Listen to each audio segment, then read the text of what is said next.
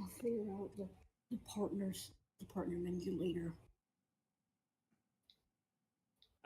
I wonder if that actually caught on. Hey guys, who's welcome for death? Who's ready for my death?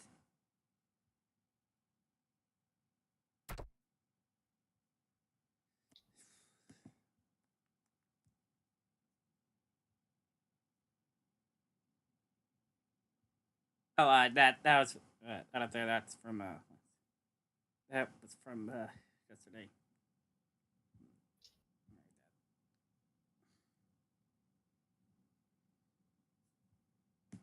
The night. Okay, yeah, I did.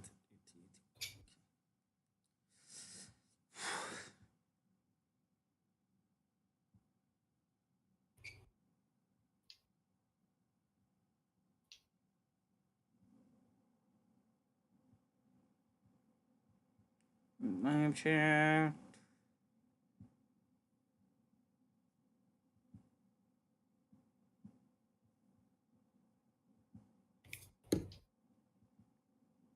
That mic pop. Welcome back.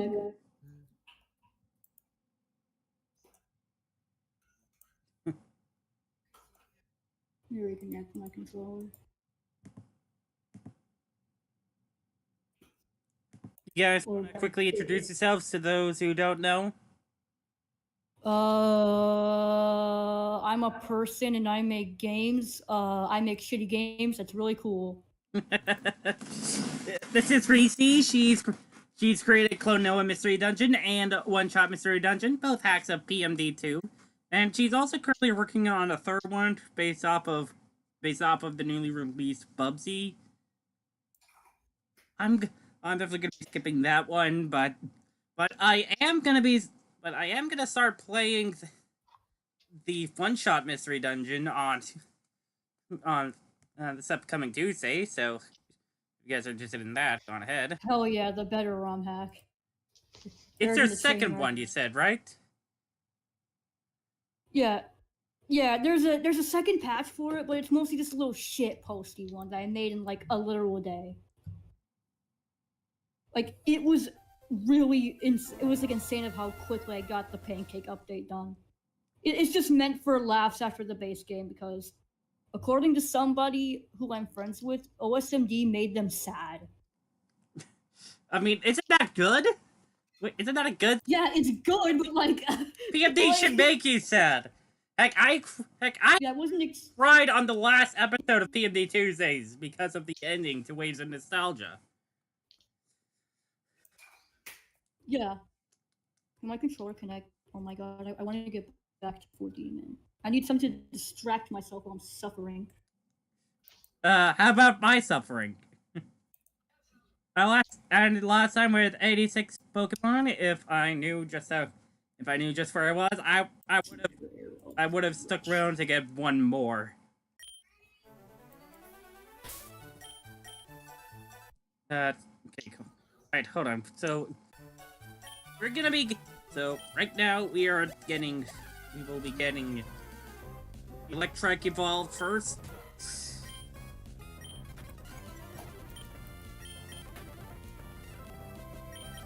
Okay, fine, have it that way. I need to eat something, I'm hungry. You should have your food with you. No, I do not have any food with me right now. I need to go, like... Jeremy. You're not snacking, are you? Don't you dare touch me with those dirty fingers. Thank you. Unless you're in first place, and that makes you a mega dork. Yeah, the demo came out literally today, and I've been extremely happy. Like, the first thing I see is being sent to demo, and I'm like, oh my god. And I sprung out of bed immediately. It's like Christmas came early. Uh-oh. Got caught in the sand tomb. Good thing I'm stocked up on on a bunch of potions.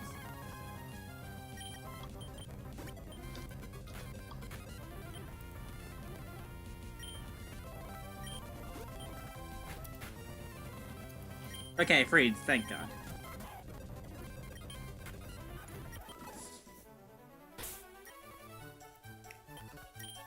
You know, it is kind of strange that the only one of the first 3 Spire games that has 5 worlds is the first one.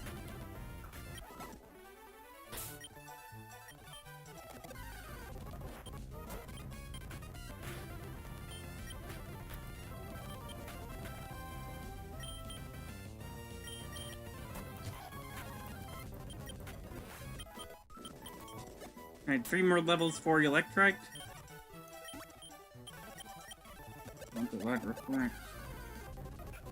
Since already disconnected?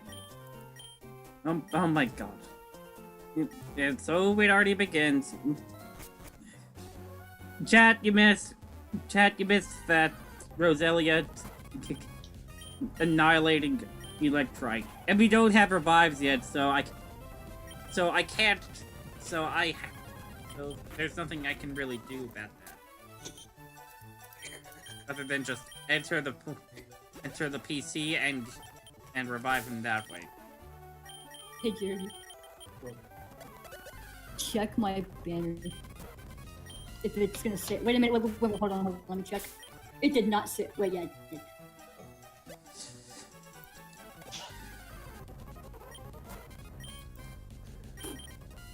Great game. Excited for the full release. I can't see. I currently can't see it. No, I was like talking about my Discord banner. Here, I'll send a screenshot of it, I think. Hold on. Yep.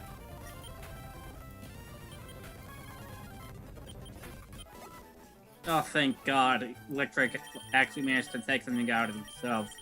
That's a little bit of extra experience to speed up the process. Alright, there we go. I'm sending it in the open. Wait.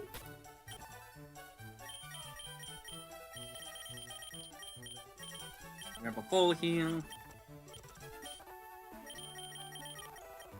Andy.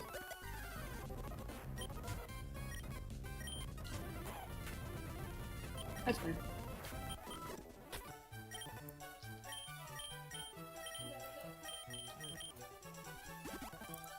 You have a great day at work, say. Alright, there you go. It's in the open chat, so you can see it if you want. Love you too. Okay, I'll look at it after. Yeah.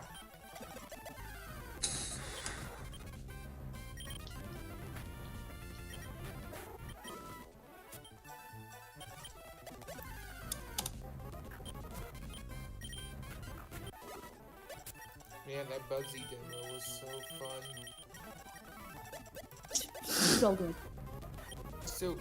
Probably the funnest I don't even think funnest is probably the most fun I've had in a 3D platformer in a while. The movement is really good. Yeah. And it's nice to chain in pounces when Dragon's little pole thingies. And the sound that the Woolies make over It's time. Mario Odyssey! I don't get it! It's not Mario. I don't see it as Mario Odyssey, man. I see it as like if like. Forgive me if I'm gonna say this. Like it's like if like modern 3D Sonic was good, because from what I'm seeing, like from what I've heard, some people really do not like Frontiers. Really? I mean, I don't know. I see like people being negative about it. Like some are positive, some are negative. It's mixed. I've personally never played Frontiers. I like Sonic Adventure 1 and 2. It comes with 3D Sonic. Yeah, Sonic Adventure 1 and 2. Those are good. Those are good 3D Sonic. Heroes fans are I like Heroes. Heroes fans are baffled by the disinclusion. I like Heroes. I've never played Sonic Heroes. Sonic Heroes is a goat, and there's actually a PC. There is actually a PC port that you can play. Yeah, like I don't know if it's on Steam or not. It's not on Steam, although there are. Uh-oh. Jesus Christ! There is still a modding scene for Heroes. Huh. Interesting. I mean, like, even if, like, I'm assuming it's on GOG or something, right? On what? GOG, where you used to buy PC games back then? Yeah.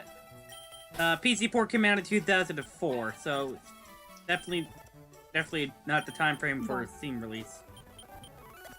Yeah, I wouldn't be able to buy it anyway because I do not have the money and I do not have a GOG account. So Actually, I was able to stream the PC version just fine for free. It's a free download. oh, I thought you had to buy it. Well, you would have to buy a physical copy. The game itself, however, you can just go on the internet and find a download. Hmm, interesting. I'll consider it. Jesus Christ.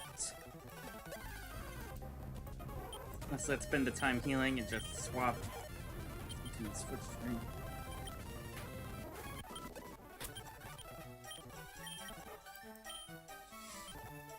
$441, and then one more level for me next trick.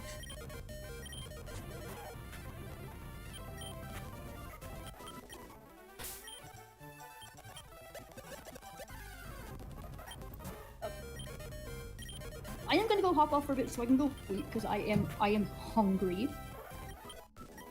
All right. And plus I need to like recollect. I need to recollect my thoughts after finishing the demo and everything. So All right. I'll probably be on to the next Pokemon by the time we get back. all right.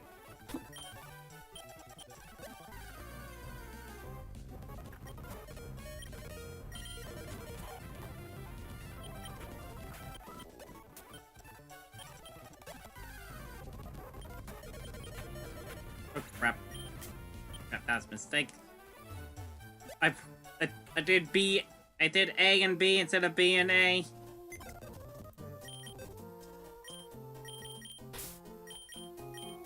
Wait, did we seriously leave? Get food.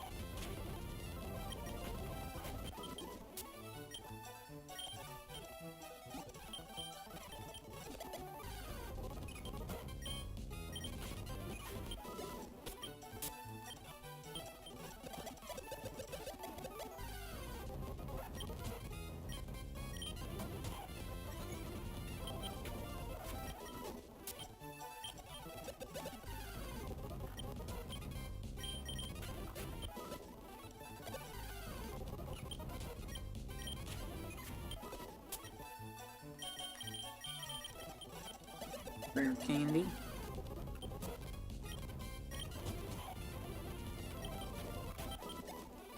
Don't wait my time.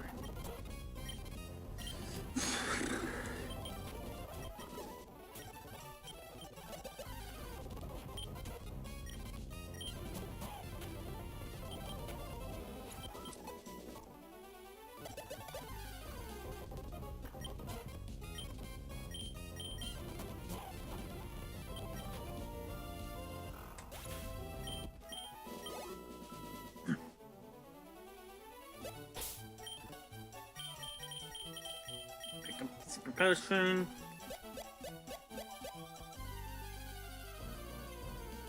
Oh, I've got a pizza right here.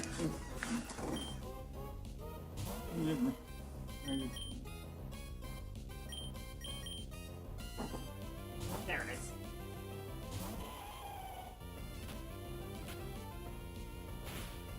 Well, let's see if really.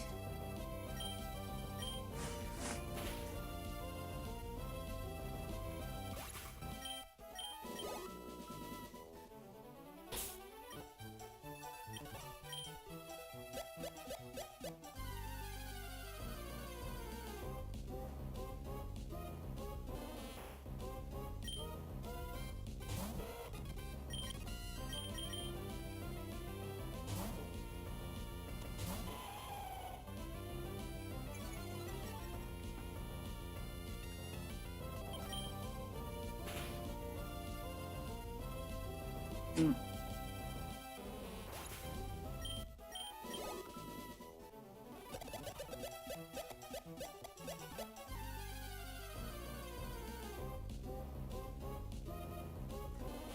Okay, it's really distracting. Pause it for a sec.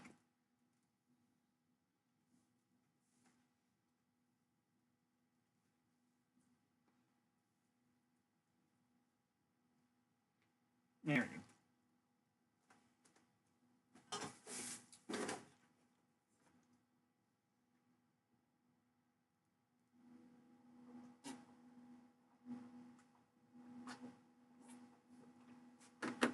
Mm.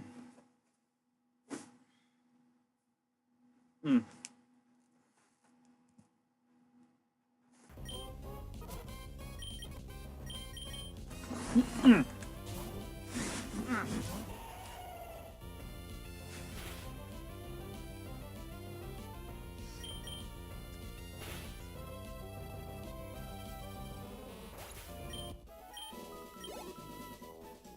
Okay, dude, seriously.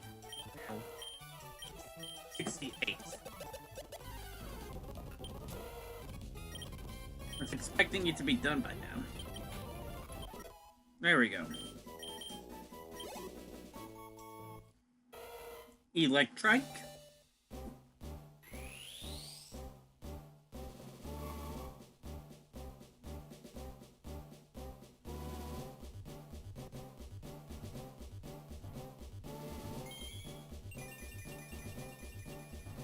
Into Electric at level 26.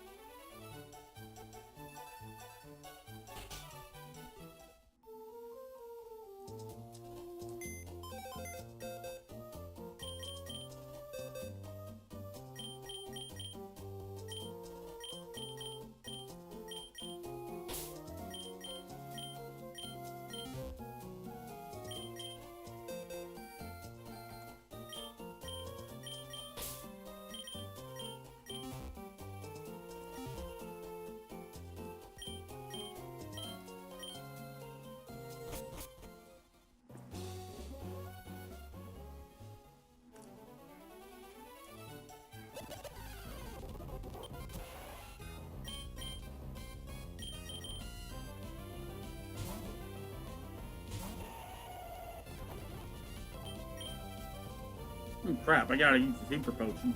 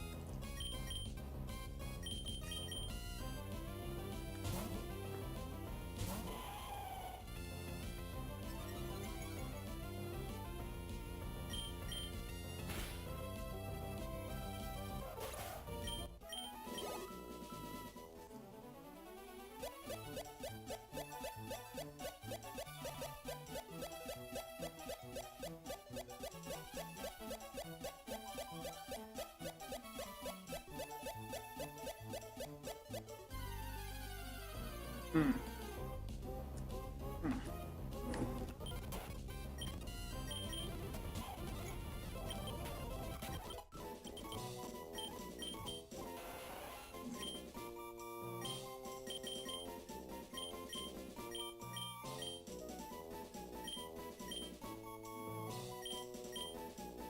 Whatever.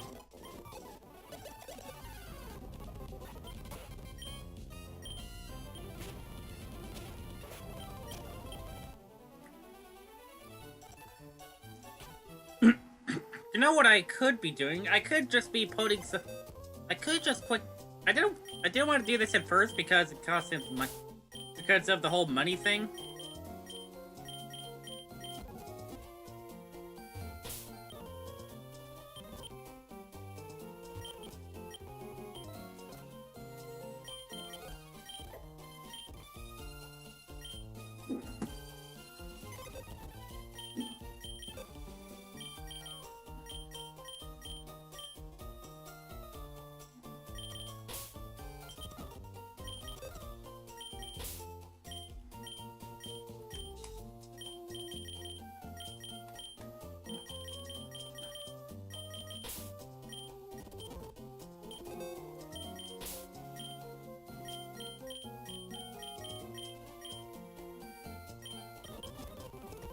Damn it, this is all wrong.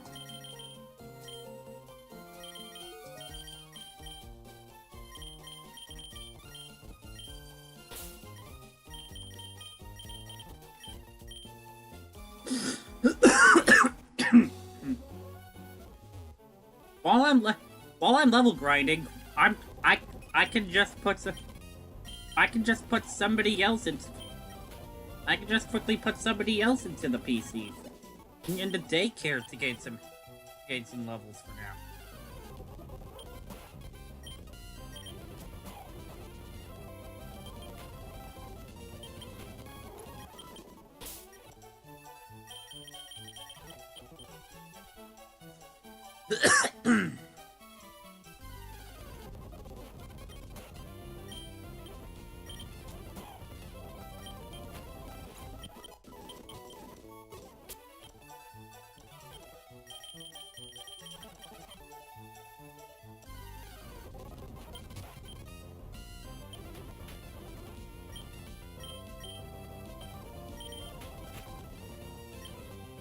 Oh, hold on, maybe I can make this work.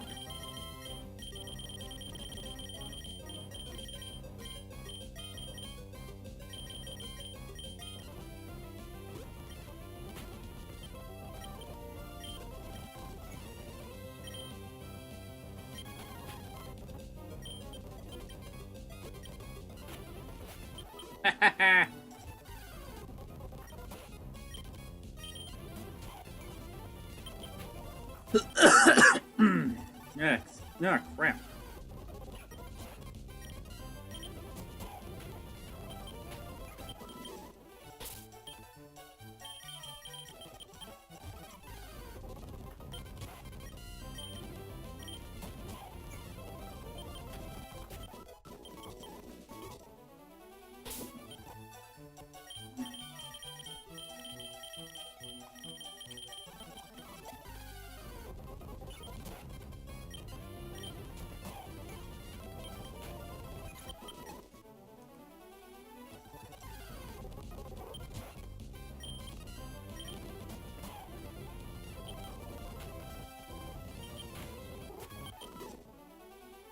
Hold on, let me try a different position. Hold on, let me try doing it up here, actually.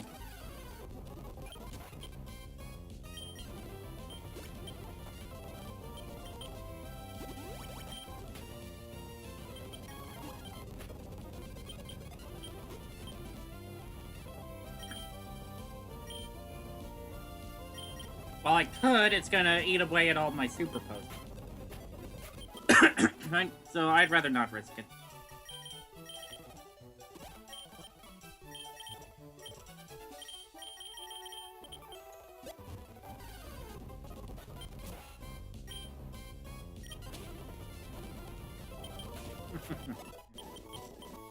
Acid may lower speed.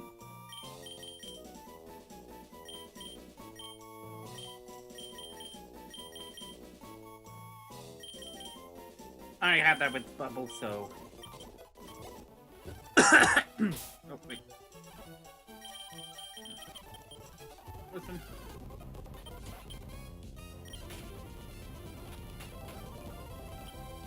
Oh, dang, a 5... Oh, dang, a 5-hit could kill me.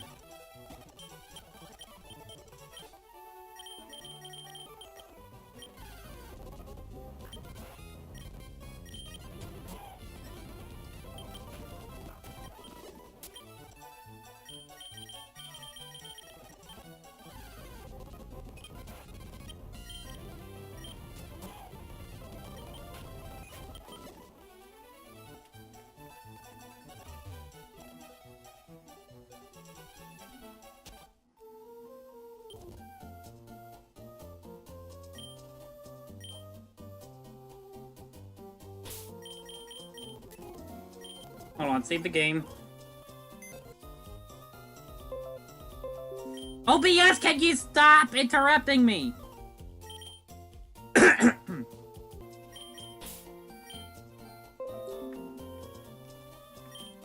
I'm just going to put 2 females in instead.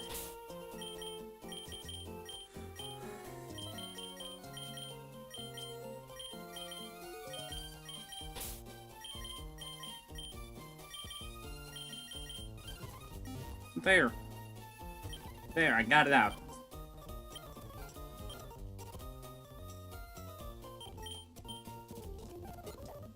Take 24 back, Rick, real quick.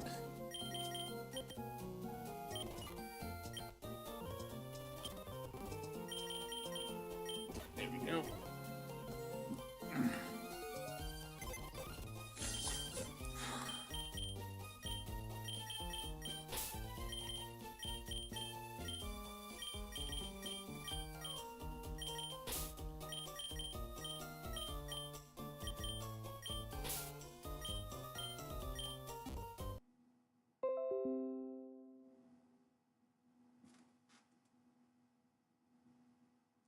I think this might be the most efficient about it.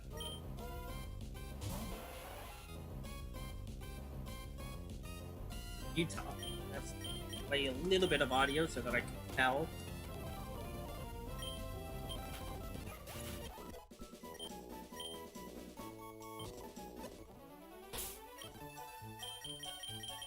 Pushing right up.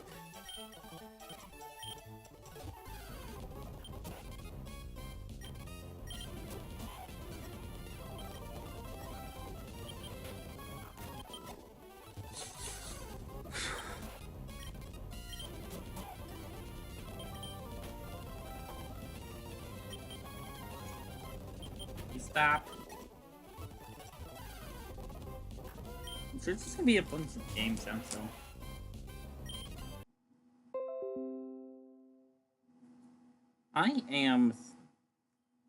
I am so glad I decided to take off my headphones.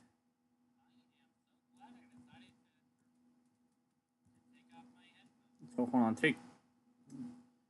I'm gonna up the desktop audio to from -8 to -5. I think the main reason why RetroArch was so loud was because I forgot to actually turn it my sound mixer.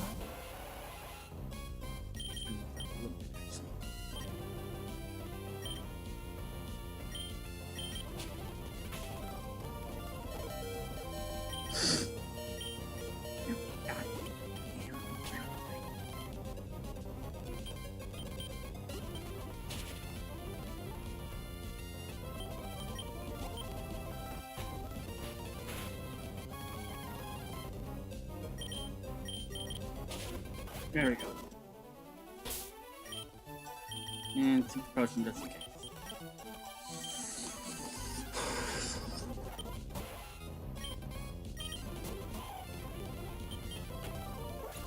I think I'll just for now save just only use Tentacool on the Oddish and Digidot.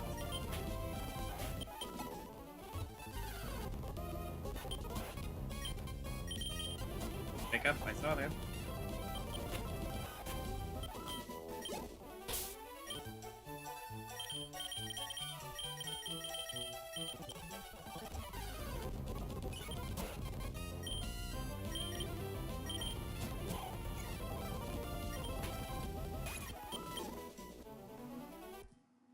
It appears like we are alone. Hold on, let me just make sure I wasn't kicked out of the call.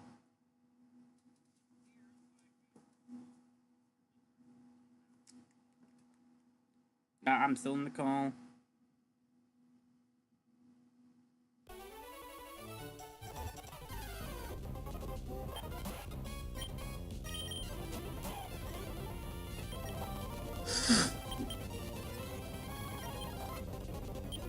Okay, can you stop wasting my time, you stupid ladybug? Or, I guess you're technically not a ladybug.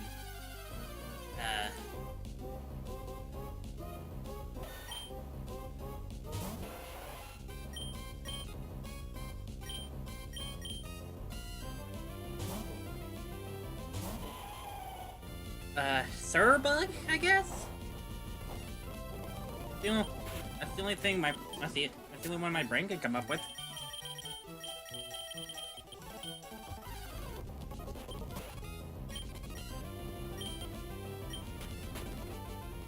What am I doing? Ask them.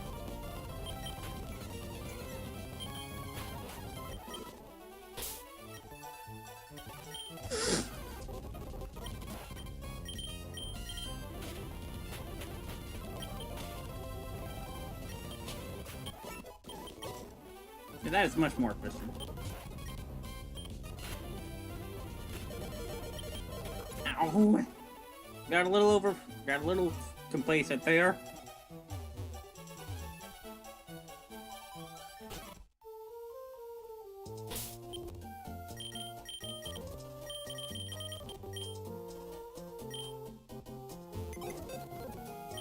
I know it hasn't been too long, but might as well check on the others while I'm here.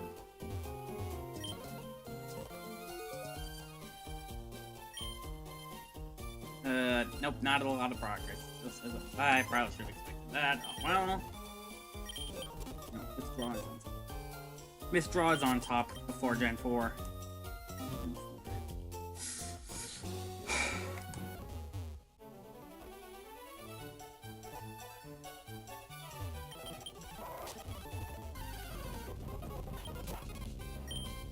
Oh, crap. Well, I guess I... Wait, you get Metal Claw by level up now?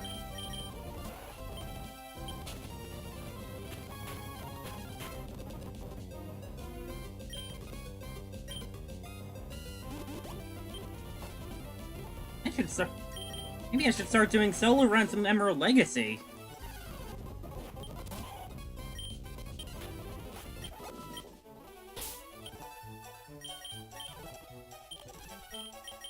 Oh yeah, okay.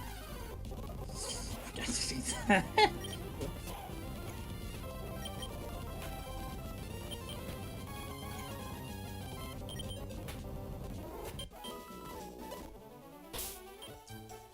Four levels away for later on.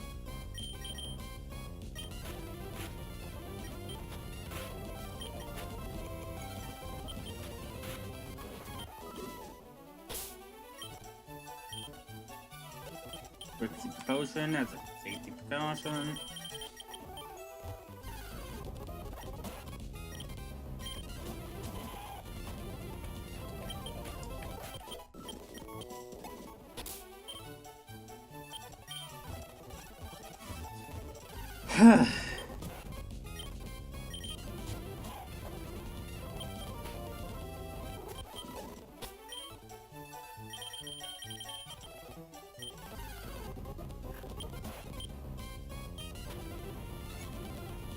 Wait, what am I doing? What am I doing?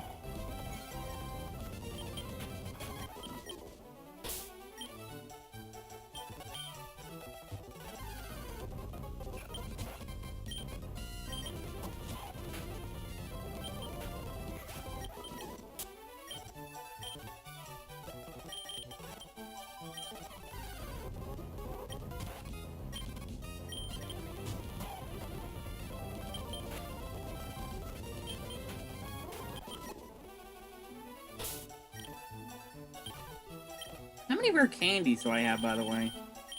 30. Wait, hold on. No. Technically, I have 60, actually, right?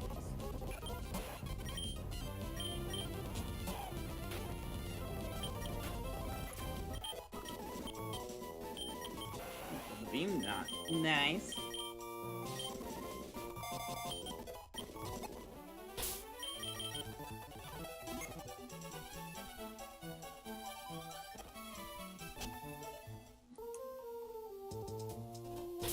Hold on, double check.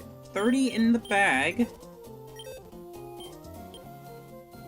Yeah, I have 30 to use.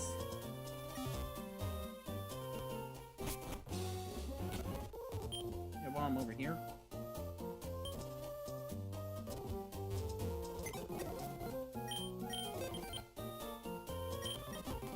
Doesn't matter because I can just load. Okay. Hold on, I'm just gonna go use the bathroom. Switch back to...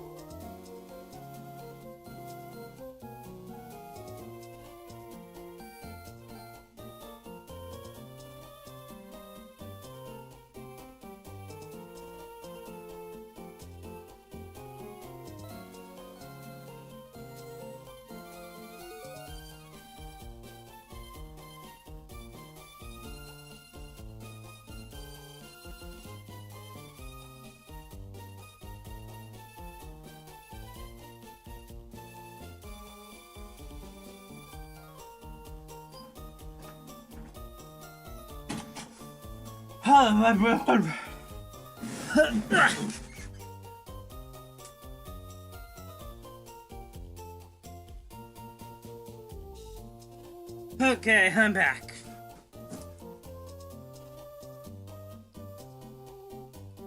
Ugh. Christ.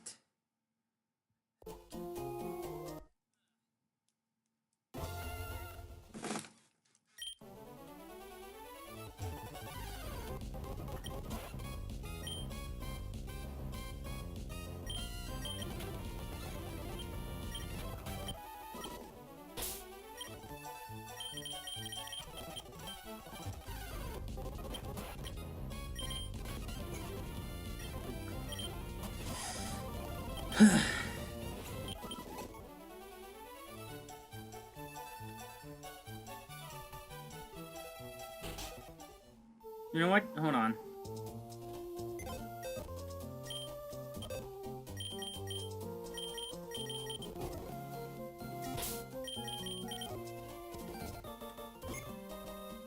Let me just quickly see what I can...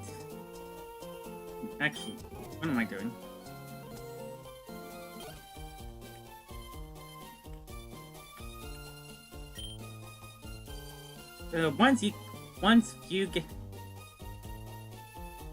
Once you get to level 21, I'll take you out.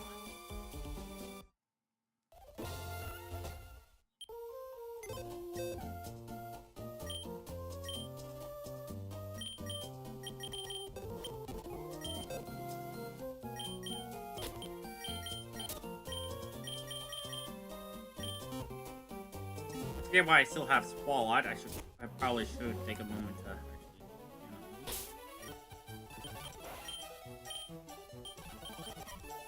Oh, pick up. Repel.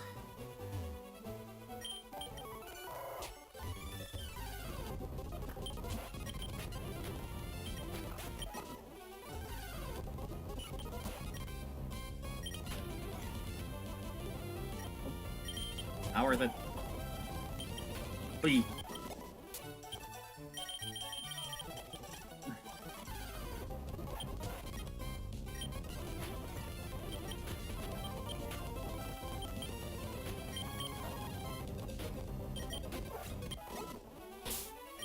A little bit risky there, but whatever.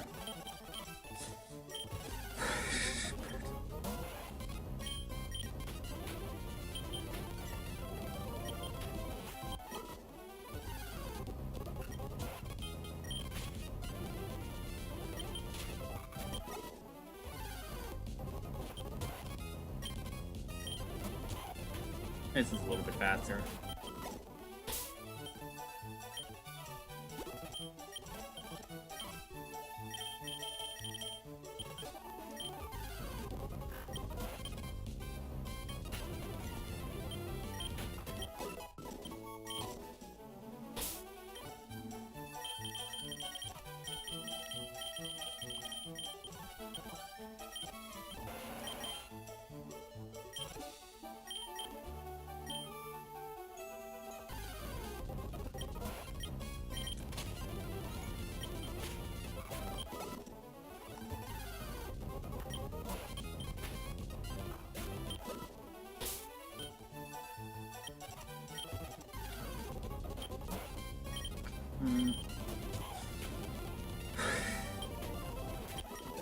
Just kind of thinking the approach I want.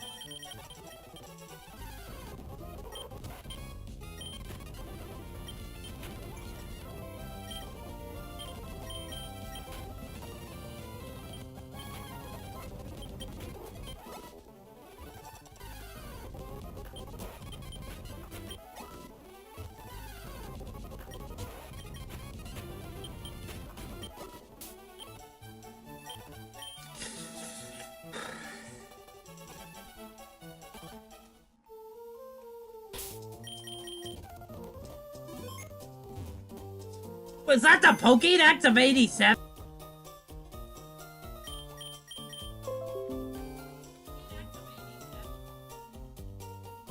Okay. Alright. Alright, you know what? That's fair. You...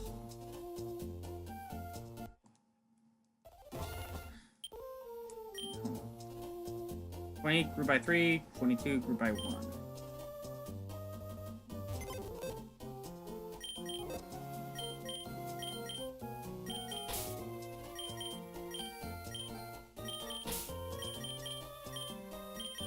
Was that top and bottom, or bottom and top and bottom, or bottom and top?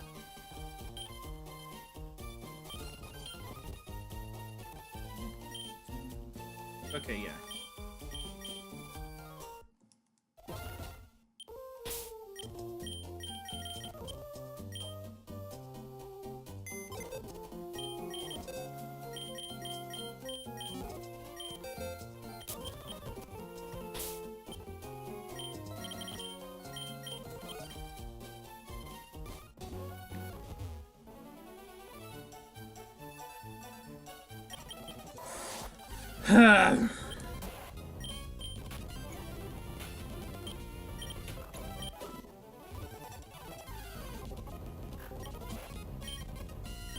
Oh, double pickup.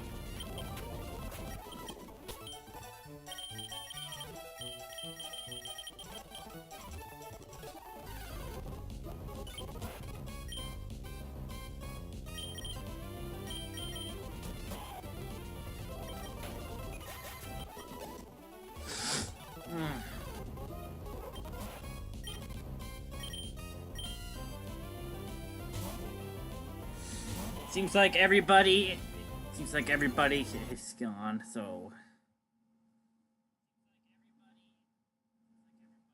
let me just set something else up here. I'm just going to set up our background distraction.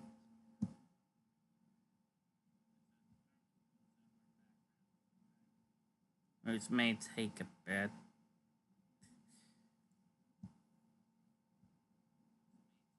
The horror game industry has always been making new and innovative games, and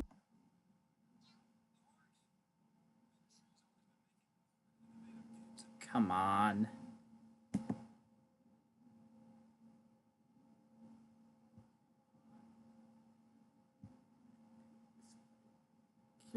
Jesus Christ.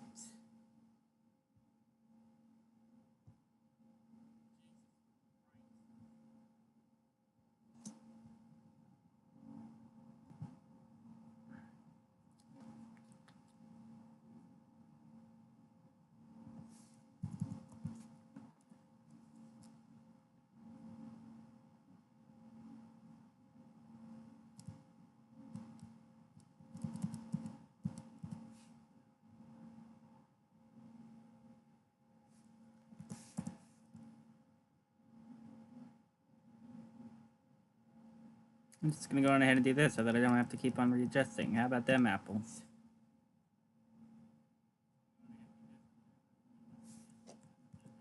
Come on.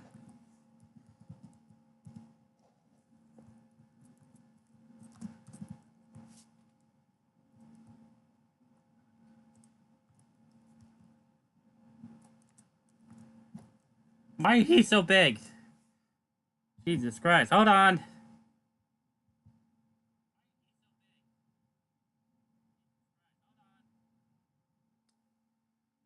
Place that right there next to me.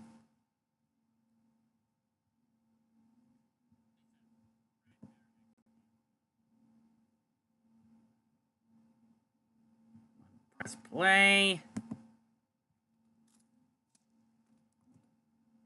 Okay, there.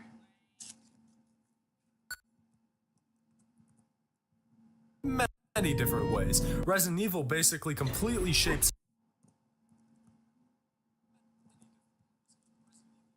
survival horrors. The medium, Five Nights at Freddy's basically kick-started the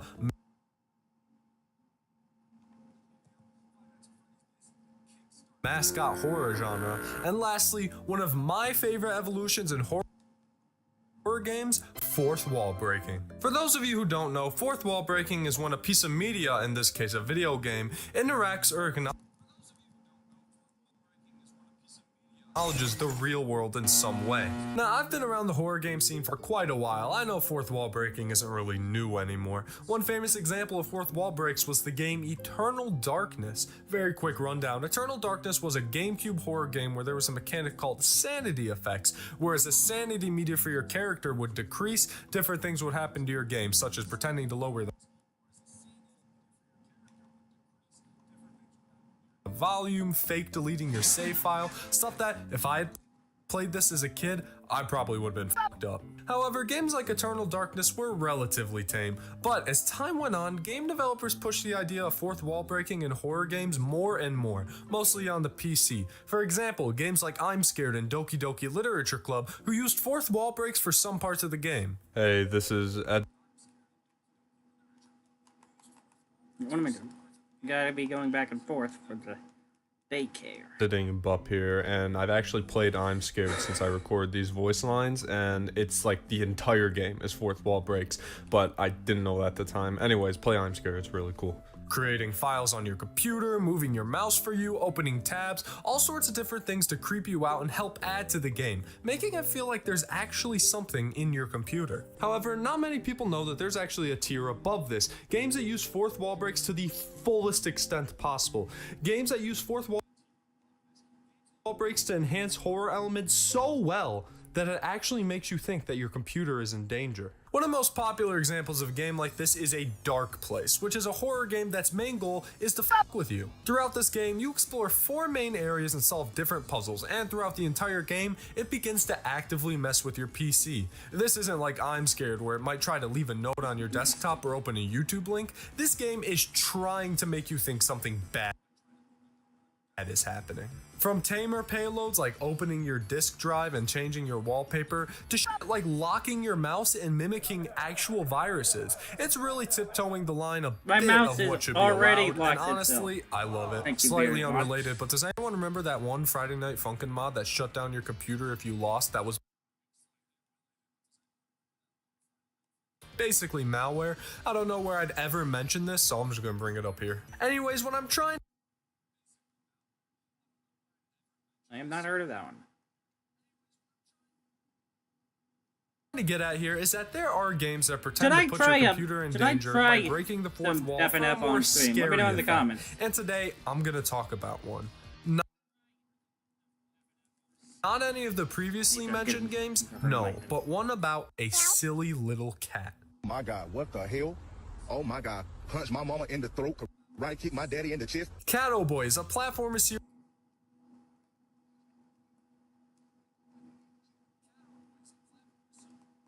that was made by Mango Key. Now, brief history on the series. The first game, called Adventure a Cat Boy, was made for the YouTuber Luigi Kid Gaming in a creepypasta game making challenge he started. Cat Boy was a simple platformer starring the titular Cat Boy, a very handsome young man, exploring various worlds collecting biscuits for his buddy. However, as the game went on, it got a little unusual as it would begin to mess with your PC, like using your name, moving the window around, and various other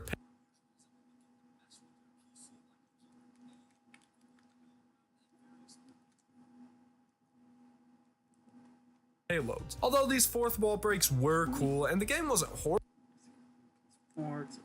it still fell into some of the cheaper stereotypical creepypasta or .exe game tropes. They would use a lot of random scary images from the internet that were completely unrelated, a lot of cheap jump scares, and gallons of hyper-realistic blood. I think there was also a deep let me make myself a note.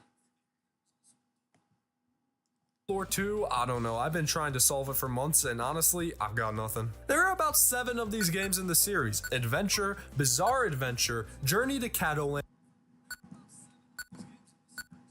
and Quest for Frozen Tuna, Legendary Fragments, Village Quest, and Doggo Boy, which the quality would slightly improve with each new installment, including the aforementioned lore elements. Now, I know you're thinking, why would I talk about random cat creepypasta games I think are average? Well, as of recently, the creator has taken down all of these games, and while I could probably dig for some re-uploads and cover these instead, they really don't want them being available online or anything, so out of respect for the creator, I will not be playing them. However, One of the big reasons that Mango Key did this was to make room for what I'll be talking about today, a remake, or I guess a reimagining of the first game titled The Adventures of Gardevoir. However, I will quickly say that if this sounds like an interesting game to you, I'd recommend pausing the video now and coming back to it later after you give it a try and get a completely blind playthrough. Will this just be another jump scare bloodfest, or will this be a game that actually uses the fourth wall breaks effectively? It's the latter. It's so much better.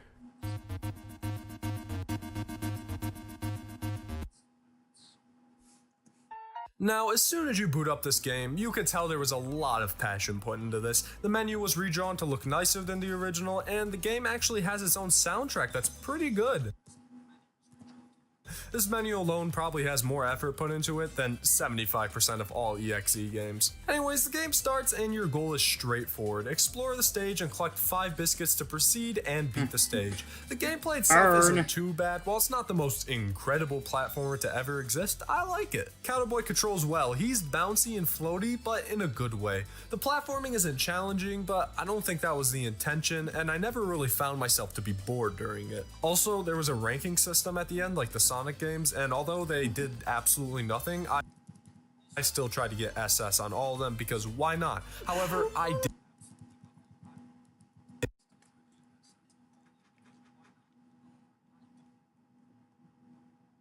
not succeed in my task. Honestly, I would consider playing a hold-on horror game like this if it was turned into a full-fledged platforming game. Anyways, we got 3 levels here, all with different themings: Spring Hills, Sunset Side, and Winter Sky. Once again, kind of reminiscent of Sonic games. Each of these levels play pretty much the same. You collect 5 biscuits and get to the end. It seems like a pretty standard platformer until you beat the 3rd level and your game seems to crash. If you had no clue what was going on, this would seem pretty normal and you just reboot the game. However, this is when everything goes a little bit silly as the title screen is completely different. I wholeheartedly agree with it though. If you are under 13, you should suffer from From here on out, everything has a glitchy look to it. The loading screens have some weird ass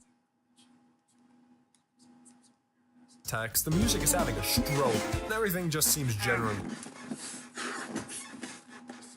off. You go through the same 3 stages again with glitches this time. And once you beat the 3rd stage again, it all goes to hell. Instead of crashing this time, you see a faceless Cato, and touching him sends you to Now, I don't know if I did this part right or not, but I ended up just wandering around for a while, and I couldn't find anything at all to interact with, so I just ended up restarting the game. This, however, was probably a bad idea, as now the game just lays all of its cards on the table and opens up as the horror game it is. The game also reminded me to check my mail this morning. Thanks, Gardevoir. I don't think he's as giddy as I am.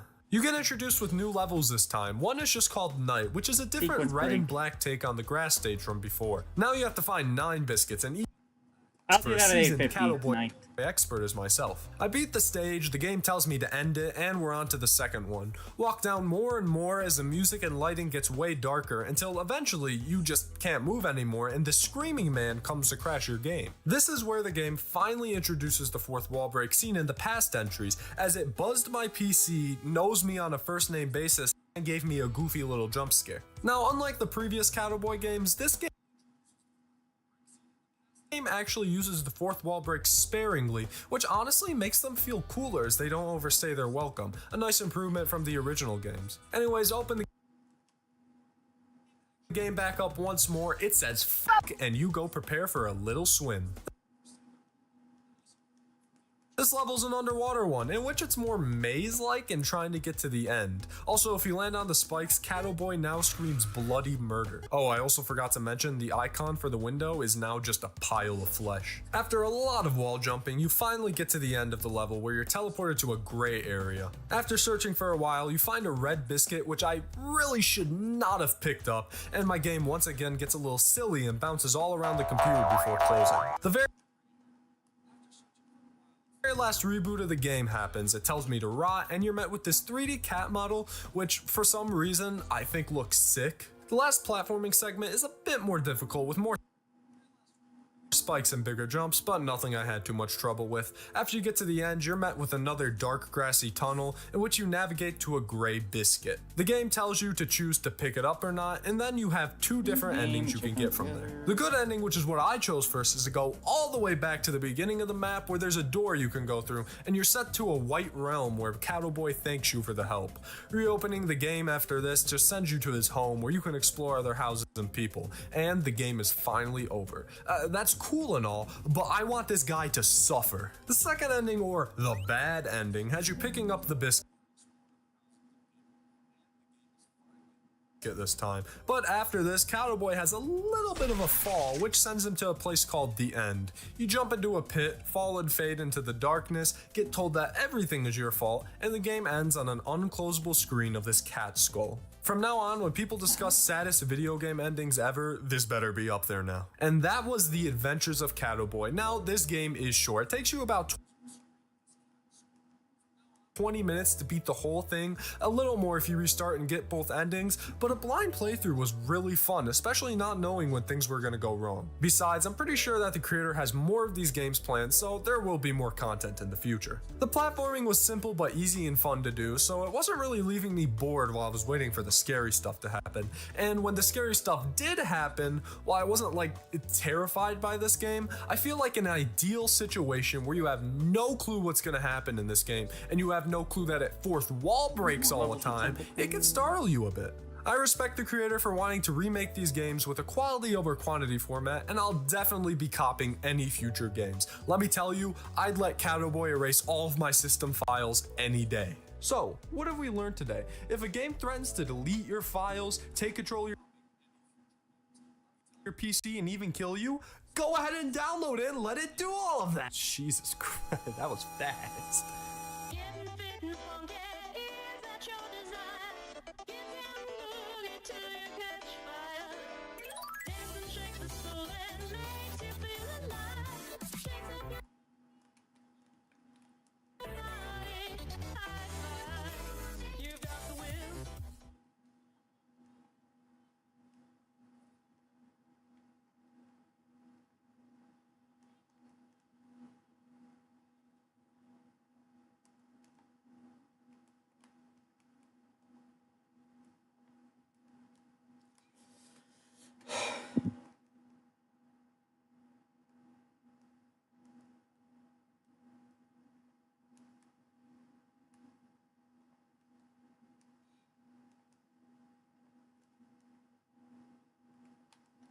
Man, you can hear all my sighs.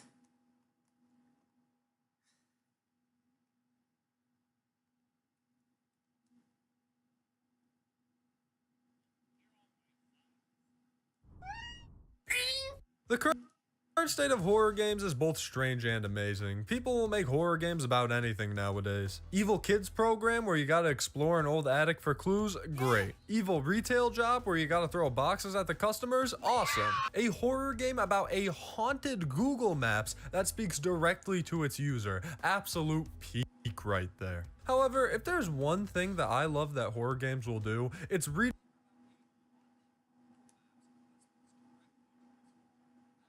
my full address to me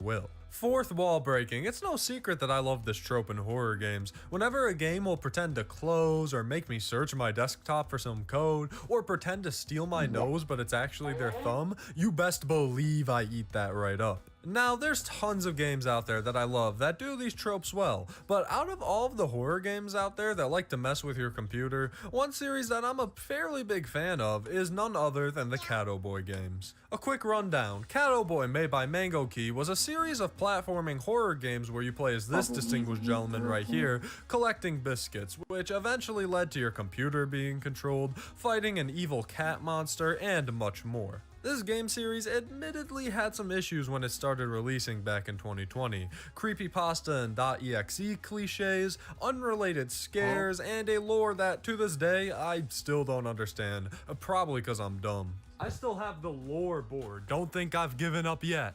Anyways, in the past year or so, Mango Key decided to give a fresh start to the Cowboy series and began remaking the games one by one, refining and fixing them to great effect. About a year ago, I made a video talking about the first remake for Gardevoir, simply titled The Adventures of Gardevoir. It was a solid short horror experience, but I'll be honest, I might be a little itty bit biased now, because this game is the whole reason my channel is where it's at today, and I could not be more grateful to this silly little cat. If you want to see me talk more about that game and the history of this series in general, go check out my old video, but since that video has come out, 3 more Gardevoir remakes have been made. I've played the second and third ones, but not the fourth one yet. Don't worry, it's on my bucket list before I die. So, in honor of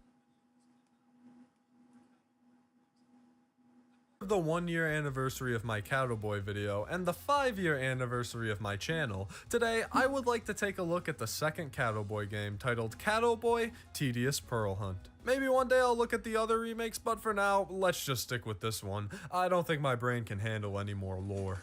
So let's take a look at another silly horror game about a cat who loves his friends and destroying your computer.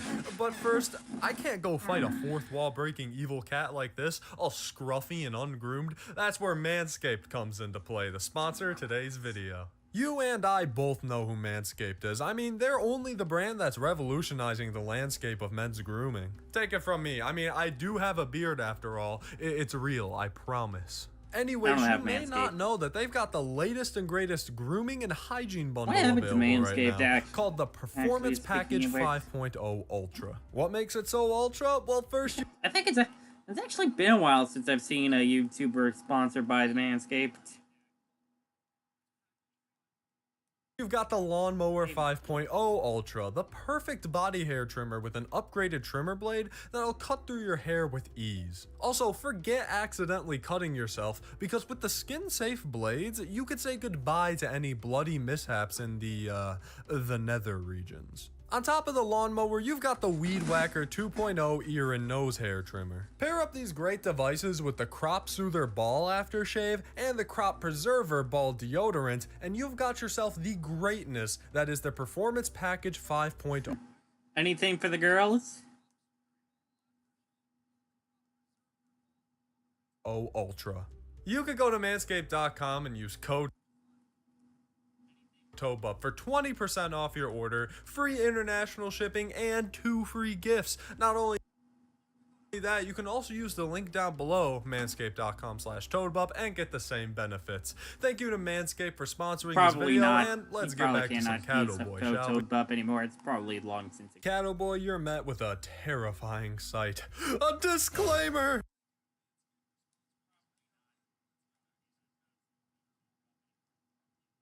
Now, this was only because I was using something to record, which is for people who are streaming that don't want their name leaked. That's a pretty nice touch. Actually opening up the game, you're met with a big ol' warning screen, and yes, there is a small epilepsy warning for this game, so be cautious when watching this video if you're a little sensitive to flashing lights. The title screen is pretty similar to the first game, with a blue background and the man himself, Gardevoir. One fancy loading screen later, and we're into the first level, Fresh Fields. The game's story consists of you, Gardevoir, collecting pearls for your feline companion, Big Boy. Now, this guy is lazy as hell because he refuses to help. Hell, man, you lose your pearls like 3 times throughout this game, and you want me to find all of them for you? I'm not afraid to say it. I'm a Big Boy hater. The goal of the first 3 levels is simple. You platform around and grab all the pearls as fast as you can. The controls feel pretty nice to use, no complaints here. They're fast, tight, and they let you wall jump around. Hell yeah. The visuals are also nice, not changing too much from the first remake. What I noticed was that the sprite work is a little more vibrant and detailed, and the UI is also different. I will say, I don't like the new health meter though. Bring back the old one with the cat head. When it comes to gameplay, I mean, it's just some decent platforming. It's nothing that's gonna change your life forever, but I mean, it never got annoying or boring at any point. Also, there's a grading system at the end that grades how fast you were. You know I had to go for that S rank. I got it like once, but still. With all that out of the way, let's go through the first 3 levels, starting with Fresh Fields. Fresh Fields is pretty basic. Big Boy needs you to collect pearls, and you run around the grassy, cheery area, doing so with ease. The second level, which is a This loading screen is titled The Farms. This time, Big Boy dropped his friend's pearls all around the map. I'm telling you, Big Boy is just the biggest nerd of all time. I don't like this guy. The friend is cool though. Shout out to Cheese, he's a real one. I like the color palette with this one. I know it's mostly just a color swap of the last one. That took so goddamn long. What the hell even happened there? Anyways, I got distracted from the buffering and accidentally attacked an arch with Tentacool, but it worked out. Here, go listen to the soundtrack if you've got the time. Strangely, there's only 19 pearls instead of 20, and once you grab the last one, this happens.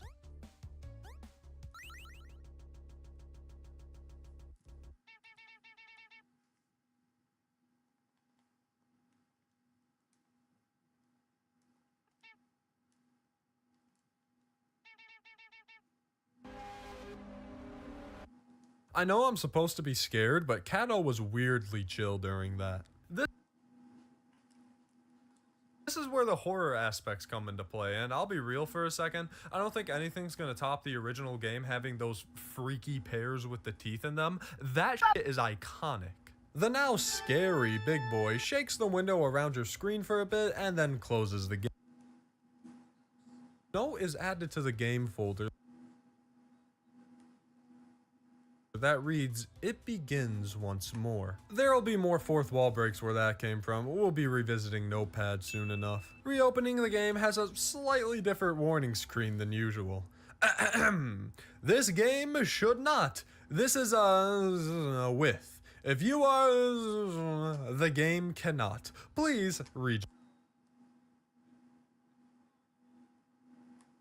your will. So graciously written. The game's not exactly full-on blood mode yet, but everything is pretty gray and desolate at this point. This is best reflected in the next level, the Graveyard. I think this is my favorite level by far. The music is great, the level theme with the black and green color scheme is great, and you collect bones. That's the dog thing. Cats don't like bones, they like mice and fear. After beating the level, you're thrown into an even darker level with no UI, no collectibles, nothing. Only Kato Boy on your screen and a long path to walk. Two different ways you can choose to go, up or down. Choosing to go up, this appears to be the right decision because the game crashes and opens up a text box. Apparently the game thinks I'm smart, woohoo! They didn't need to say it like fucking Homelander, but the thought was nice. Anyways, the text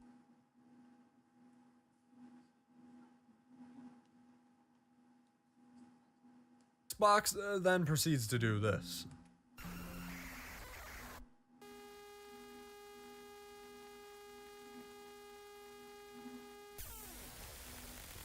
Great stuff, but what if you decide to go down instead? This time, instead of the game praising you for being a good human, you are in fact a bad human, as a scary Big Boy rushes you and closes your game. They say that you can't escape and that they'll torture you forever. I don't know, all that hogwash. Instead of a fake error screen this time though, it's the devil? Holy shit, the devil's a game dev, I knew it. I mean, think about it for a second. Who else would have made Dead by Daylight? It had to have been the devil.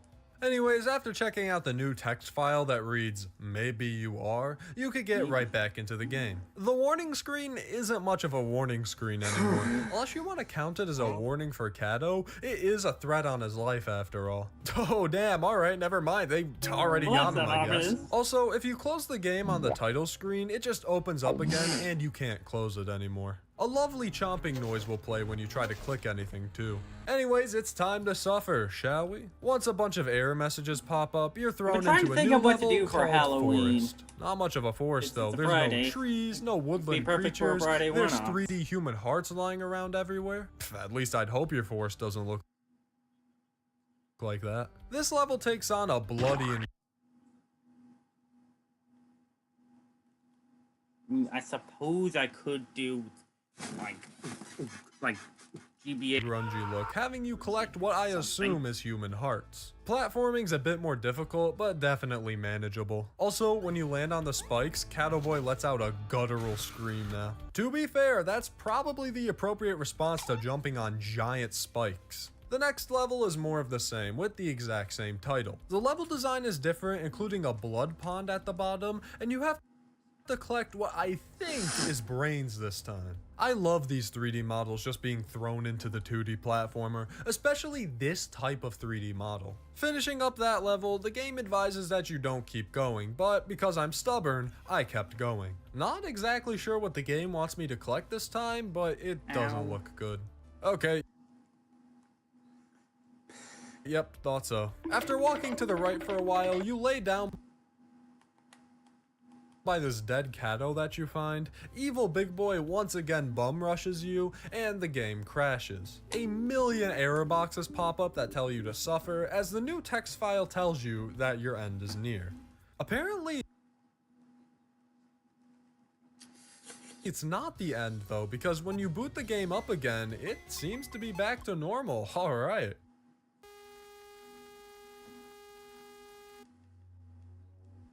My moment of joy was just ripped away from me like nothing.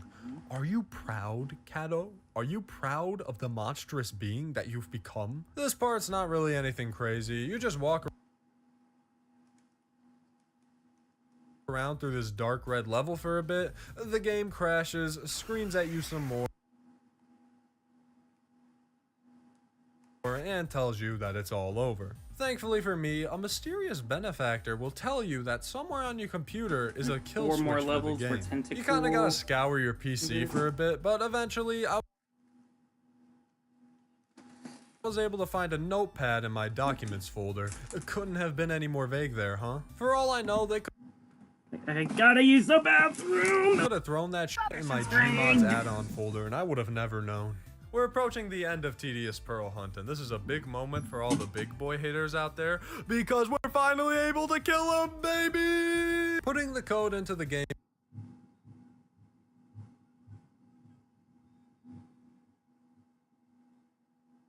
after booting it up will take you back to the beginning. The evil cat is confused as to how you're there, but they kind of just go along with it. This is where you have to make a choice. Either you kill Big Boy or you spare him. And now listen, I know I've been hating on him, but death just seems like a bit much for what he's done. If you spare him, the evil cat is just surprisingly respectful of your choice and then just crashes your game.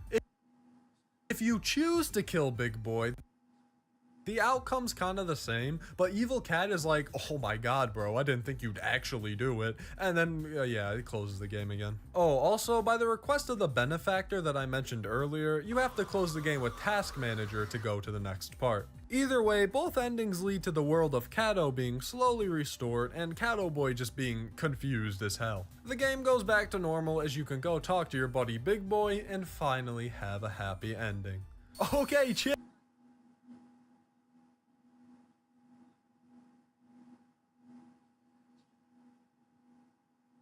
I get it, the game's not over. And the game wasn't lying, because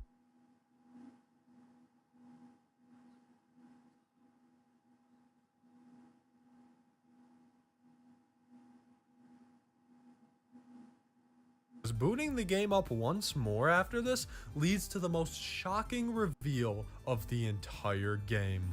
Loaf time. After the game's over, you're rewarded with loaf time, where you have to loaf as Cato Boy for as long as you can. This is the pinnacle of video games. I don't know where we as a society could even go from here. Now don't get me wrong, I am a sucker for loaf time, and the game itself was pretty good, but would I consider it amazing? Now I would like to clarify that there are two sequels that likely improve on Tedious Pearl Hunt. I don't remember the third game that much, but I do remember it being scarier. The game's not bad by any means. In fact, I think it's actually kinda good. It controls and plays well, never leaving me frustrated or bored at any points, and the game also doesn't overstay its welcome. It knows what it is and how long it should be. I also love the atmosphere for most of the game. The scary parts aren't too over the top with blood and gore, and also have some pretty nice visuals. Like I said before, I love the 3D models being so jarringly different from the rest of the game. It just makes it work so well. Lastly, the sound design and music are very well done. The garbled haunted sounds really help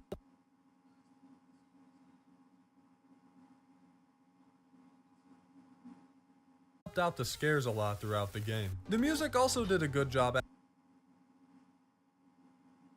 matching the tones that it needed to, while still being enjoyable to listen to. With all that being said, I do have a few gripes with the game. This might be a result of the main antagonist not being fleshed out enough yet, since this is a series of games, but I don't know, it just feels goofy at times. Also, it's not really clarified who the villain is, because sometimes it's this scary black cat, and sometimes it's Big Boy, and sometimes it's the goddamn devil. Once again, I'm sure the later games elaborate on it more, but only playing this game might not be the best idea. My recommendation for this game is probably to play them in order. They're short and I think they work better one after another. As a sequel to the first remake though, I think it works fine enough. Maybe one day I'll do a 10-hour analysis video on the inner workings of the Cattle Boy series, and of course I'll dedicate an entire half hour to why Big Boy is a loser and Cheese is the true hero of the game. Oh, also I forgot to critique the fourth wall breaks, but I thought those were fairly well done too, especially that part where it told me Cattle Boy would be real in 42 seconds, but that was just a silly scare, right?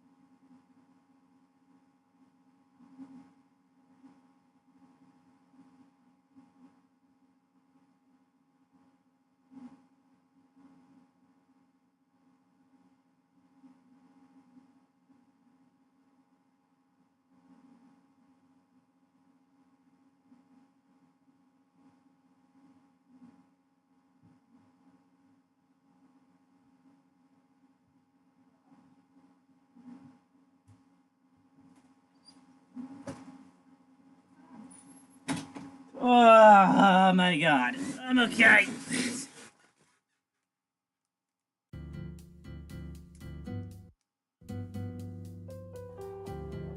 Also, it's raining right now, so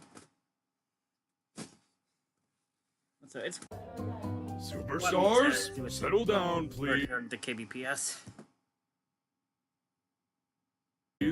As I have mentioned before, today is our show and tell day. So Glamrock Dusky. I'm very eager to see what you've brought today. Now, who would like to go first? Ah, Dusky, come on up. I have a mascot horror game. Dusky, this is the 7th week in a row you've shown mascot horror in class. You're gonna let me talk about this fucking box, whether you like it or not. Oh, jeez, okay. Hi guys! I'm in a good mood this video. Why? I got to play something good this time! It's not like when I play bad things, it's my fault, my decision, or anything. Nah. Anyway, so you saw the title, you know I've got a weird one for you today. And I don't really want to pigeonhole myself into mascot horror. I know I've been talking about that for the past 2 videos, but hear me out on this one. I get a fair few emails about games my viewers are making. If it's a game that's been released, I'll usually check it out because I want to be supportive to you guys. You're making some gems from what I've seen so far, but one I recently got stuck out to me. I was sent a small mascot horror game by the developer The silent smile called the Knockout Box. The tagline was already pretty funny. A mascot horror game where the mascot knocks you out. Straightforward, but also amusing. So of course I looked at the page and look at this little guy. Look, he's adorable! Look, he's got a little tongue and he's wearing long socks, and it's literally just a box with legs? This is the funniest concept for a horror mascot I've seen in a while. Come on. Its main weapon is a hammer coming out of its head. It's such a breath of fresh air to see a mascot that isn't falling into the classic clay-like mushy figure with big ol' kissable lips demographic. And scrolling further down on the page, the style of the game also stuck out to me. It's pixelated like I'm Scared or It Steals, and both of those games succeeded in genuinely freaking me out. So I was curious if this game was also going to do that despite its goofy little star. Also, you never see pixelated mascot horror. I guess it's because it takes so much more effort to make everything low poly, because people making mascot horror games for a quick buck aren't gonna be willing to do that. This style alone makes it charming already, but visuals are only one part of a game. Gameplay is also important and can be what ruins the experience. Looking at you, Balan Wonderworld. So to get a feel for how this game actually felt to play, I checked out the trailer, and I was intrigued. The game looked like it definitely did a good job of making you tense while also being simple to understand. And I also liked the music and the creepy mascot eyes. I will admit one of the #1 things that gets me in horror games is when it's just the eyes visible in the darkness. Okay, but that's not gameplay related. Let's actually download this thing and see how it feels. Also, quick disclaimer, gameplay footage shown may not match the current available build, as I unfortunately did not have the time to commit to beating future versions after 1.0. Some things like graphics and decor placements have been updated since I recorded. So, here we are in the Knockout Box. I think for this game, it'll be good to discuss the various aspects of it individually, since overall the game is quite short, but there's still a lot I have to talk about. Big thanks to Silent Smile for helping me understand a lot of how the game works and for allowing me to pick their brain constantly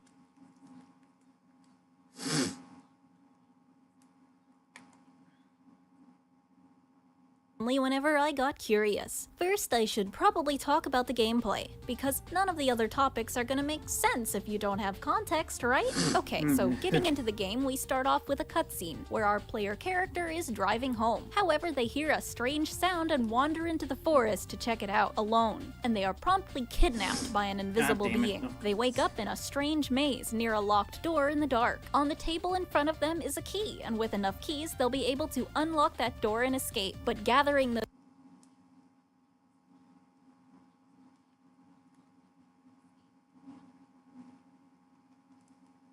those keys won't be easy. You'll need a whole 10 of them, and looking for you is a certain box. You have the ability to run and jump as well as crouching, and all 3 of these simple abilities will come in handy while avoiding it. Careful not to be silly with your running and jumping though, as both these actions require stamina to use. So if you run and want to jump onto an object, you can't until your bar recharges. Best not to let it run out, as it's like Security Breach in that if you use it all up, it must be full before you can use it again. But if you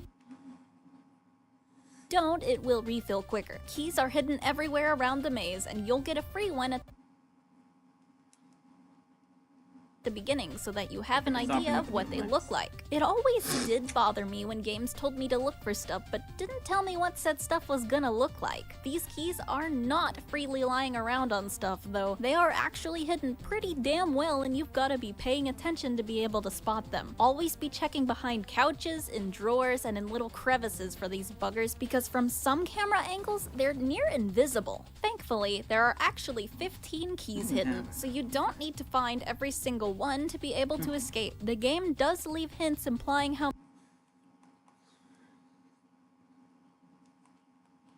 many keys you need, but just make sure you're counting your keys as you get them, as the game does not tell you how many you have. Alongside the hints on your objective, you can find notes on where the keys are as well. Not for all of them, but for some, an unknown person recounts where they're pretty sure they dropped some, such as behind a box and curtain and near a non-functional knockout box. Be aware that there is also an additional threat present in the alive carpet, which will probably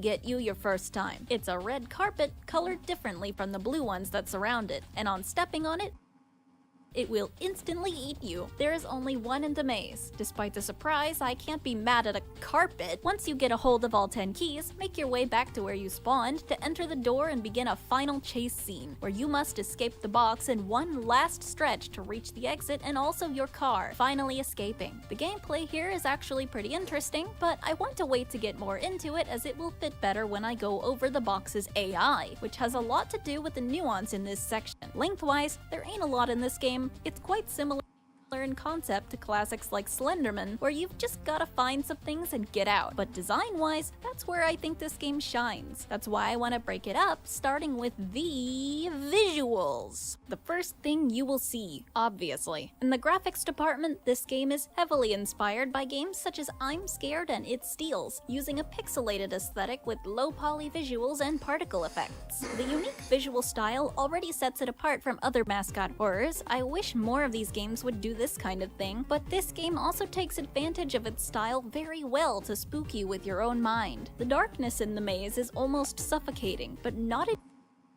enough to make it so you can't see where you're going, just enough to freak you out a little. There are many lights around the maze, but these may end up being more of a clever hindrance than a welcome reprieve, because you see, the enemy in this game is only visible from a distance by its bright white eyes, and it isn't the only one of its kind. Lore-wise, it's just the only one that's alive. So, multiple other copies of that little box are scattered around, all with glowing eyes to match. They're not a threat, but they'll certainly make you worry for a second when you spot one for the first time, potentially giving the real one time to march up behind you. Other little lights around the area may have a similar effect due to the low resolution, making it hard to discern details and tricking your brain. There are also light sources that project light, but these have their own downside to your stress level, as the enemy box also projects white light, and that is a key way of telling if it is nearby but currently behind a wall. Props like these giant light bulbs look intentionally placed to throw you off the real threat and focus you on a fake one. This kind of tactic is similar to what It Steals does, though while this game is bold about its tricks, that game utilizes the pixel style as more of a camouflage effect, such as when the hide-and-seek monster takes on a form that almost blends in with the crusty black and white floor in an attempt to trick you into walking too close. I enjoy both games' take on this. Also, there's the occasional prop that will follow you with its eyes, as well as some that even switch up poses completely when you enter the room multiple times, like this fruit bowl thing. I'm not sure I've seen a collect the items horror game do that one before, but since that kind of game expects the player to return to a room more than once, I think more should take advantage of that. Now for the sound. The game tries really hard to trick you with sound. While searching for the keys, you'll hear many noises like cranks being turned, breathing, and slams of what sound like doors. It wouldn't be far-fetched to assume these are coming from the enemy box, but in reality, these are completely random. They do, however, succeed at throwing you off the first few tries, because you wouldn't even know they were random unless you were me, and you may or may not have found the sound folder they were in, which is literally called random sounds. But regardless of that, you'd eventually pick up on them not being related to the box, I think, though I remained under the impression for a while that the cranking sound indicated the box had taken a break to recharge, which could have tricked me were I not careful. There are a lot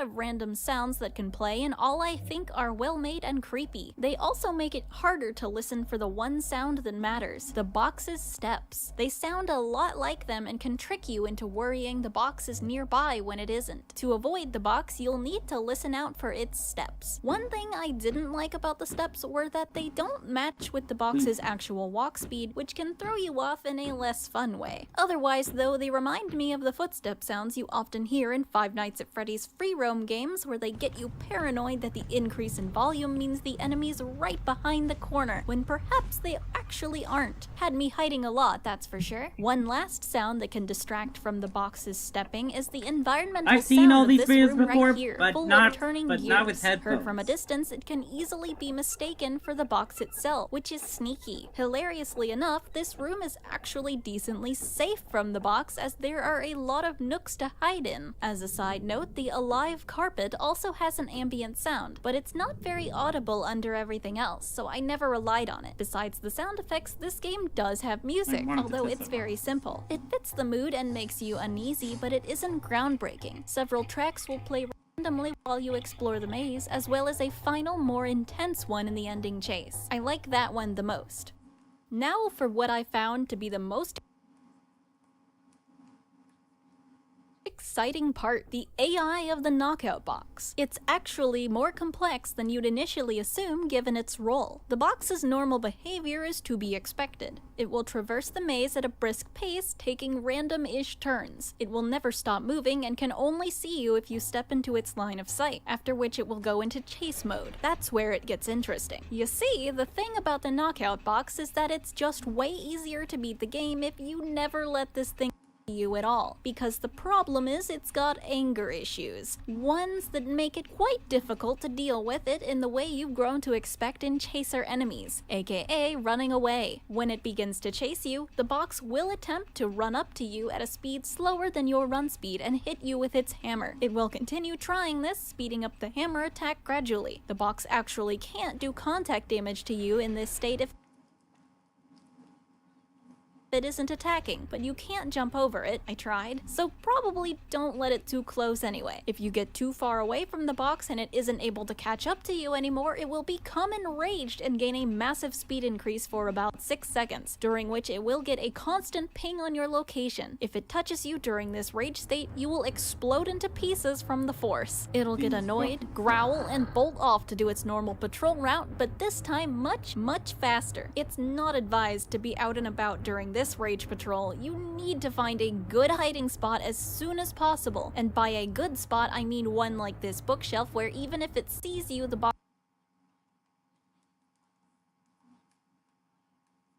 can't physically reach you. Being out of sight is not enough. You can tell if the box is nearby by a pulsing sound that comes from it while angry. The enraged patrol state will last for about 46 seconds, after which the music that plays during rage state will stop. But don't be fooled, this is a red herring. Rage state only ends after the next 6 seconds have elapsed. The box will actually get a new ping on your exact location during this last resort phase and run over at breakneck speed, hence the need for a good hiding spot. If you survive the next 6 seconds, the box will go back into its regular wander state. The box's AI works the same in the ending chase as far as I can tell. However, since there are not any hiding spots here, a different strategy is needed. Generally, if the box goes into rage state in a long hallway with you, you're pretty much dead, as you can't outrun it and it has nowhere else to patrol. It's actually better to keep it near you at the beginning and bait it into attacking while you dodge, until you're able to jump over any of these cabinets. The box can't jump, so if you jump over one, it has to take the long way around to get back to you, which will buy you time. Yeah, it'll go into rage state, but it's still time. The point is to stop it from immediately becoming enraged, as if it does, there's no way to get past the first 5 seconds of the chase. Thankfully, the game does save your place if you make it to the ending chase, so there's no worry of having to get all the keys again.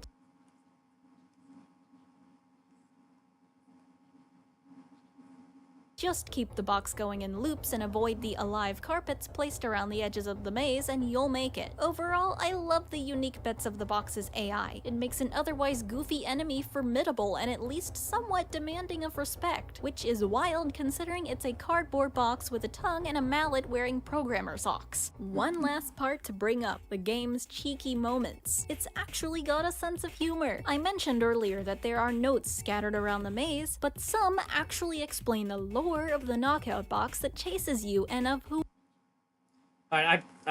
whoever dropped the keys. I just don't wanted to bring really get the Mekahita up ones to level 20.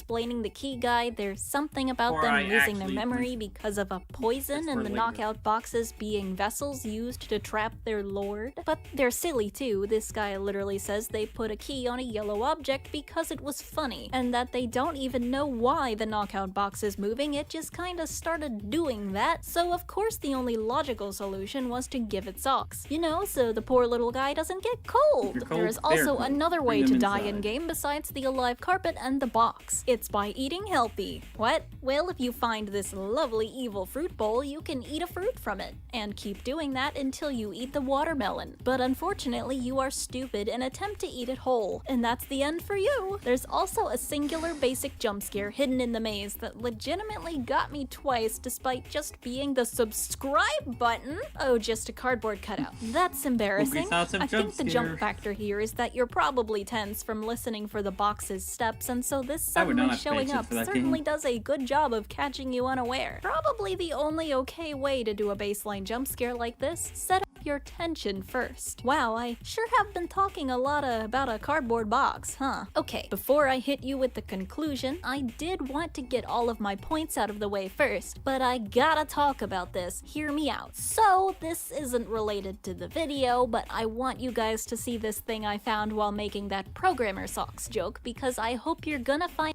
as funny as I do. It had me dying the first time I read it. So, you know what programmer socks are? Generally, they're long socks commonly worn by programmers. They provide no benefit to coding I besides didn't making know you about feel them cute, I before think. watching I this video. personally hate wearing them for sensory reasons, but I know a lot of people, especially trans girls, love them. Anyway, while I was getting an image to show for that joke, I came across this article here and clicked out of curiosity, and it is probably the funniest thing I've read this week. I want to show you a few snippets, so let's have a moment of science.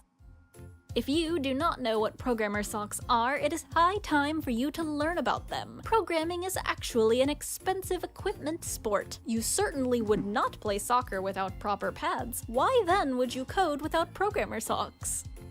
These delicate and agreeable developer socks arrive in a wide cluster of shadings to look over. The majority of these shadings are energetic and alluring to check out, particularly when worn with pants. Was this made with ChatGPT? On the off Was this written by ChatGPT? Like, it just feels like it was written by ChatGPT. chance that you are in a hurry, you should take a stab at wearing the radiant yellow programming socks, as they are ideally suited for coding. This tone is extraordinary for software engineers since it permits them to see the things that are composed on the screen. When choosing which one, please remember that the more comfortable it is, the better it is for your hands. Please keep in mind that your hand and feet must fit perfectly to make full use of the padding. Schools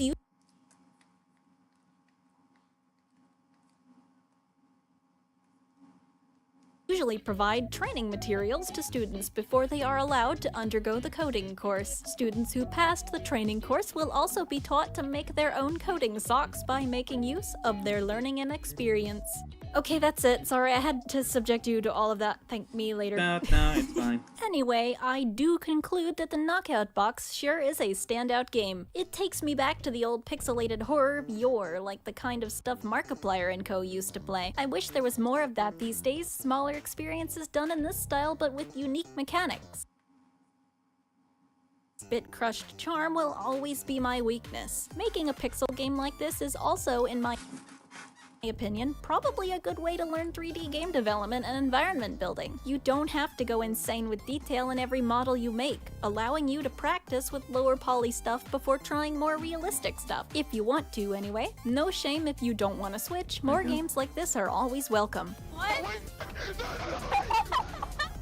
But I'm just saying that this was a good idea for a newer dev like Silent Smile to do, since they do mention in the game's ending that they're very new to game development. And what an introduction! I am honestly impressed with the ingenuity on display in this game, despite how new the creator was to designing one at all. Thank you again for sending me this and allowing me to make a video on it. The link to play Knockout Box is in the description below, and I highly encourage you to check it out and perhaps even make a video playing it. I want this thing to get the success it deserves. For now though, that's all from me. This has been Glamrock Dusky, and remember, have a phasorific day!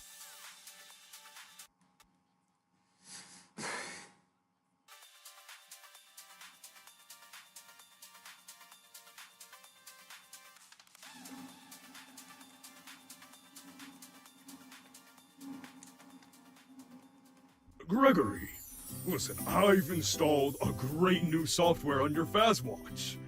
It's called Unrigged. It's an amazing game. You should play it when you have the chance. Please. Or I'll be very sad. Or I'll be very sad. I have seen the game. I have seen that video. Apparently, it's like a VTuber inspired. It's basically like it's based around VTubers. I'm not very experienced with those, but maybe I'll check it out once I get my new computer and the full version comes out, or at least maybe a playable demo. It can be up, Glamrock Dusky. We are both autistic. We should probably stick together about this.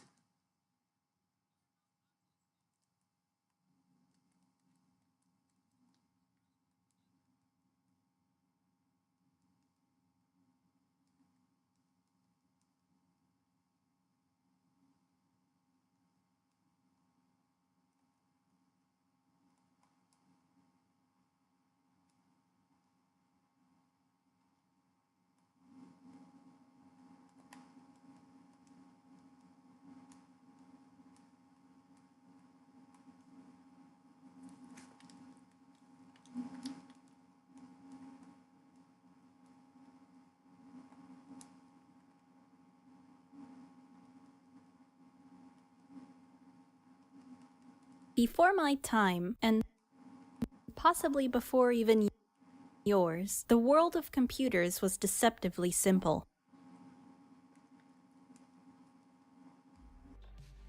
Despite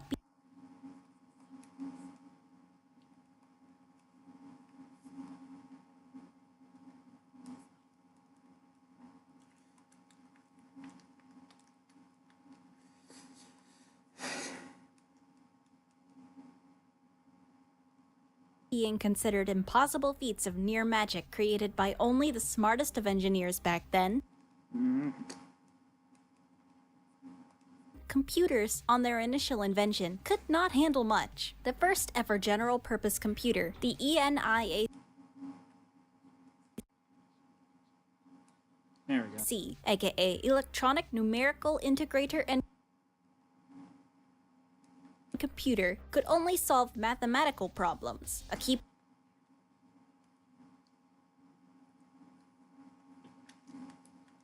part of its operation was its ability to branch. It was able to trigger different operations depending on a computed result. Think of a modern-day if statement. The equations it understood were intense, but despite its mathematical prowess, this computer had no memory. It could not store anything it computed.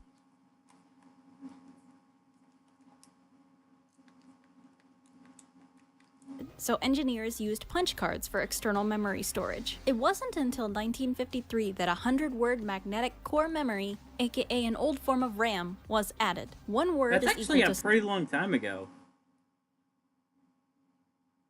It's kind of insane. 16 bits, so in today's standards, this massive hunk of metal could store a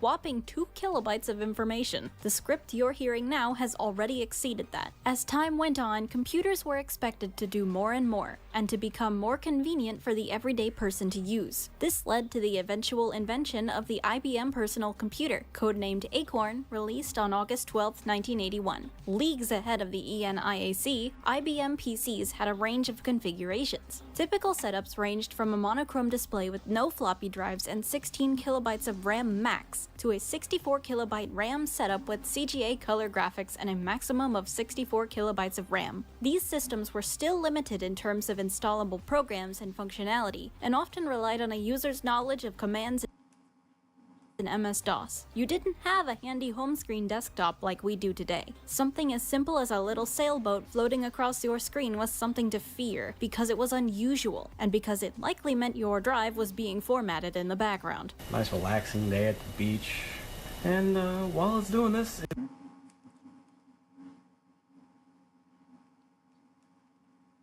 it's encrypting your hard drive so you lose all your files. But why Bye-bye. talk about this? Why go so in-depth on the limitations of old computers? Well, to understand today's choice of game, it's important to understand how a system suffers when its memory limits are reached or surpassed. If CPU usage reaches 100%, you'll experience slowdown, programs failing to open, and graphics tearing and distorting. On older don't systems, remind the me. effects could be more severe, ranging from your computer overheating or your files being corrupted, the latter being especially topical. I've had enough of Xanthosone. Is there no escape? Shut down. Oh, thanks, Santa! What the? Now I wonder, what would happen if somehow, someday, something within an outdated system gained a consciousness? What if multiple beings within were all thinking, learning, and reaching out? Forgotten is a game formed around questions such as these. Mathilde Park, Forgotten's creator, asks, Oh, well, I'm here. given enough loops or enough time, 55, okay.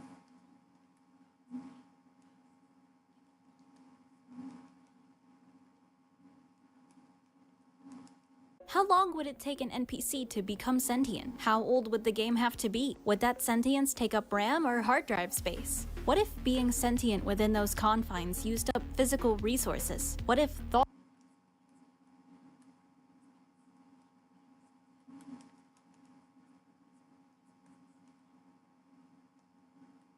ate up RAM? What if living in that world led you to view the things we do as programmers as actual magic? And what if that magic, in turn, ate up the same RAM you were using to think? What if their interactions were literally absolutely defined within the confines of the game they lived in? What if they had to use up more of their physical resources to create a world without these limits on how they could interact? And I ask, what if you were to enter into a world that has pressed its bounds so far that it has no space left for you? This is Forgotten by Mathilde Park. Have you ever just been hanging out, then suddenly you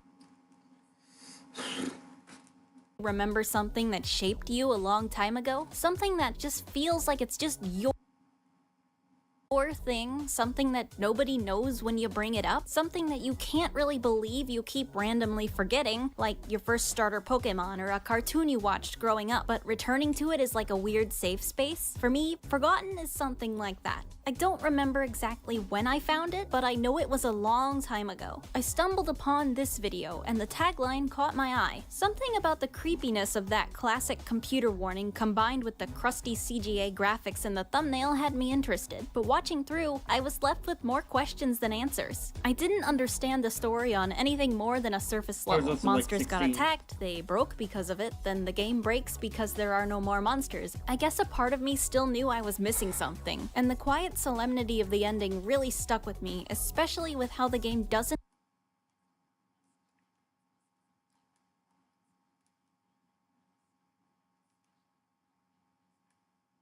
allow you to play it again after you're done. Games that lock you out at the end just scream, "There's more to me than you think, you know." Forgotten continued to pop back up in my head almost like a virus. Heck, in some sort of weird tribute, I even modeled a boss in my platformer game after a combination of two of Forgotten's monster characters. I dare say that Forgotten is what got me into loving subtle horror in the first place. Things like the backrooms, where the fear lies more in the sense of dread instilled when you realize where you are or what you've done. Like time and time before, I was just hanging out,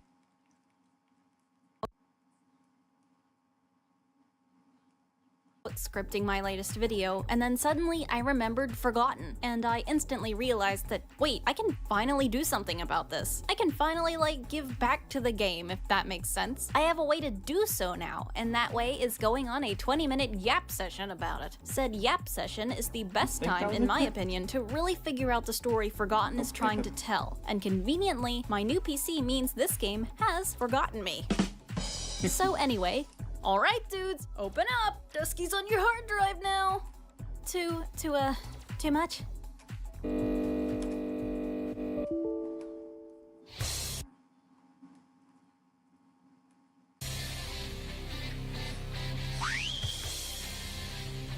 Before we we start with the actual playing of the video game, it would be good to get into its backstory. While official information on Forgotten is relatively scarce, it was developed in Twine by Mathilde Park alongside Ariel Grimes, who handled the art direction. The game released in January of 2017, later being bundled into the game studio Aether Interactive, being the second of 6 total games that Park would make through her career from 2017 to 2019. Before Forgotten, Park created the game Sonic OC7, a short yet morbid game based around a deceased child trapped within an old Macintosh who avoids the topic of their death by a Sonic-themed roleplay with which you must play along in order to free them. Forgotten can be played in the browser on its itch.io page or can be downloaded for $4 and played natively on your PC. If you choose the latter, the game won't lock itself to prevent you from playing again, but you will miss out on the game's secret second playthrough dialogue. With that said though, let's kick some life into this old fart of a system and check this game out.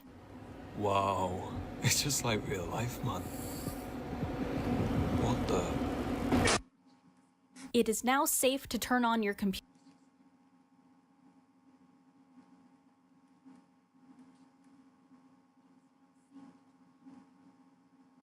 The first words you'll see. While no computer ever said when to turn it on, this is purely for style. For those unfamiliar, this is a reference to something from old computer systems. Older computers that did not have ACPI support, aka what automatically turns off your physical computer when you shut it down, would inform you of when nothing was being written to the HDD, and it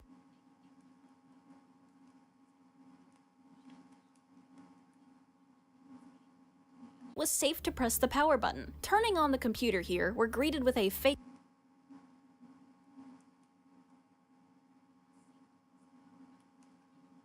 boot screen with a parody Intel logo. Another emotion, empathy, one that this game does play on quite a bit. You can actually enter setup from this screen by pressing delete if you're quick enough, and from the specs shown here, it's pretty evident that this system is on its last legs. Though the screen doesn't stay for long, if we freeze it, we can see what we're dealing with. It's 1992, way past when computers stopped needing to boot directly into DOS, and yet here we are with this primitive interface. We also have no A drive or B drive detected, so we cannot even try to boot into a different OS. Our CPU is at a worrying 89 degrees Celsius at boot, equaling 192 degrees Fahrenheit, which if you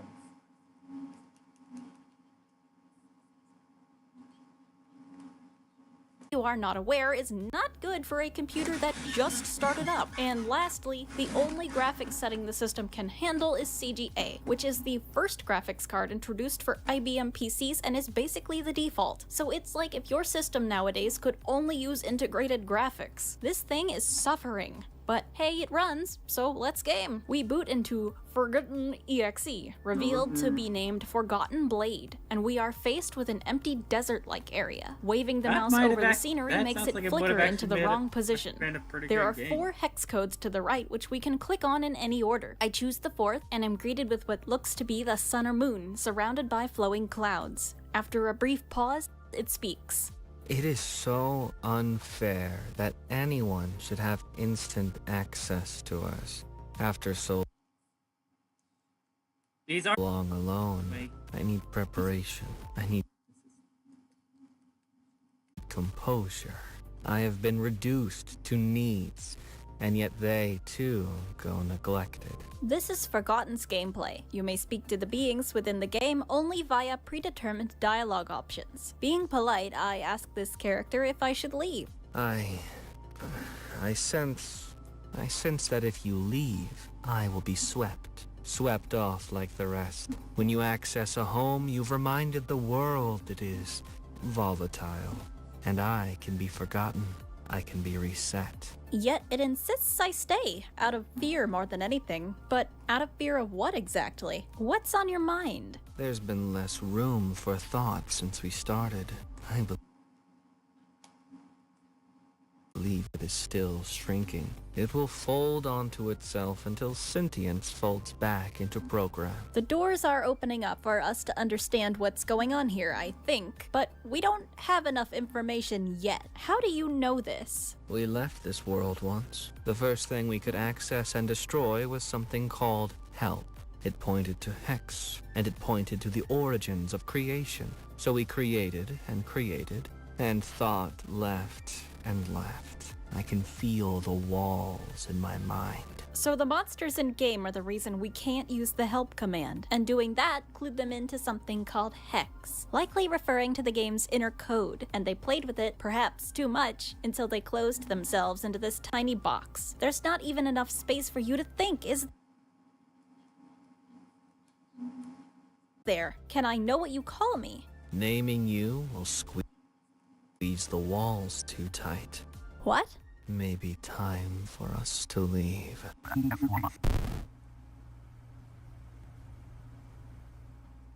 This is the fate that awaits all in Forgotten, and we've just experienced the first of many. And what can we even do? This game exacerbates a feeling of helplessness. We couldn't even try to stop that. We didn't even have control of this attack command until after the sun died. And now we're left alone with the charred corpse of a very sentient being who has now fallen completely silent. There is no help, like it said. The only thing we can do is leave. And leave we do to a collapsing landscape. The lines are beginning to shift. But still, what option do we have besides looking for more information? What can we do besides head to a new address? If the hex codes here represent memory addresses, clicking on the one previously occupied by the sun insinuates that nothing occupies the memory any longer. That character is essentially gone. I guess now's a great time to mention I found this game's source code and found out that guy's file name was Stratos. Love you, Stratos. Sorry about that. I did ask the game's creator, Mathilde, about the source names, and I was told that they could be considered canon if preferred in a weird meta way. Before I get anybody saying it breaks immersion or something, it helps to have something to call them. Anyway, I selected the third hex code and I'm greeted by a strange floating skull. How did you find me here? We've all been hiding. Aren't you dead? This is Pyros. It immediately begins, quote-unquote, yelling. Shouting? What are you talking about? Are you Hex? Although it doesn't really understand what we mean when we ask it to quit yelling. We're getting a bit more insight on Hex here. Stratos mentioned it, yes, but not really what it was. By all life, you don't know Hex? You can't be you. Hex creates. Hex is the true name. When you use Hex, you create anew.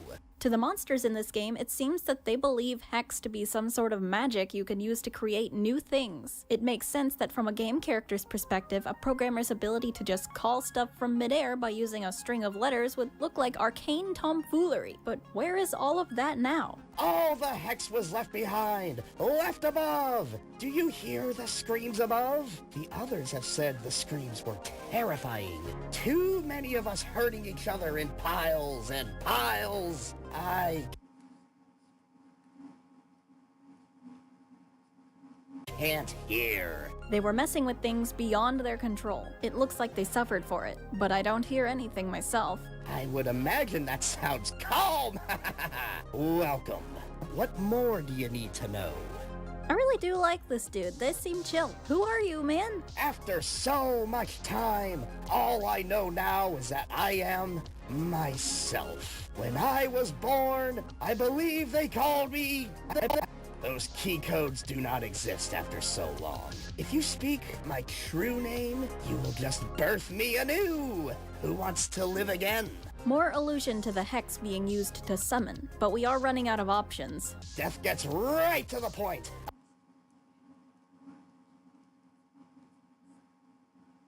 Nice. I knew I would be friends with death. I've removed all of me. All that's left is my eyes, my skull. My soul won't leave. That's all that's been left for... It must have been a billion cycles ago. A billion cycles. So maybe the computer didn't boot just now. Maybe it's been on for far longer than this. We are out of options. Sorry in advance. I have one thing left to say.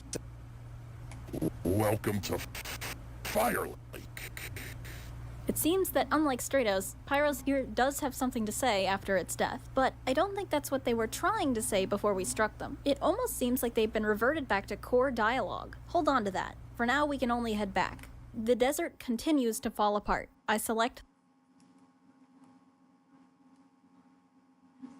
Voice acting was added in. The second hex code. Here, That's what I we're wanted to greeted say. by a kind of golem. They are called lithos. You're not you, are you? Your face is so deformed. It's scaring me. You should leave me alone. They don't seem happy to see us, but it seems like they knew us. Again with the "you're not you" stuff. I have had to watch everyone die. I saw you die. I swear I did. But here you are. There is a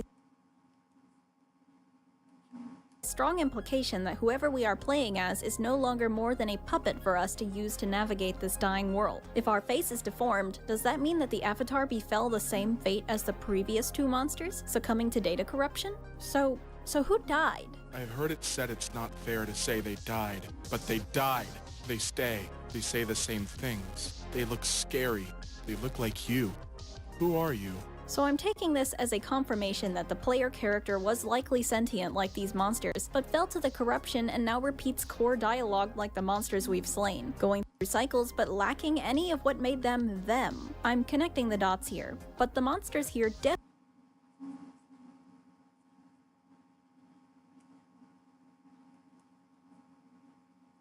definitely know that this cycle isn't the same as the others. After all, I don't think that hunk of junk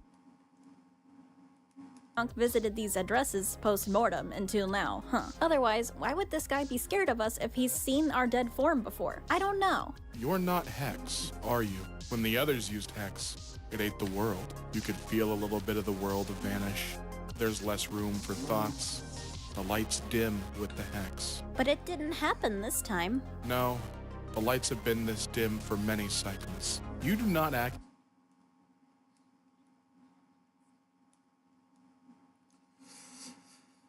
like Hex. You're not a copy of who you were when you were born. You are not summoned. You must be new. You must be. You must be from outside. You must be God. Oh, there appears to be a misunderstanding. But I guess technically he's right. We are a sort of god because if we had the source code of Forgotten Blade, not this game, but the in-universe version, we could edit the code and use Hex ourselves. To them, anybody on the outside could be considered a god. God, why did we exist? You never came. Because you never came, they built their own world. So how did they? No one ever told me. God, we left this world and built a city on top of it. All we could do in this world was hurt each other. It was the rule. Now that we're back here, we just wait to die like the others. Well, I'm gonna need more context on that one. Seems we're in the same boat, but didn't Pyros say something about that? About something happening above the game world? So that's a city, I guess? Or just another world? And according to Lithos, they made that place because all they were able to do here was attack, because that's what the game programming dictated. I guess it's like how in DDLC, the player was literally forced to seduce someone, and because of how it was programmed, it was never going to be Monica. There just wasn't a route for it. And there literally isn't a route for these guys to have a normal friendly interaction because all the game has the capacity to understand are attacks, whether those be attacks between the monsters or attacks on the monsters. Because of that, I think we know how this will end. But maybe we'll feel better if we have consent? Of course, God. Who doesn't want to die? Please, never go to the other world. The world we built. Can you promise me that? Of course. Good. I will rule the earth!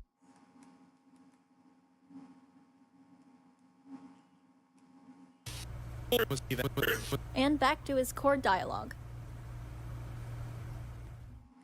So we have only one place left to go. The world is barely holding on now. So, you've returned. No, wait. You're not him. You look just like him. Hydros is the only one left, but you can definitely tell I'm not him. So, who am I then? Aren't you is more like it, isn't it? Nobody. An old friend, long dead. Far more human. Okay, there's a new menu selection here. Hero. It doesn't work, but unlike help, it doesn't seem to be destroyed. It just doesn't work. Okay then, so who are you? When I was first born, I knew I ruled over the waves. Me.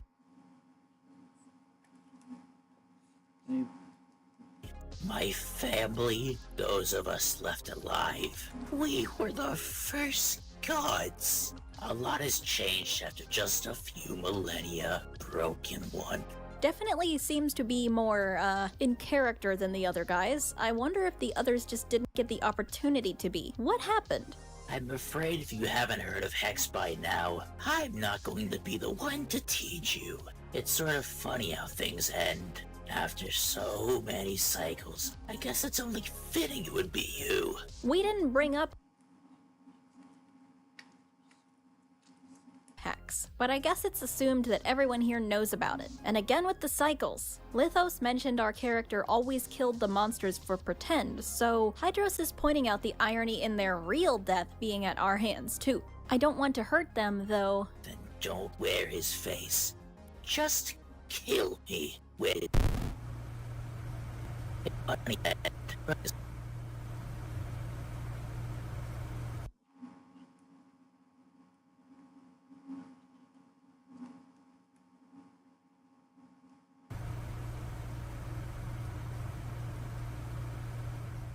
And that is forgotten. But hold on, we missed some dialogue. One nice thing about the downloadable version that I mentioned before, you aren't prevented from playing again. So let's rewind. There's only a bit more dialogue we didn't get in what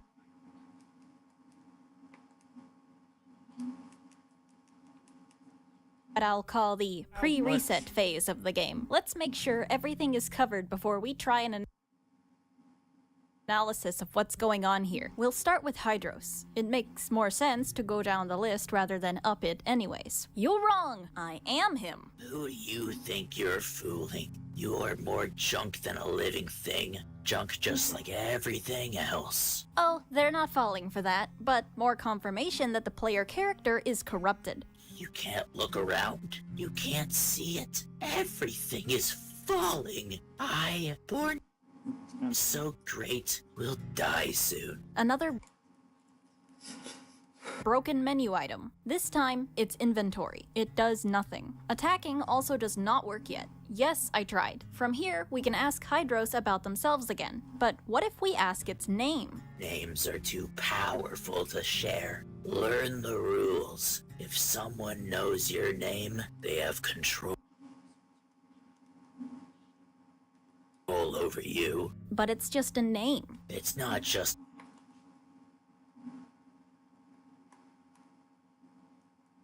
a name. It's you.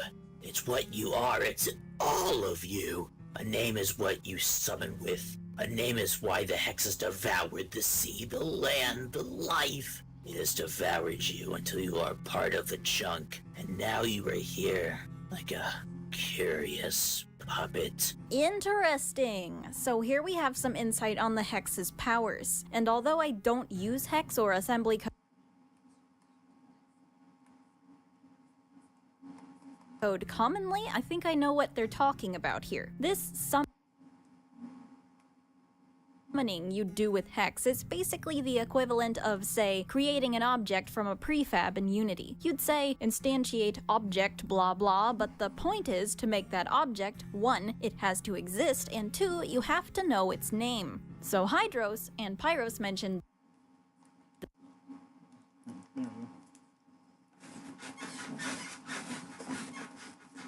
this too, doesn't want you to know its name because if you did, you'd be able to do whatever you wanted with it. Create more of it, delete it, transform it, turn it pink, anything. And it's why the player is back now, because they were summoned like that. Just a husk of what they were. Let's go see Lithos now. Hi, Lithos! Oh, right. I'll respect your wishes this time. Oh, unfortunate. Okay, well, what about Pyros? Looks like the only new thing we can ask them is how to leave. Leave? Leave where? Beyond this address is darkness.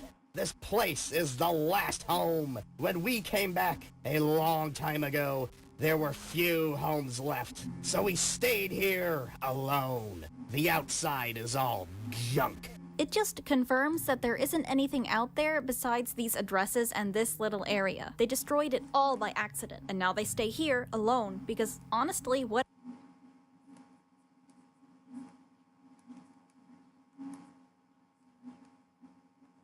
else are they supposed to do? The one who can help us the most now is Stratos. If we ask them to talk, we get a lot of good information, most notably about how the monsters learned to work together after being born following the rules of hurting each other. I forget who Very well.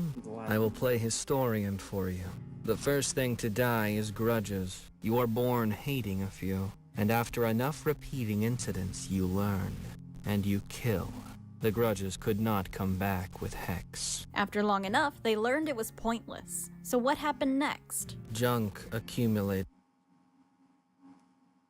Besides the screams above our original world, down here, cracks ate up life and sanity. If you touched the junk, you became the junk. We found a few addresses left, but when they are opened, junk follows. Pyros mentioned screams too. Whatever they built up there is definitely eating up a lot of the game's resources and is looking for any more possible places to store the corrupt data. So I imagine that it's leaking into any opened addresses, and now that we have opened them, we just put them in danger. Attacking them probably kills so quickly because the player is made of junk. Touching the junk spreads it, so if we weren't here, would everyone have been okay? At least for a little while longer? Unfortunately, that's all the help Stratos can provide. They loop back to their original dialogue now. After a second playthrough, that is about all the dialogue in pre-Reset Forgotten, and by extension, the downloadable version in general. But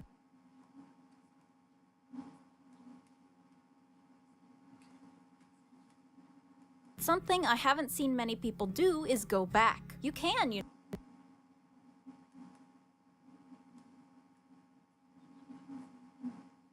know, but only in the web version. If you play through normally on the web version and then play again, you will be greeted with a new view. The game now repeats what seems to be a sales pitch. It's incomplete, but it seems to insinuate that this version of Forgotten in Universe is a trial version. Perhaps that was the reason for all of the restrictions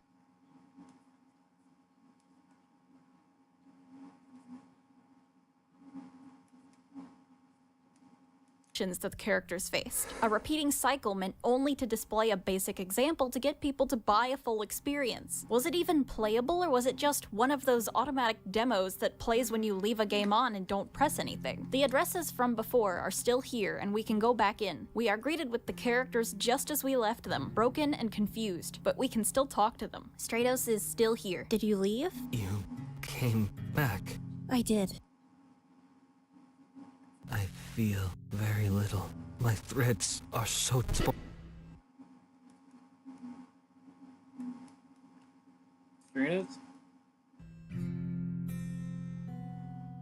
Lithos? Where did you go?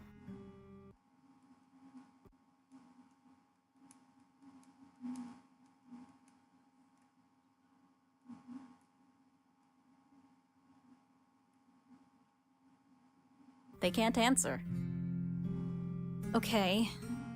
Gross. They were about to say something before they were slain. I don't quite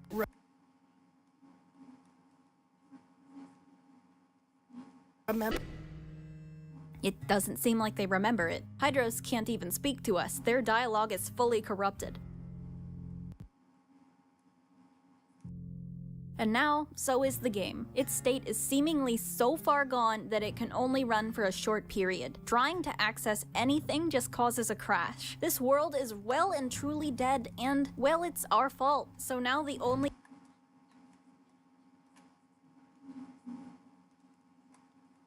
kind thing to do would be to put them out of their misery. You cannot replay the web version of Forgotten again after this. Trying to do so will just greet you with the formatting of the C drive again. But okay, so we saw everything. What does it mean? We can finally put together an analysis now. So, from what I can gather, Forgotten Blade is a game left running on an old computer for a very, very long time. This copy was a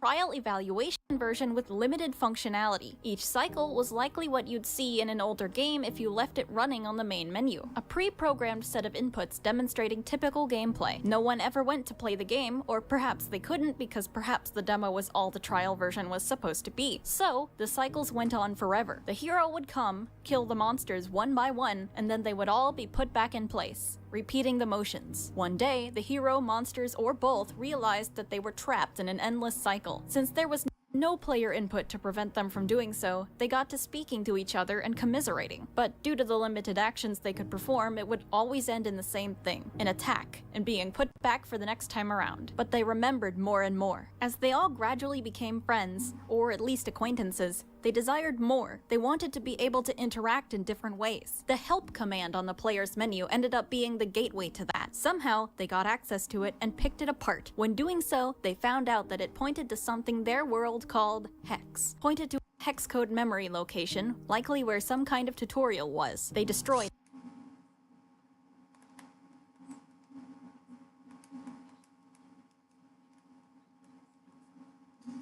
it, but they retained the knowledge that if something could point to Hex, that something could control their world. So they themselves would point to it and use it. That was going to be their gateway to better living conditions. Since they probably couldn't figure out how to change their base restrictions, they started to build on top of them. They built a new place to live, and that place had no restrictions. You could do whatever you wanted, but they quickly ate away at the available space within the game. They created and created without knowing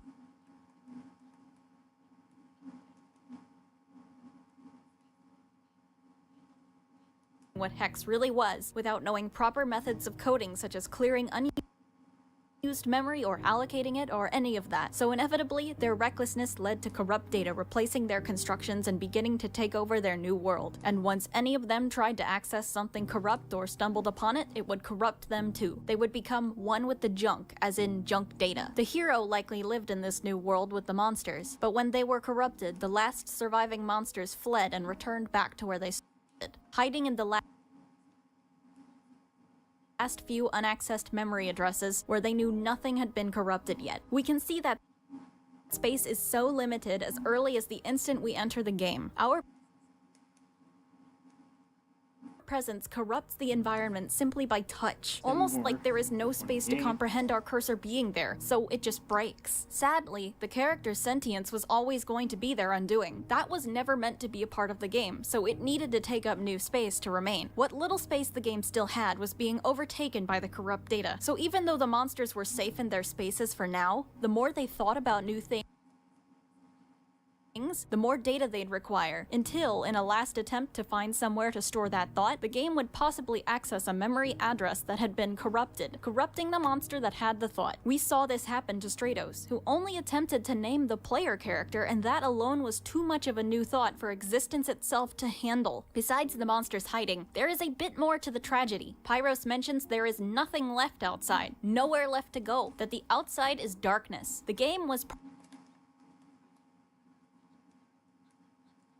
probably only meant to take place in this little desert area. At least the trial version was. There was not much space allocated for anything else. And the screaming above that mentions as well, the game needs the characters who died still. It cannot function as usual without them, cannot act out its story, so it tries to create them again. When they are created, they are immediately taken by the junk data, as there is no more space for them, and they scream in pain. The game creates them again. They die. They are created again. They die again. It's endless and it's loud. We see that recreating the boss monsters removes their sentience. They revert to the personality the programmers intended.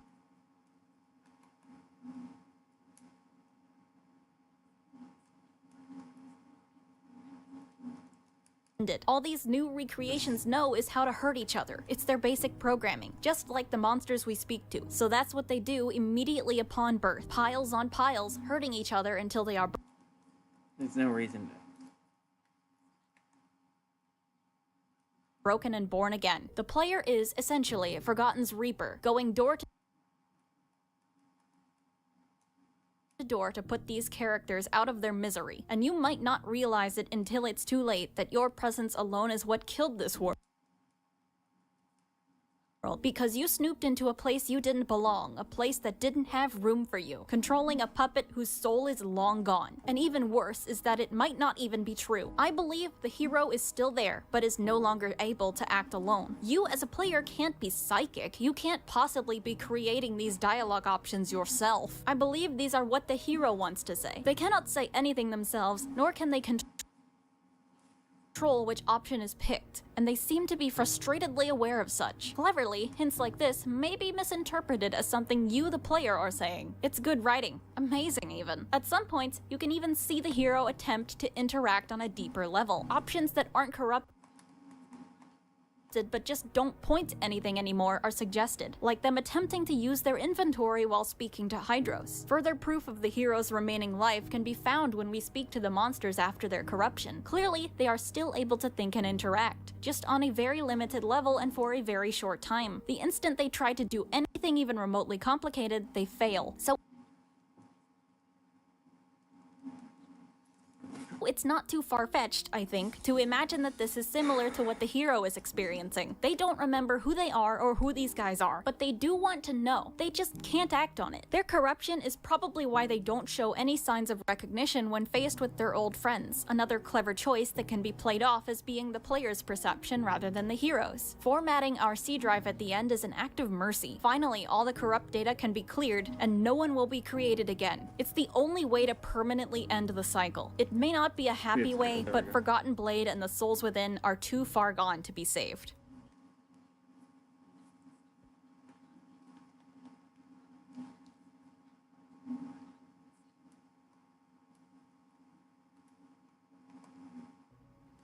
Well, that got a bit heavy there, didn't it? Hope it was still cool though. I've never tried to review a game like this. I was up to the challenge though. Really hope I did a good job. Thank you to the amazing people who helped me with this video by voicing the characters. We have Stratos, voiced by Ty Coker. We have Lithos, voiced by Damian Lee. We have Pyros, voiced by Austin Myers. And we have Hydros, voiced by Squeaks de Corgay. You guys are the greatest. Thanks for putting up with me and my experimental video subjects. And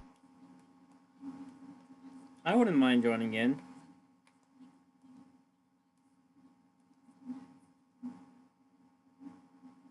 another big thank you to Matilde Park for answering my questions and making awesome games and novellas. You can check them out at the link in the description and on screen. That being said,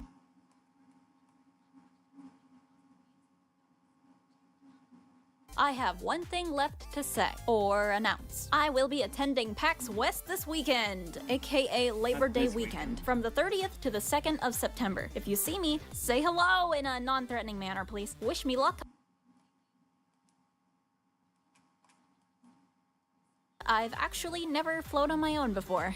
I'm a little nervous. I actually went to the airport last weekend and literally took notes on how to go through it from outside security. Sad, I know. Anyway, that's actually all from me now. This has been Glamrock Dusky, and remember, have a phasorific day!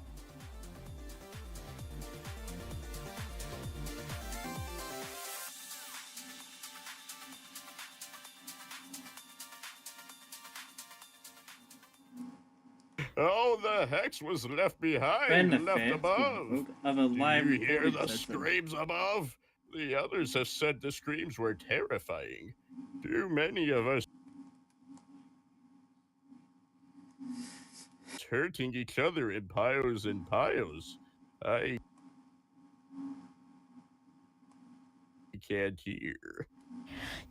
You can't hear the secret to the Krabby Patty's secret formula. I would imagine that sounds cold. Welcome, SpongeBob.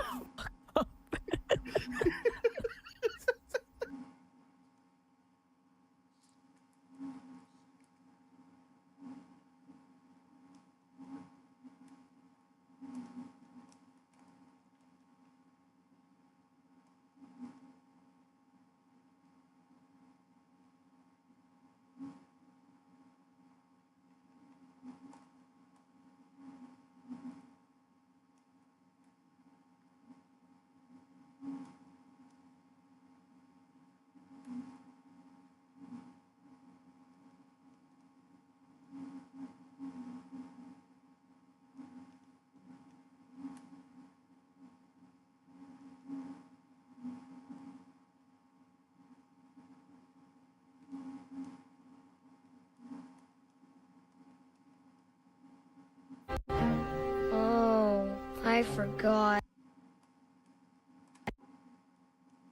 You're broken. I don't want to play with you anymore.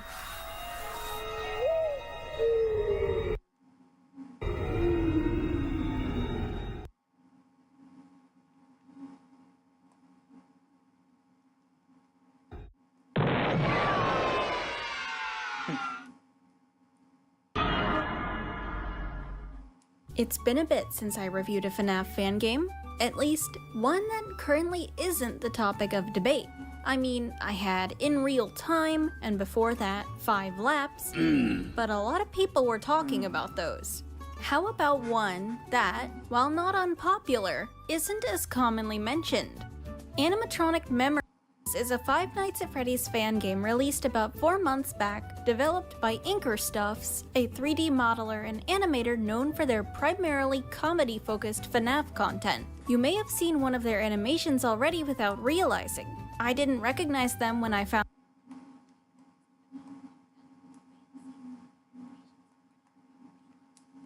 this game, but found one of their videos that I'd apparently watched through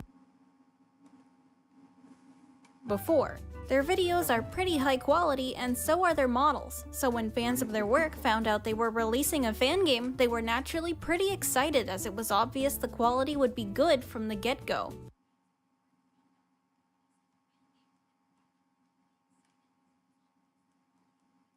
However, I stumbled on this game on GameJolt without knowing any of its backstory, so I'm not looking at it from the perspective a lot of other people seem to be. I think that's beneficial though. Without a pre-existing interest in the creator, I can look at this with a strictly unbiased eye, and I'm seeing some issues. Don't get me wrong, the game is good. I enjoyed playing it, and I believe it deserves the love it gets. However, it's fascinating to me how the cracks it does show, from standard problems you see in many other FNAF fan games to confusing design choices entirely unique to this one, make it fall just short of being an experience I would call amazing. Let's not wait any longer. Here's how Animatronic Memories misses the mark. Iplier.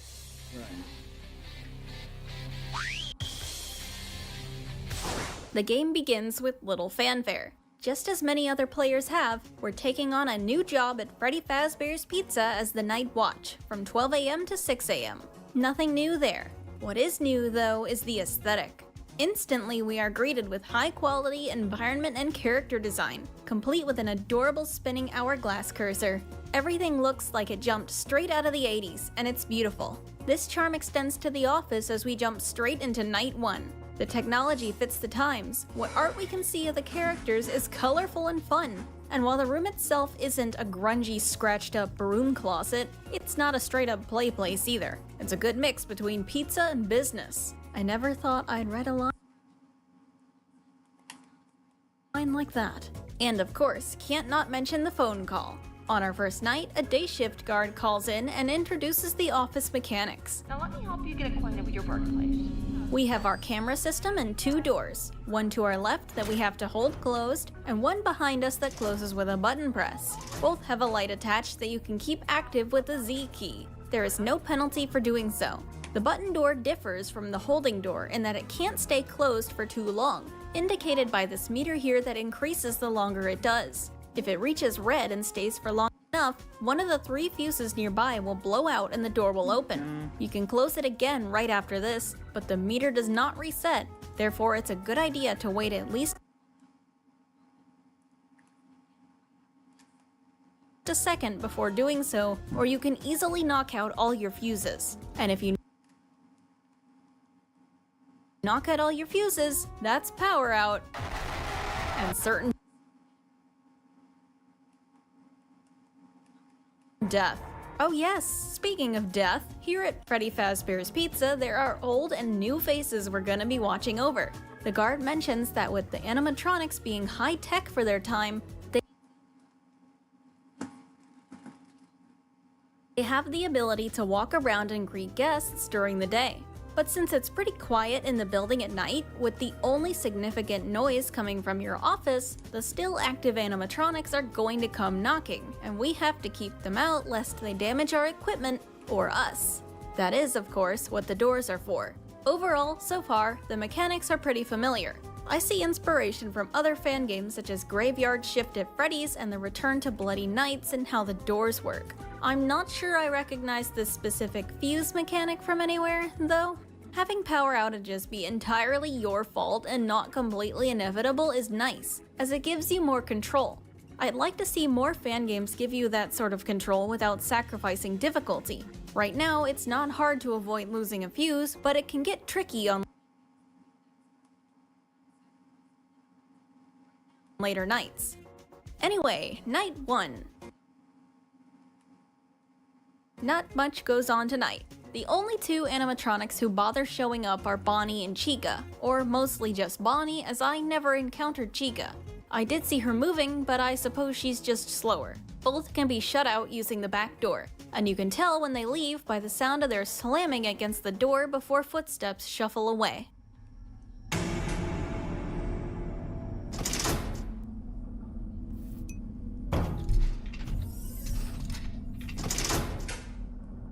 Keep those two away for long enough, and it's off to do the other two main segments of this game. The first is our duty in parts and service. An unknown person lets us know that our job is to perform minor repairs on an animatronic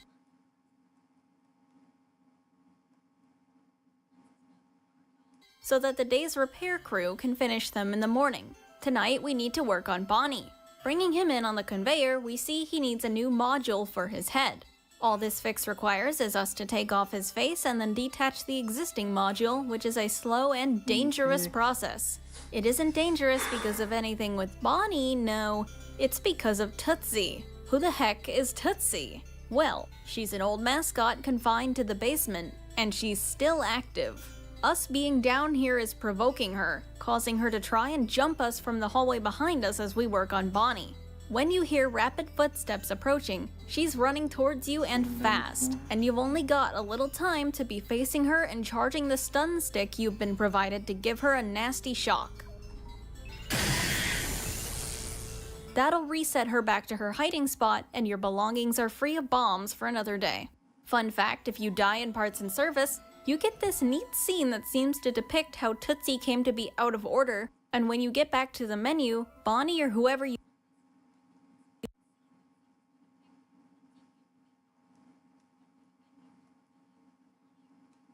were working on is sporting their under maintenance appearance.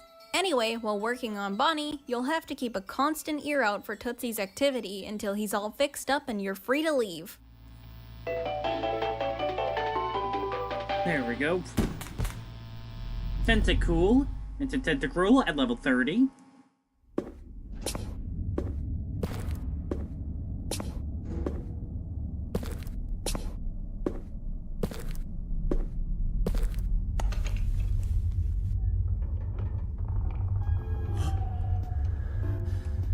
Our character moves to depart the pizzeria for the night, but stops as they hear music begin playing from another room. Upon investigating, they find something interesting.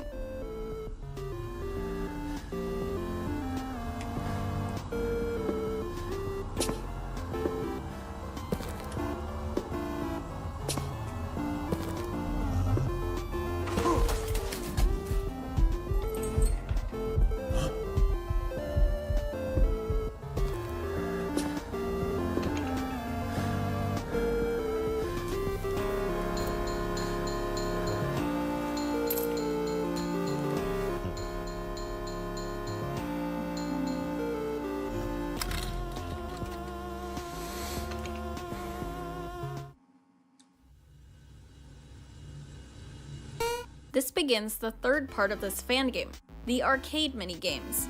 Each day after parts and service, we'll return here to play this arcade game. Whether there is more to it or not, for now, we're just going to follow directions. And today, those directions Stop sparring! Have us playing as Freddy, who needs to go around and check on what his friends are doing. Now while Freddy's off doing that, I'll yap a bit about the game itself. The pixel art is really charming here, and the pizzeria is faithfully translated from the night shift layout into a traversable map. There are cute little references here and there, like a Freddy and Space Cabinet in the arcade, and each character's portraits and animations reflect their unique personalities well. Their dialogue is fitting too. As we go around experiencing it all, we're noting two new characters, those being Harley and Anne. While you might have missed Harley, Anne is notable because you definitely would have noticed Foxy's new companion if you checked the Pirate Cove camera on night 1. This is an interesting way to introduce you to characters that you'll be fighting off later. And just as a side note, it's cool that Anne seems to have been created as a previous version of Roxanne Wolf, given she is now the only mainline animatronic to not have a classic variant, now that we know of Classic Monty and Secret of the Mimic. This was before Secret of the Mimic came out. As Freddy finishes speaking to his friends, a garbled score screen appears, and we're thrust back to the main menu right after, the man himself staring us down in the back. That is because, as it turns out, he is coming out to play in Night 2.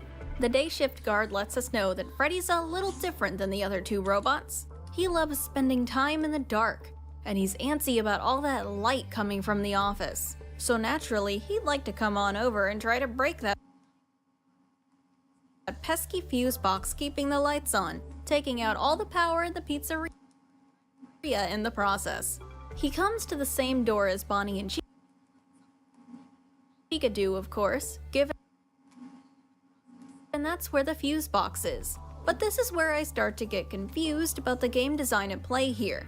A power outage is an instant death, yeah, but so is letting Bonnie or Chica inside. So Freddy getting to the fuse box is essentially just the same thing again, except the sequence takes a long time to finish, so maybe you'd be able to beat the night in the middle of it. But it just feels kinda pointless to give Freddy this unique gimmick, only to have it make him less dangerous than everyone else. Especially when he's supposed to be the big boss. And speaking of everybody else, they're not all that dangerous either. In fact, the thing that's most likely to kill you here isn't an animatronic, it's boredom. Since every animatronic comes to this one door, there's nothing to stop you from just sitting on the light the entire night and staring until somebody shows up for you to shut out. The only reason I ever died this night was because I was messing with the cameras trying to pass the time and Freddy snuck in. Good enough time to mention that the jump scares are pretty well animated, I suppose. The rest of the night passes by uneventfully.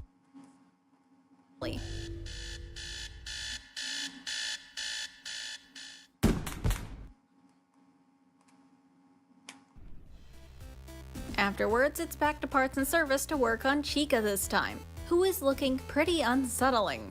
I tell you, it's always those damn bird mascots.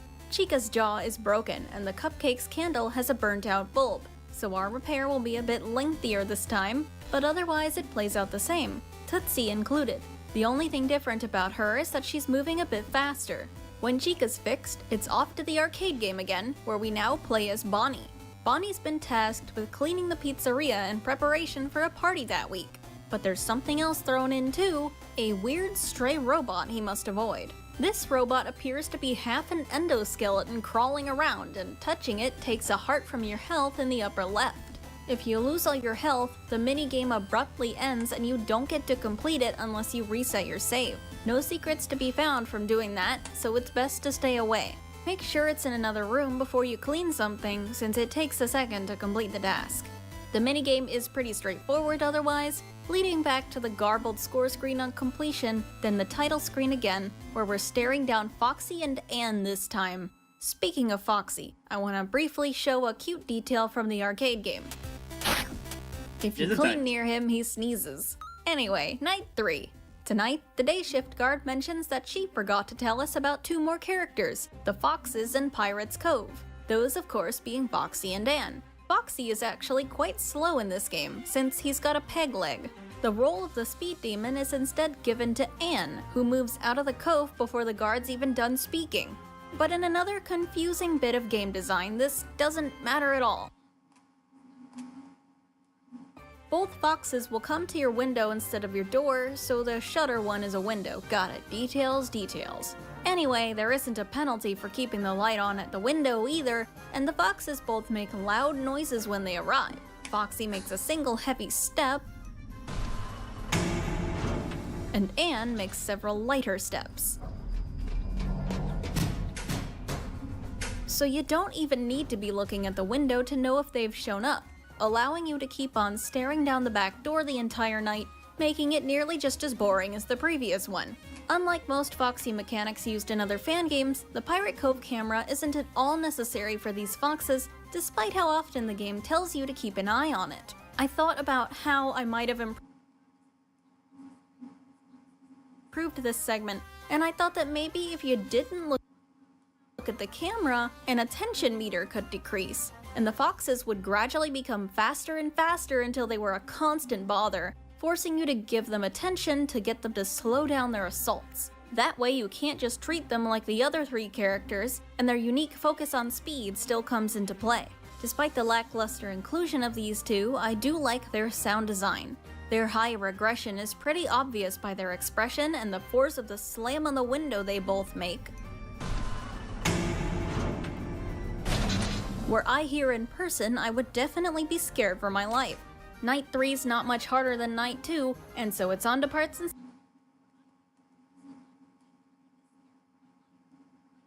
service again, this time to work on Freddy, who has been stripped naked. Talk about a bear. Oh, brother, this guy stinks! I like Freddy's it, voice shut box up. is broken, and it's located in his chest. That's why they went ahead and removed his fur before handing him over to us, so we wouldn't have to shave him ourselves. Once he's opened up though, it's the same old, just with the introduction of a new noise.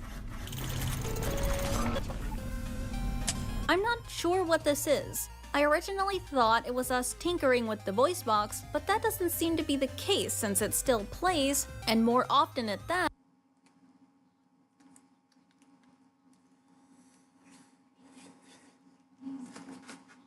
In the next parts and service section, and that one doesn't deal with a voice box. Maybe it's just meant to be a distraction? With that, I guess I can say that these segments are becoming a bit boring, no longer standing as a new challenge to break up the nights, but rather the same old thing after every shift. Tootsie's moving faster, yes, but it's not like she's that hard to get rid of, and since you don't lose progress on repairs when you pause them, there is no stress that results from checking on her before she even runs. I feel like there should have been varied repair methods other than holding the mouse button, or a new threat introduced at this point even if it was a minor thing. What about this weird bunny gesture thing in the back? It never does anything the entire game, but its design is interesting. Perhaps having a threat both in front of you and behind you would have kept the tension up regardless of the direction you were facing.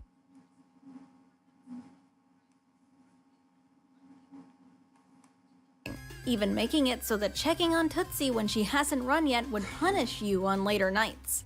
With Freddy out of the way, the arcade game tonight features Chica. She's upset that that strange robot from last night has stolen all of her ingredients, and without them she can't make a cake for the party. She's gotta find them all before they go bad, and of course avoid that rogue robot while doing so. Nothing special here for now, though I have to question if Freddy is okay.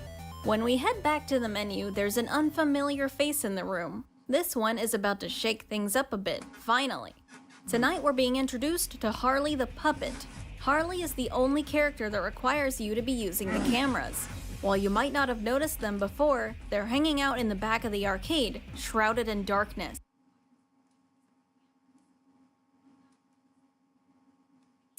Throughout the night, they'll sneak off that camera to do one of two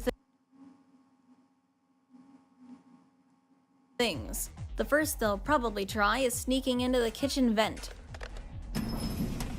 If you hear bells and some thumping, check that camera right away and use some kind of intercom system on the X key to send them back to their spot. If you don't do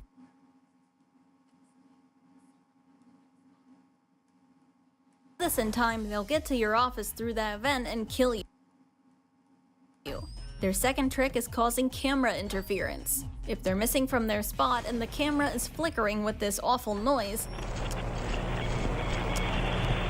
you have to flip through every camera until you find Harley staring you down and use the same prompt from before to send them away. This time, if you don't stop them, they'll take a fuse instead of killing you. Harley is a good addition to the roundup. My only gripe with night 4 is that since Foxy and Anne are disabled for this night, it's back to the old stare at the back door strat, just with a bit of camera checking. But I guess if they weren't gone for now, there'd be nothing new on night 5.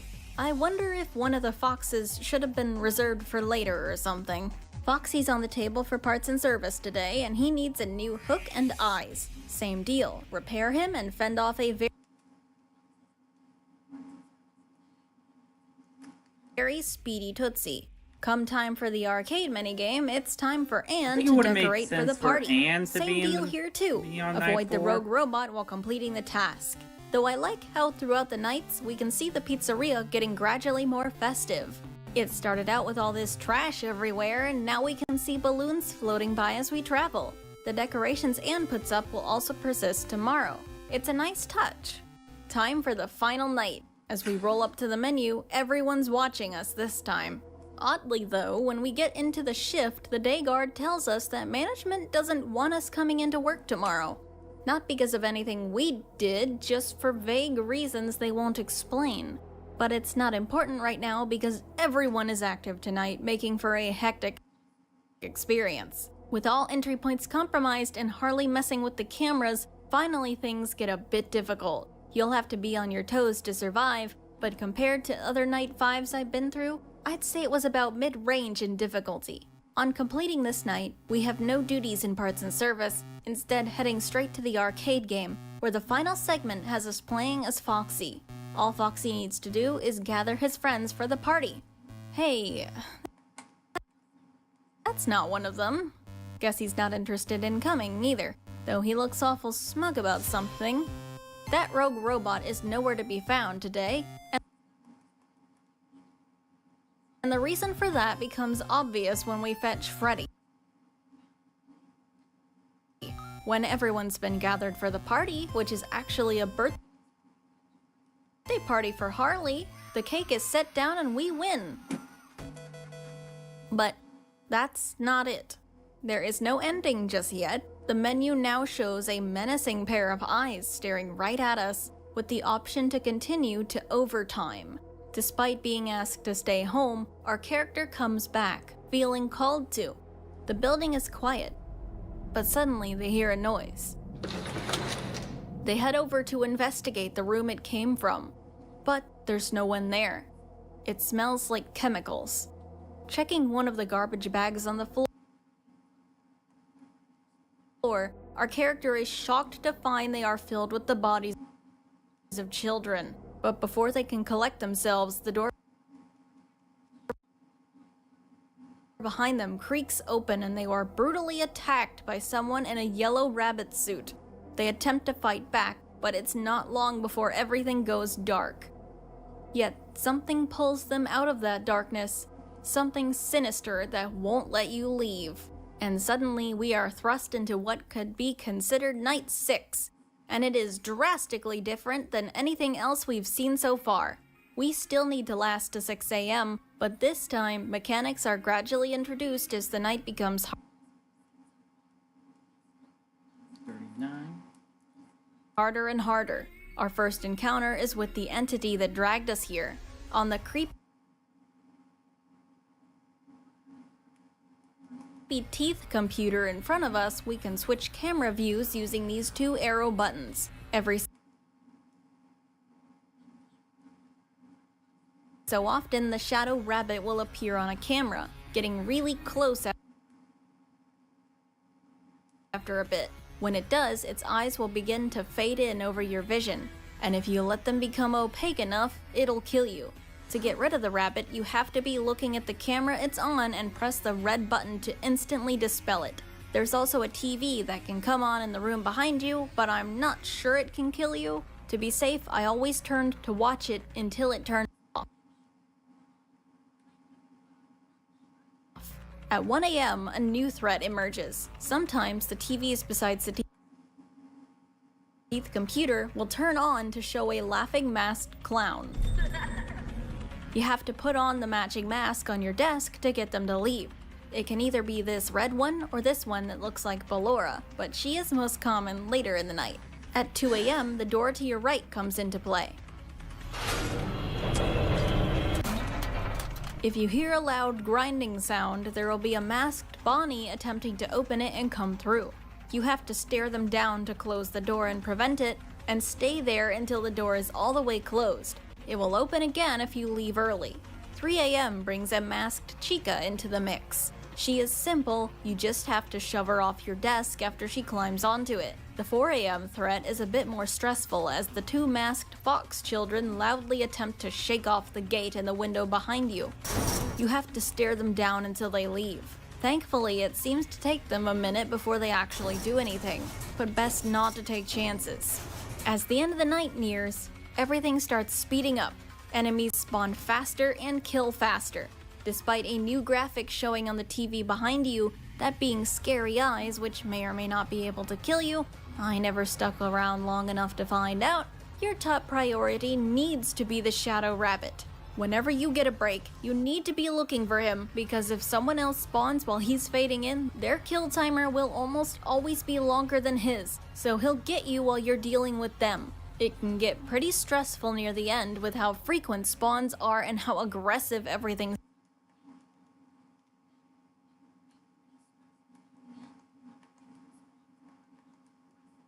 sounds, but in the end, we are suddenly plunged into darkness again. The monsters who were trying to attack us try to bring us back, but they're too far away to hurt us. We're dying and we know it as we turn to a bright light, feeling at peace before we stop feeling anything at all. And that's animatronic memories. As the game so bluntly lets us know, we got the bad ending. Fitting given we died. I got this ending very intentionally. I did notice the game trying to get me to do stuff to get the better ending, glitching out objects in the arcade minigames. Each one makes a loud noise when it spawns. But I ignored them for the sake of having a straightforward playthrough. Now that we've been through the worst outcome, let's go ahead and check out those glitched objects this time. There are 5 glitched objects in total, and each one is in every arcade minigame. It starts with Freddy and a glitched entryway. Entering it makes the game freak out and changes our surroundings into a black void with broken objects around. A lanky, crying figure stands nearby. The only way to go is up, where a lone Freddy plushie sits. Grabbing it and taking it to the figure shows us what is likely the backstory of how Freddy came to be possessed.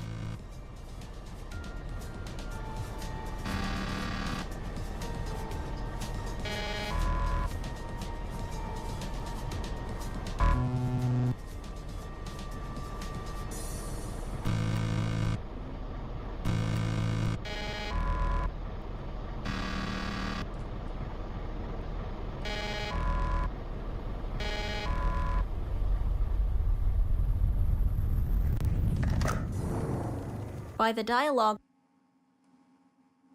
on screen, it seems to suggest that this game has reminded the spirit of how they got here. We may be taking a similar approach to the ending of the FNAF movie, where Abby had to show the animatronics that Mike was not the bad guy and that William had been manipulating them. As a quick aside, every animatronic has these death flashback scenes, even Harley. But since you never play as Harley, theirs occurs when you die to them. Couldn't really decide on a better place to mention that. As we continue to play through the game, the glitched objects include a set of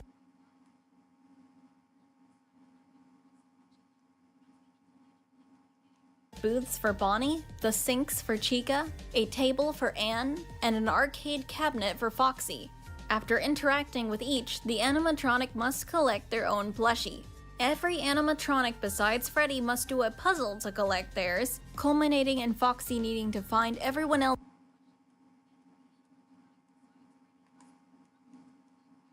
else's in order to get his own. Only after this has been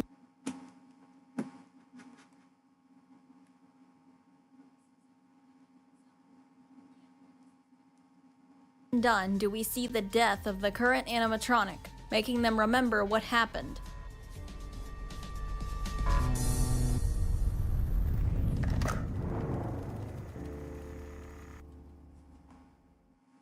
When everyone has been reminded, we once again return to the pizzeria when told not to come back. This time, our character heads to the office to see who's taken over their shift. Only there is no one there. They grow uneasy, feeling as if they are being watched, but they begin their shift as normal. This night is basically a harder night 5. No new mechanics are introduced, sadly, even though it would have made sense for the yellow rabbit to be involved, but this falls more under creative direction rather than game design. Still, I feel like I have to say how it pales in comparison to how cool the overtime was for the bad ending. After completing this night, our character goes to play the arcade game, where we would have finally played as Harley, but it's interrupted by the children's spirits revealing themselves to us. Before we can react, we're smacked over the head with a wrench and are knocked unconscious, with our assailant revealed to be the yellow rabbit. The spirits immediately react to him, and the animatronics in the building come to life to head on over for some long-awaited revenge. But they're stopped short as the rabbit pulls out some kind of electrical device, causing them to short circuit and fall limp.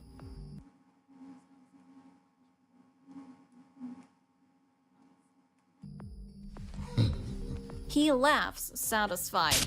However,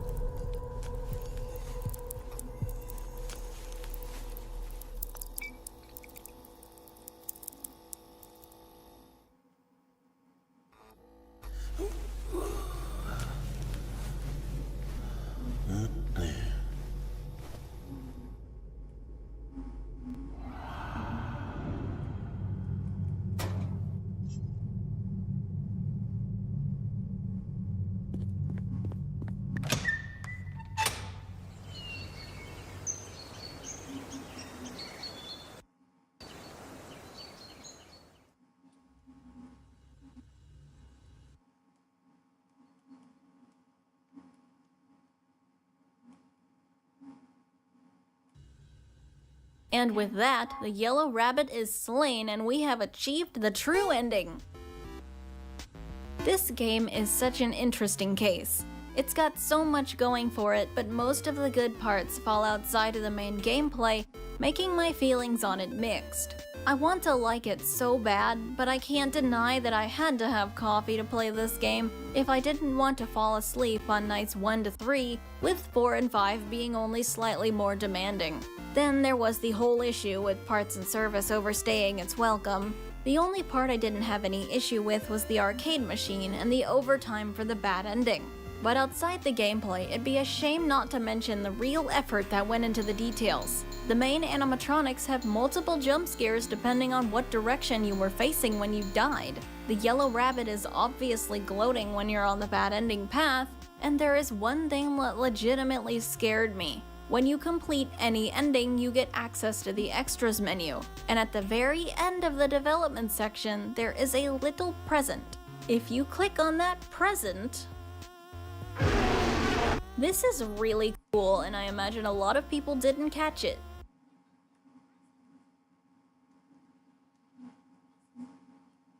So I want to throw it in.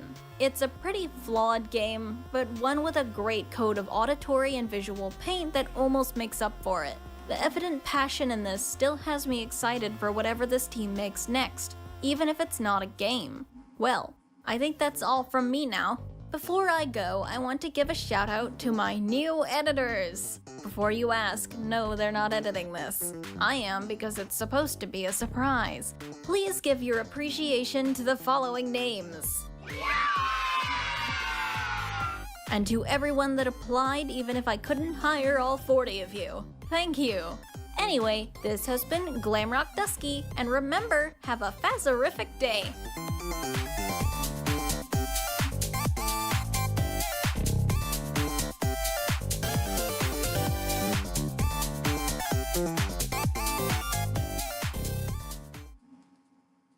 This has been Glamrock Dusky, and remember your lines because that would help.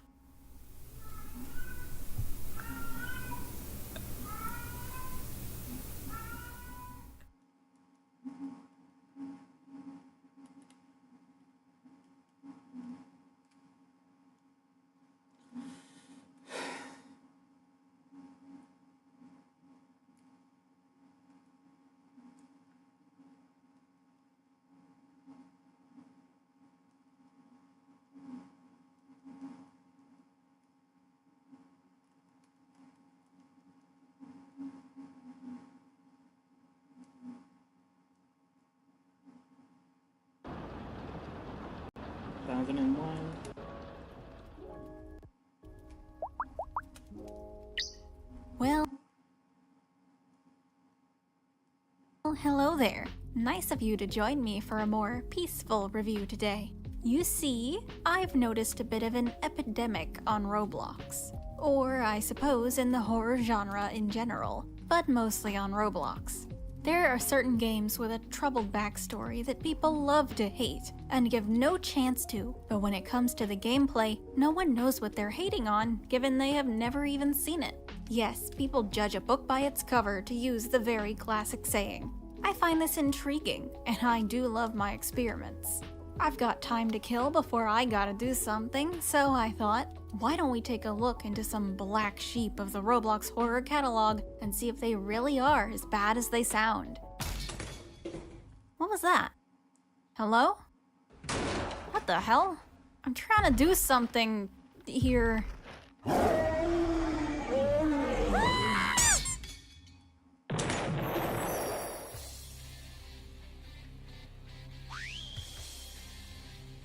Alone is the first game we're covering today, and if you've played the ever-popular Doors, you've probably heard of it. As some quick context, Doors revolves around you, the player, who is trapped in a mysterious hotel, and to even attempt to escape, or to find the answers within, you must travel to room 100 while avoiding monstrous foes. One of the most popular monsters is known as Seek, a one-eyed creature made of black goop who chases you multiple times during your journey.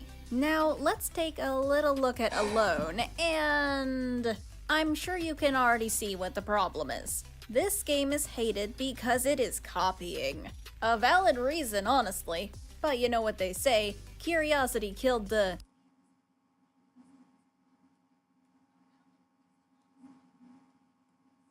'80s robot fox thing. Besides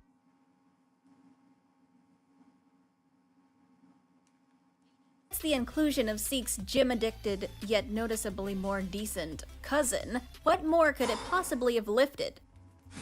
And here we are, standing at a lonesome campsite, Claire de Lune droning on in the background.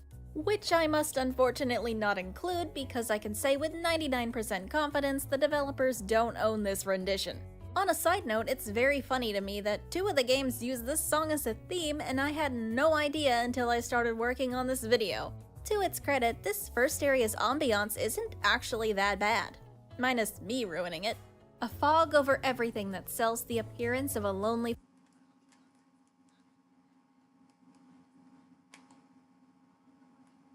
forest after a storm, and the orangey lighting makes this place feel peaceful. Honestly, if this was some sort of standalone liminal game, it wouldn't be half bad to wander around in for a bit. Unfortunately though, that's not the point of this place. Instead, it serves as a hub world similar to the hotel lobby from Doors, where you and whatever other players are around can enter a vehicle to travel to the main game. Or, you know, buy ugly outfits, that too. So me and my group enter a car to start up a lobby. We sit and wait for the timer to hit 0, same old, same old. Except, when it does, nothing happens. Well, to 3 of us anyway.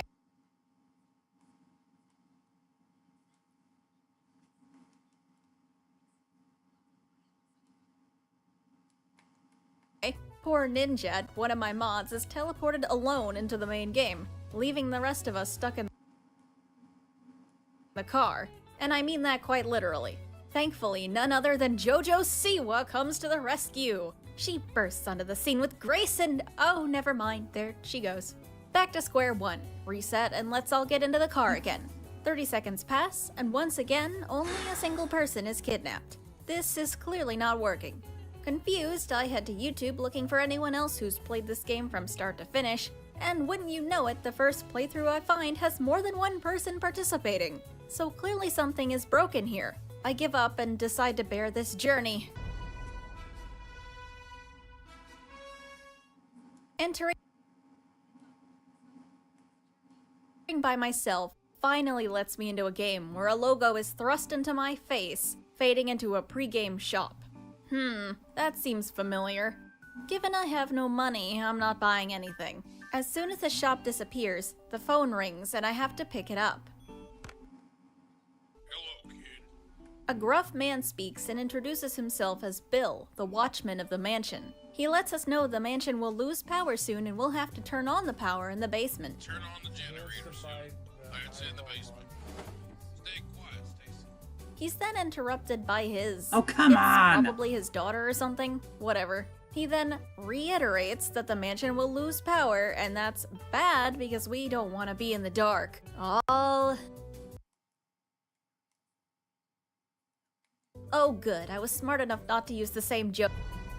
After the man hangs up though, the power does not go out. We're free to rummage around in the drawers, and dear lord, not even counting the blatant mechanic copying, this feels awful to use. Rather than a quick and often automatic pickup of items, you have to manually grab everything in the drawer one by one. This is made difficult by the terrible hitboxes at play, and you'll probably just end up opening a bunch of other drawers or closing the one you're working on before you get anything out of it. And oh, it's time to talk about the items.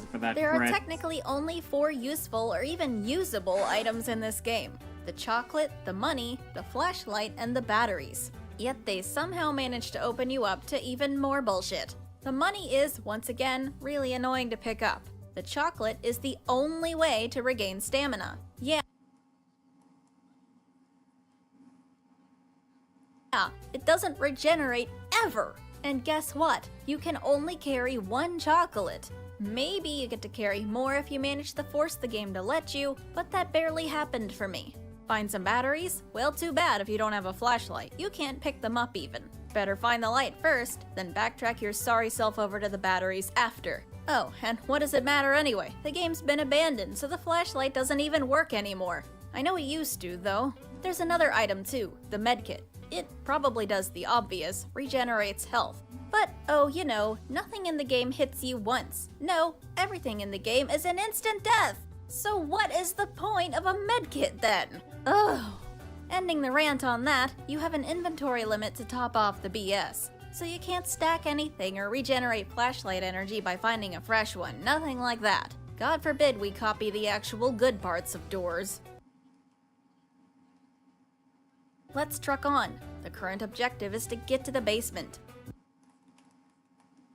Wandering the very plagiarized-looking halls of my prison, I eventually stumble on the door to it, which is boarded up. The game ever so subtly informs me I'll need a hammer to break the boards. Okay, time for more aimless wandering. I find a ladder leading to the attic, though it's broken and is a real struggle to climb, so much so that I originally didn't think it was where I was supposed to go. In the attic, there is nothing, but there should be something. My friends insist that there's supposed to be a hammer there, but after multiple resets, I got annoyed and stopped playing the game for the day. Originally, that would have been the end of it, but of course, I get curious and I have to try again to see if I just got really bad luck. This time, I skipped the pleasantries and run straight for the hammer, picking up nothing at all and taking the long way around the hall to trigger the cutscene from a different side just for good measure. And wouldn't you know it, there's the hammer! I didn't really know what superstitious thing I did to get it to show up, but on every subsequent run, I did the exact same things and it appeared without fail. I'm 90% sure this is a bug, maybe the object just evaporates after a certain period, but who knows with this game. With the hammer acquired, there's a new problem. The power went out when we picked it up, and in the game's current state, remember, the flashlight doesn't work, so that sucks.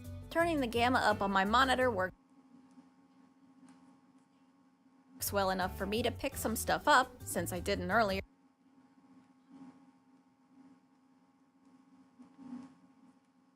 and make it to the basement door to break off the boards. The man from earlier said we can turn on the power from the basement. One issue: the generator down here has no gas. Thusly, we must find a gas can. Now things get a bit tricky. Venturing off into the strange fusion of mansion and cave system, I hear movement deep within.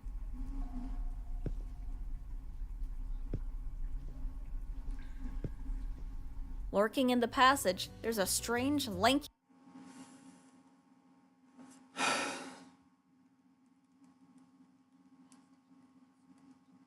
creature crawling around. It looks almost like a worse version of the Scratcher from Escape the Backrooms, honestly. It wouldn't be a horror game if the object we needed wasn't behind where the monster is, so reasonably I assume I have to pass the monster to get the gas can. Easier said than done. Without the flashlight, it's incredibly dark, and wouldn't you know it, most hiding spots in this game are one-way death traps that are more likely to soft-lock you than help in any way. When I inevitably end up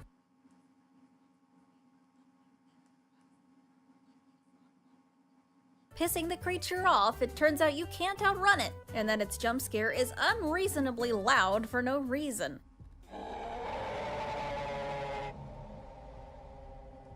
No whirlwind, Jesus Christ. Death resets you back to the lobby every time, and yet the game seems to want you to replay a lot.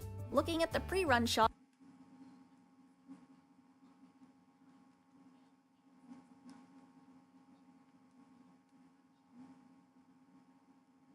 and the option to buy Revive. For 50 Robux, might I add. That's the highest price for reviving I've seen in any Roblox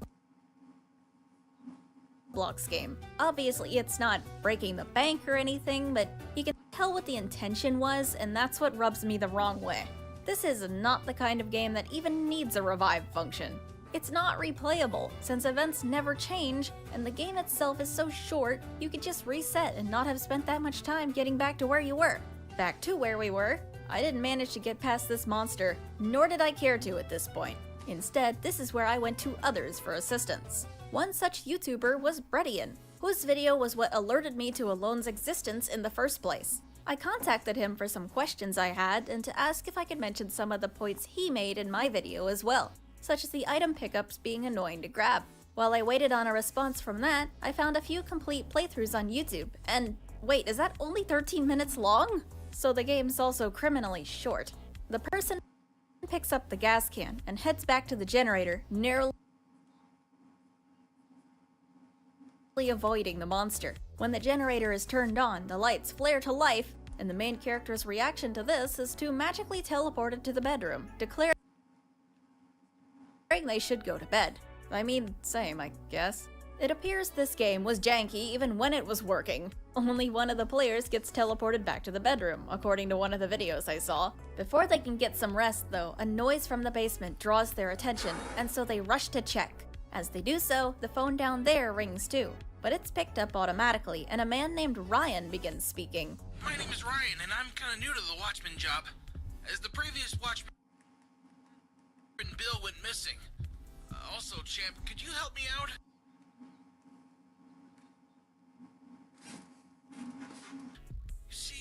I've lost my family heirloom in the observatory room. Would you mind collecting it for me? I'll owe you a favor if you do. Okay, back down to the basement it is. The amulet is located in a new area, a maze of nondescript hallways, and it's lying on a dresser. When you pick it up, a phone begins ringing, and you've got to find it.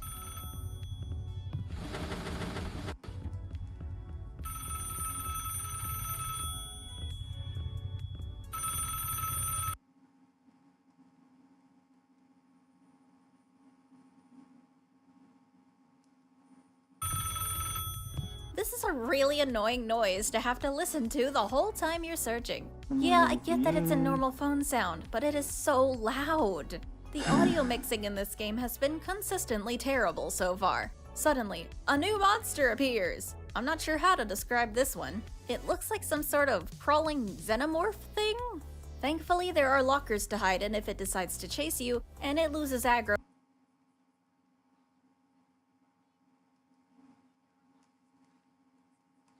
pretty much immediately. The phone seems to take a while to find. It's miserable with that loud noise constantly going on. It's not even in the maze to begin with. Before you can find it, you gotta find the exit, which glows a soft blue and features the game's logo awkwardly slapped on the walls. Then a spiral staircase sits at the back of the room, and that leads to one last area where the phone sits on a desk to the left. Picking it up, the Hey Dad, it's me, Stacy. Can you...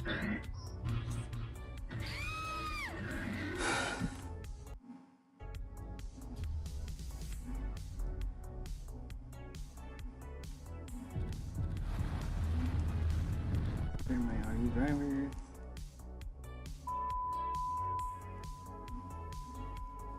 That's it? Yeah, the eye monster on the cover of the game only shows up one time in the ending cutscene, and they never made another chapter. And you can't even see his eye. Well, I gave it a chance. There was a slim possibility it wasn't just an attempt to cash in on doors. After playing though, it's pretty freaking obvious. To address the main question, does it deserve to be hated? Yeah, probably. This is one of the few times where it's difficult even for me to see any positives about this. I only liked a few things. The colors, but they're stolen from doors so it doesn't count. The intro area, its atmosphere actually isn't bad and it is original to the game. The ending area, same as the intro, it's at least somewhat original and the design's not bad. And the fact it has voice acting. It's not great voice acting, but there was effort. Besides these positive factors though, the rest of the game is a plagiarized mess with awful audio mixing, a boring plot, and the clear motive to take your money. Ready and confirmed for me, having played while the game was working, that the medkit is useless, the hammer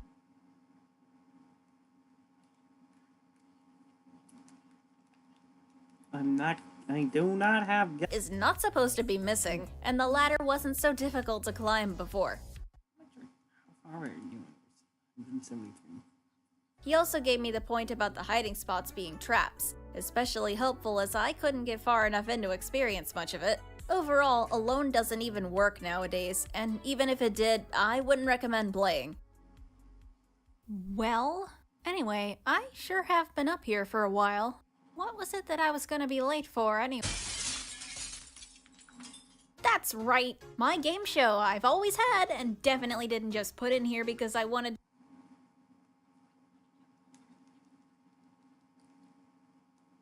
to wear a suit. Let's meet our contestants. As usual, the contestant that correctly answers their single question, is that right? Oh, we only have a few minutes. Okay. Will win a fabulous prize. Let's play the game show segment. Contestant 1, your question is, who's about to kick your ass? What? You? Nope, this guy. Makahita into Hariyama at level 24.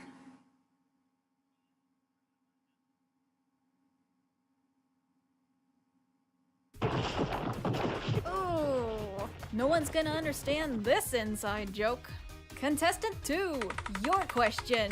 What social media platform is the #1 hater of games? And I suppose content creators as well. I'll just guess. Twitter? And she's done it again! We've a correct answer! Leading us right to the final contestant. Your question is, what is the game we are reviewing next? Oh, why that's no problem! It's gotta be the one and only Dandy's World! Why, that's absolutely correct! Dandy's World is a multiplayer mascot horror game created by Blush Crunch Studio. And starring the one and Okay, only shut up. I'm the one reviewing this, not you. Now for the big reveal. What's your prize? Why, it's right behind these curtains. There she is! Put your hands up! Oh boy, here we go. Dandy's World, the poster child of hated mascot games. Must have some real bad gameplay to get that title. Wait, what do you mean nobody's played it? Yes, that's right. Dandy's World has had so much controversy that no one even wary of it would dare to give it a look-see. I mean, I'm not judging. I was literally the same way last year.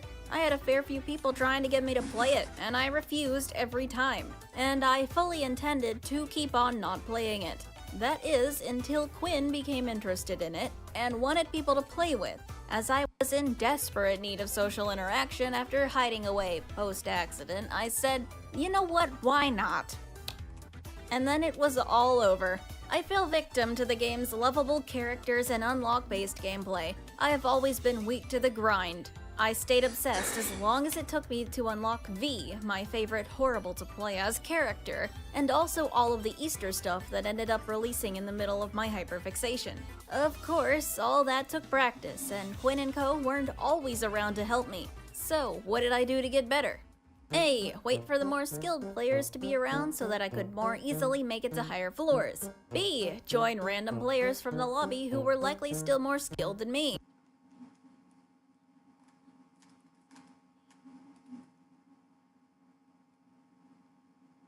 Or C. Grab a bunch of my friends who had never played ever and throw ourselves like lemmings into the depths. I mean, do you even have to ask?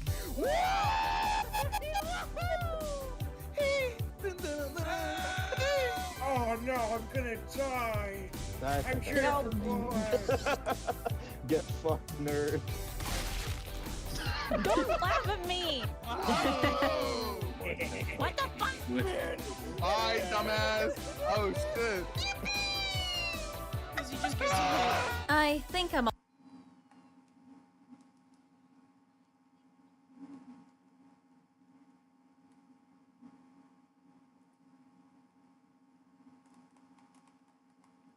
a lot more qualified to cover the game now. But that brings me to the disclaimer I want to make before really getting into it. We are looking at the game and only the game. Today, we're only asking the question, Dandy's World is hated, but is it even because of the game itself? So what is Dandy's World? Starting with a basic idea of the story, in 1984, the Garden View Center was constructed. Then, in 1988, the tunes were created. And not just concepted, no, I mean in real life. Created from a substance known as ichor, the Garden View Center homed real-life cartoon characters, all tasked with giving a memorable experience for the kids and adults alike who came to visit. Then there came the show itself. Dandy's World began airing episodes sometime around 1990, clocking in 4 possible seasons before stopping in 2002 after Garden View closed down. And why did it close down? That's where it gets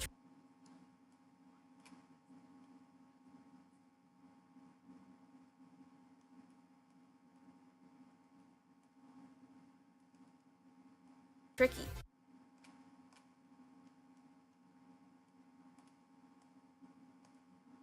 All we know is ichor was behind it, likely in the hands of Delilah Keene, the one responsible for creating the tune's physical forms. It's implied by her cold and pushy personality that she did something to cause creatures known as Twisted Toons, and after that, everything definitely went downhill. So years after closing, the Toons now wander the empty halls of Garden View, living day to day with only one mission. And what might that be? In Dandy's World, you take control of one of the Toons. You must enter the elevator to descend into the Garden View Museum with up to 8 others to extract ichor from machines, progressing floor by floor. Machines must be done individually, and as you work on one, you will be given skill checks. You can hit a good skill check or a great skill check. Greats add more progress. When all machines are done, the elevator will open, giving everyone on the floor 30 seconds to get in before it shuts and leaves you behind, which is an instant death. Make it inside though and you're on your way to the next floor. Of course, danger lurks on every floor. While working, you'll have to contend with Twisteds, ichor-ridden versions of the Toons you play as. If you're spotted by one, they will pursue you. There are 3 ways to lose a Twisted. One is by losing line of sight, which is usually done by looping them around obstacles. Think Dead by Daylight, but for babies. Another is by being hit. Twisteds are momentarily stunned after hitting you, giving you a chance to hide before they remember you exist. You only have 3 hearts to play with, so don't be stupid. Even more so if you are playing a main character, they have even less. The last method of losing aggro is with a smoke bomb, a rare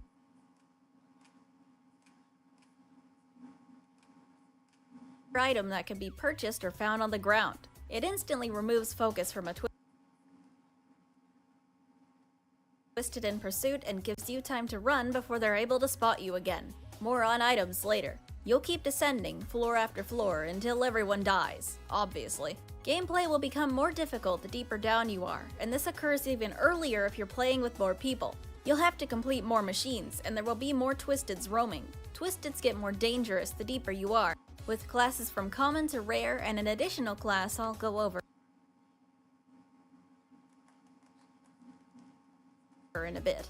While common Twisteds have no special abilities beyond slight stat increases in cases like Twisted Yada, who is faster than average, uncommon and rare Twisteds have gimmicks that can range from rendering them totally docile to making them a complete pain in the ass. An example of a docile Twisted would be Twisted Roger, who simply hides in a capsule, trying to trick you into picking it up where he will then attack. Since most players know how not to provoke one of these, dociles are often seen as a blessing.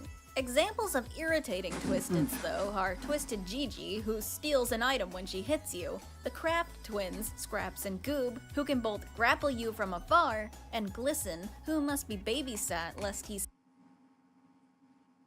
snap and begin ruthlessly chasing anyone he sees, except when he does it anyway if you complete all machines. And then there's the Twisteds known as Mains, short for main characters. Mains are the most dangerous, all sporting abilities that make them harder to deal with than standard enemies. Some apply a status effect to you when they're in pursuit, such as Twisted Astro, who causes your stamina to rapidly decrease, or Twisted V, who slows you down. Others are a constant problem, like Twisted Shelly's floor-wide ability to slow machine progress, or Twisted Sprout's lingering Ichor tentacles that hit anyone nearby. Honorary mention to Easter event character Twisted Bassie, whose Ichor flowers slow anyone passing them. Then there is the dreaded Twisted Pebble, whose speed when chasing is the highest in the game. When deep enough, you might see 2 or 3 mains at once. And your chance also increases for a blackout, which is exactly how it sounds. The power goes out, making it difficult to see machines and threats if you're not one of the few toons who can glow in the dark. Now you're not without aid for all this. There are many chances to pick up or buy useful items. Most items, save for healing items, or one-offs like the aforementioned Smoke Bomb, affect your stats. Each toon has 5 stats. Skill check, which affects how much progress a toon gets from a great skill check, as well as how big the window is to do so. Movement speed, which determines how fast you can walk or sprint. Stamina, which determines how long you can sprint. Stealth, which affects how far away a Twisted can spot you, and low stealth determines who is spotted out of a crowd. And extraction speed, which determines how quickly a toon fills machines without skill checks. Candy is the most common thing to find, which boosts a single stat based on its name. For example, speed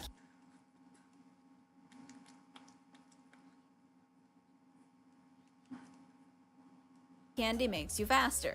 And I mentioned buying items earlier. In the elevator, every other floor, Dandy will open a shop where he accepts tapes as currency. Tapes are found on the floor or from doing just about anything from completing machines to using items. Heck, even getting spotted gets you tapes. The rarer the item Dandy's selling, the more tapes it'll cost. The most expensive being smoke bombs, valves, and eject buttons at 150 tapes each. It's always fun when he wants to sell these on floor 1 when everyone is broke and then never does again. And if you can't buy something, there's a chance for other boosts as well. On floors without Dandy, you'll have the opportunity to vote on a perk out of 3 randomly selected. These can include adding time to get to the elevator, healing everyone by 1 heart, increasing item spawn rarity, things like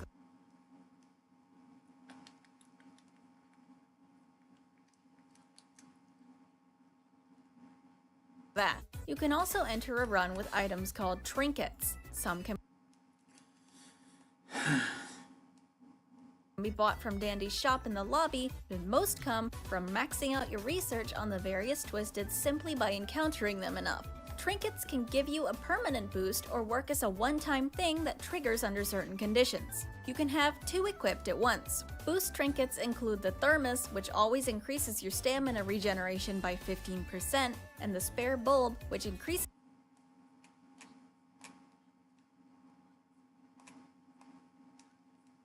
how far you can see in blackouts. More conditional trinkets include Vanity Mirror, which greatly increases your run speed when the elevator timer is active, and V's Remote, which instantly completes the first machine you use on any floor, as long as more than half of the machines aren't already done. That's pretty much the idea. But of course, players have come up with their own methods to spice things up a bit. It's time to talk about roles and strategies. Dandy's World doesn't feature any unique game modes. More on that later, but it's forced players to improvise to keep the game interesting. There's 2 categories to this improvisation. That's run types and player types, or at least what I'm calling them. Run types refer to what sort of run a group would like to do. Common run types include playing main runs, dandy runs, and long runs. Main runs require everyone in the group to be a main character toon, so only Sprout, Shelly, Astro, V, Pebble, Bobette, or Bassie are allowed. I'm not sure there's an advantage to this. If anything, it might be harder than a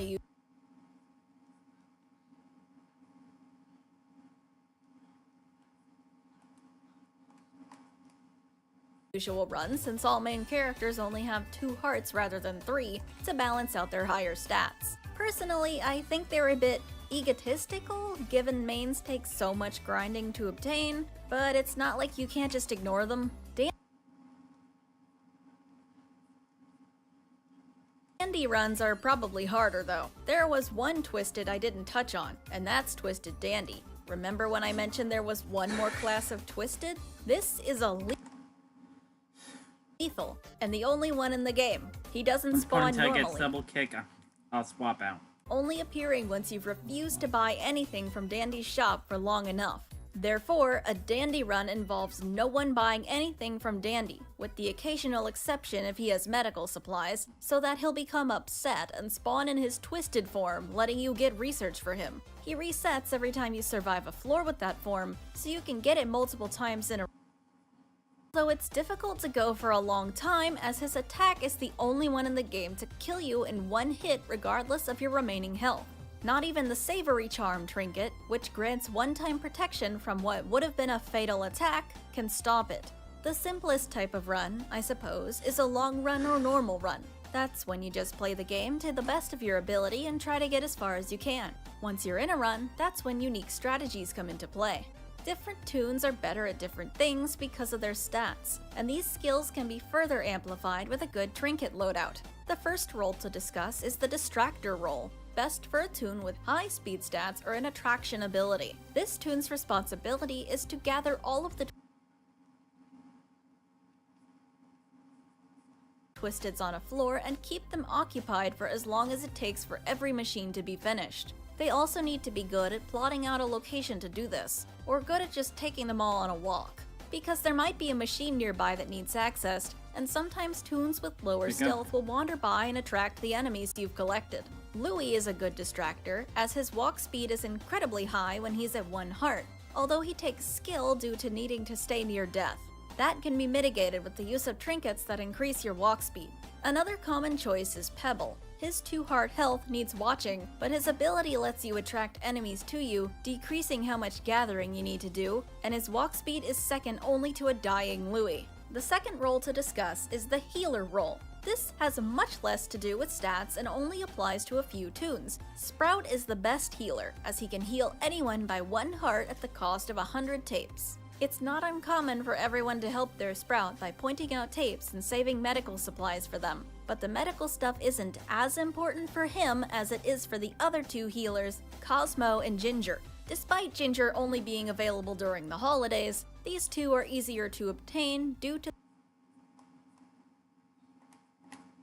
their non-main status, but their healing comes at a cost. It takes one of their own hearts away. Best to let them heal up so they can do that more often. The last role is pretty toon specific.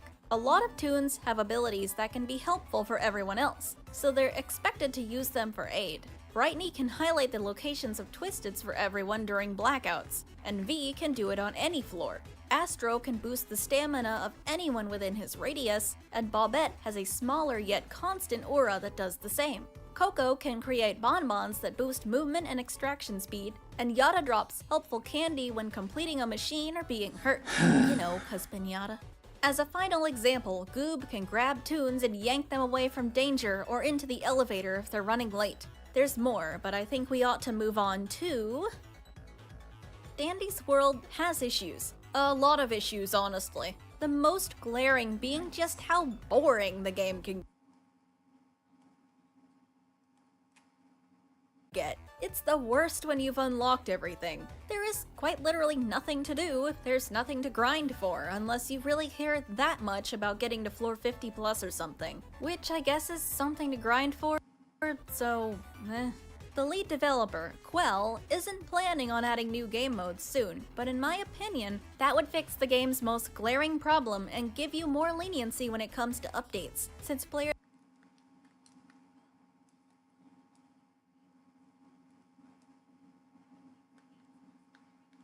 would have more to do in the meantime. In my opinion, if this game didn't appeal so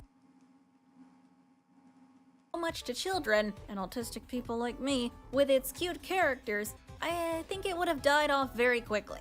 Even when in the midst of the grind, the gameplay can feel very tedious. With a large party, it goes quickly, but as people start dropping, you start to realize how little anything changes. The only gameplay modifier is the blackouts. Nothing else happens to shake up a floor besides more machines and more Twisteds. I can branch off into a few more different problems from here, starting with the need for more gameplay modifiers. It's an odd example, but I think Baldi's Basics did this pretty well with its random events. Something really inconvenient can happen, like a flood that makes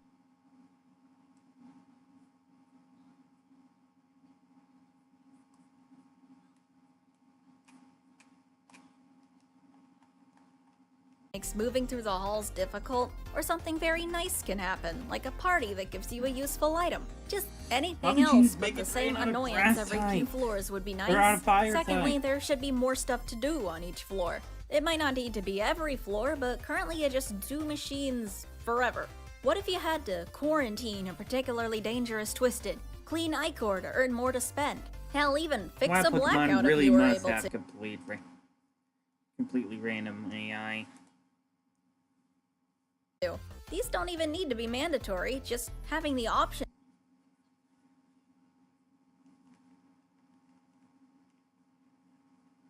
to do so for a possible reward would make things more interesting. Lastly, there ought to be more ways to get rid of Twisteds. Currently, the one way to do so, without a smoke bomb, is to run and lose line of sight. Every one of them, when you get down to it, is the same. Even mains. They just chase you. Unique escape mechanics would make any Twisted more threatening. Currently, Pebble is the only one that's scary at all, and it's just because he's really fast. Just throwing out ideas, Sprout's tendrils could actually grab you and you would have to mash to escape. Tisha could make the floor slippery with Ichor. V could briefly make you visible to other Twisteds just for a second or two. These are just a few Twisted escape mechanics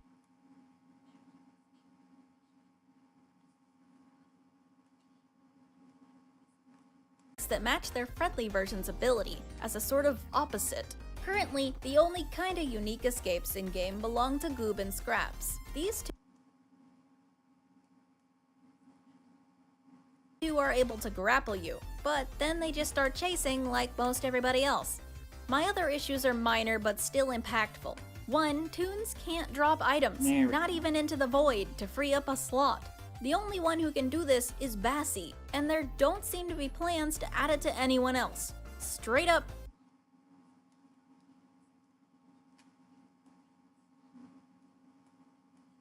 This should not be exclusive to one character. Changing that would mostly solve the problem of new or malicious players stealing supplies needed by other characters, and those characters wouldn't have to risk damage to get to something you're guarding for them. Speaking of supplies, there's no reason for you not to be allowed to buy multiple of an item in Dandy's shop. Literally, how would it be a problem? And the items should tell you their use before you buy them. How are new players meant to know what instructions or stopwatches do just by looking at them? Of course, the first Pokemon And as one you run last into point, is the game's sound design is really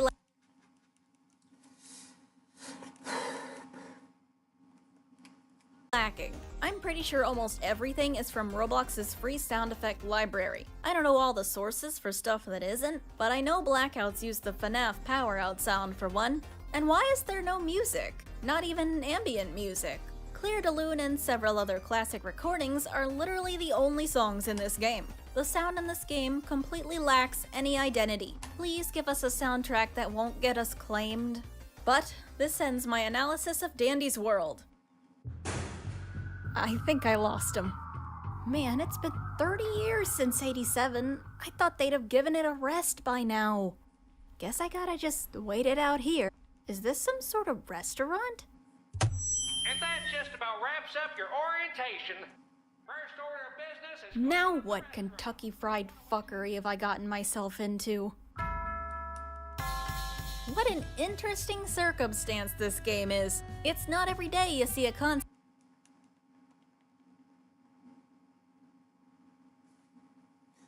farm actually try to branch out into new ways of taking your brain cells.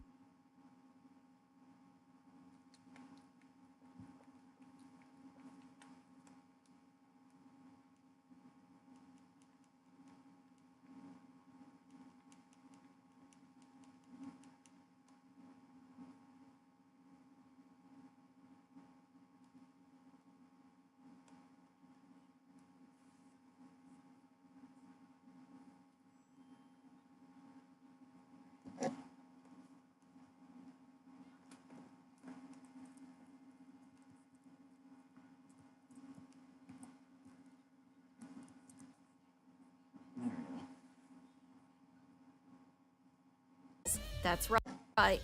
Cluckies is a Roblox game created by GameToons, a YouTube animation channel owned by Newscape Studios that specializes in slop animations based around whatever horror thing is popular. Examples include Poppy Playtime, Rainbow Friends, Garden of Banban, and Sprunky, of course.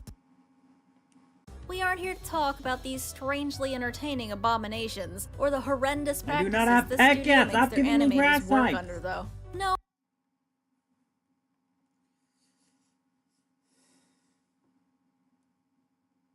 We're here to talk about what happens when your low-quality animation just isn't making enough money.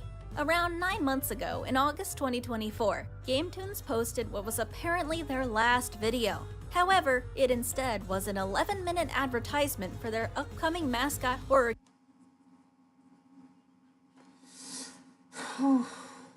game, Cluckies. After posting that and releasing said game, they proceeded to make brain rot of their own IP. Let's see. How long did that last? 9 videos releasing over the course of nearly 2 months. After all that, they realized the game just wasn't doing as well as the videos. And so in October 2024, they ceased supporting the game entirely, and nowadays it's just a shell of what it was back in autumn, evident by the autumn-themed loot boxes in stock. Oh boy! Why did you correct me? That's about the only thing that still works, actually. If you try to get into a game, it just doesn't bring you anywhere. So, yeah, this is gonna be another one where I have to get footage from somebody else. Thankfully, I played the version that wasn't finished last year, so I can go off memory for how it felt to play. And strangely, it's not that bad. You know, if you ignore all this garbage on the side, I'm just gonna look into the gameplay, because if we get into predatory Roblox gambling practices, we'll be here for the rest of our lives. And that just about wraps up your orientation. Cluckies begins with you wrapping up some employee orientation.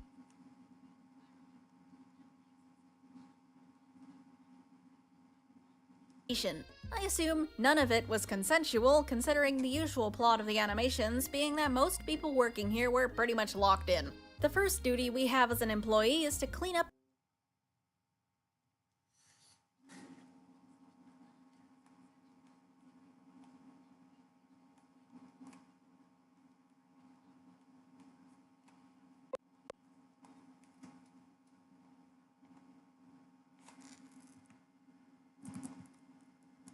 But he's also shown letting him out of a cell to come hunt us down, so the villain here is pretty obvious. Once the gameplay starts, it just turns into Rainbow Friends. It's repetitive and easy, It's meant to get them to grab their parents' credit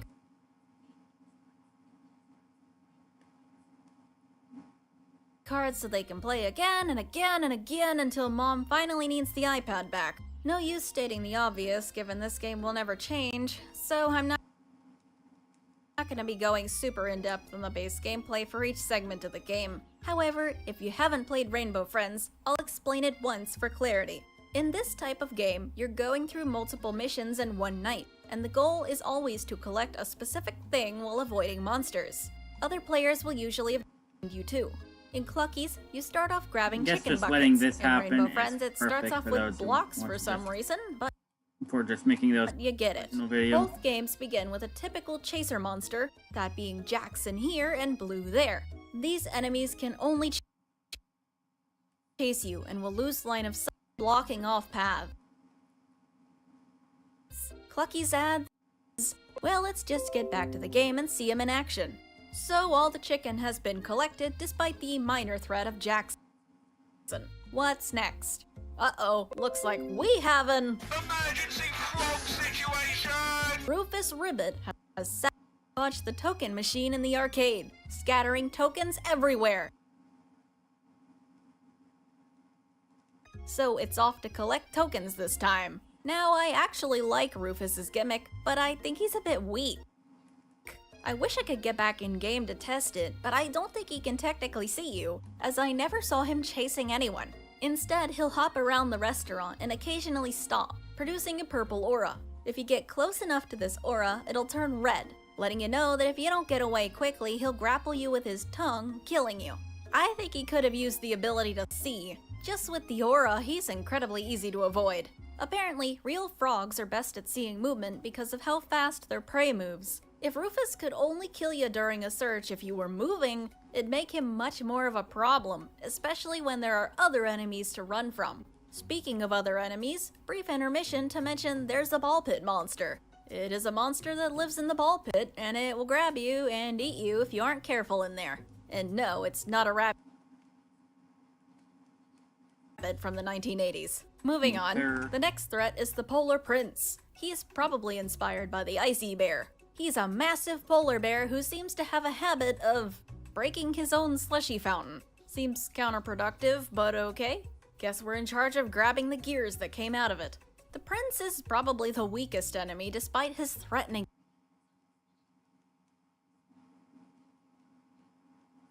appearance. He skates around the building, leaving a trail of ice wherever he goes. Walking in that trail of ice does nothing to you, and it lets you see where he's gone, so you know to avoid that area. If you somehow get spotted anyway, I think he's a bit of a faster chaser than the others because of the ice, but that's kinda all he has going on. It's probably obvious, but if the ice did something to you, that'd automatically make him better.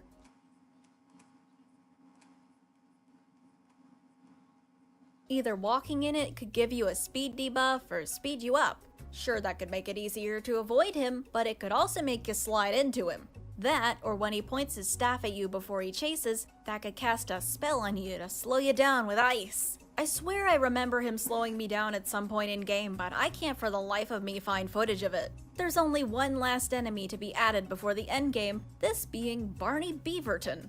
Unfortunately, Barney suffers from a tragic affliction known as "they forgot to rig my face." He comes out and jackhammers a locked box. Okay, they did add the flinch chance from Gen 4 onwards. Come on, did we run out of ideas that quickly? Since Barney is a construction worker, he's broken a gaping hole in the middle of the dining area. This got my hopes up. I was assuming he'd have broken other things around the building too.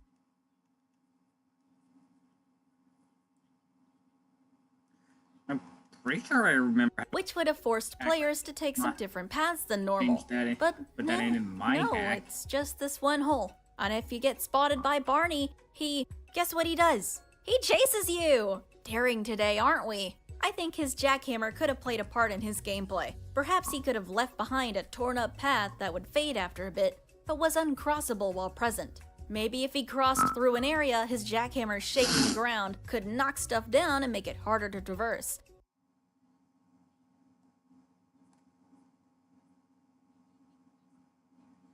Giving players the option to fix it with the typical hold a button prompt common in Roblox. Play up the construction theme and all. Oh, but I guess he does have facial rigging. Good to know. Let's skip ahead to the part I never got to play. Those keys that Barney scattered open this door in Clucky's office, which leads to a single trapdoor, dropping the player into the final round.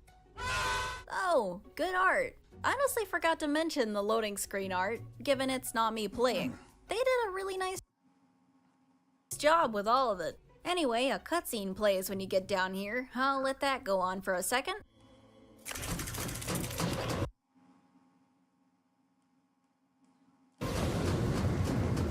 That's actually not that bad.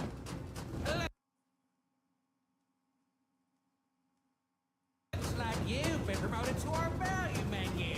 It's a shame you'll never get to see what's really cooking down here, because there's much more to this place than food and friendly service. But you know what they say, if you can't handle the heat, then stay out of the kitchen. Goldine into Sea King at level 28.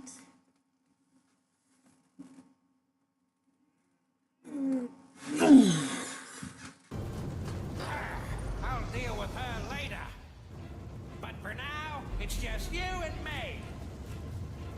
And now, Clucky is now we're being down to released. the The final most two. threatening sentence I've ever read. Cueing the ever-so-common mascot horror final chase scene. The restaurant scene seems to have been completely thrown out the window in exchange for an active construction zone. During the chase, you're required to jump gaps, dodge wrecking balls and steam, and run through comically oversized vents until you reach a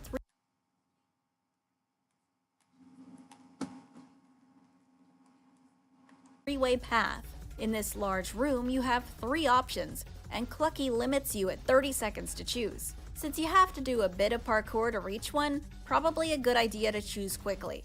Each room has completely different scenery though. It doesn't make a lot of sense, but in the easy way out, you run past a dusty desert and through a saloon, ending with a cowboy-era jail. In the not-so-easy way out, there's a snowy place with frozen lakes where falling in the water will freeze you and kill you.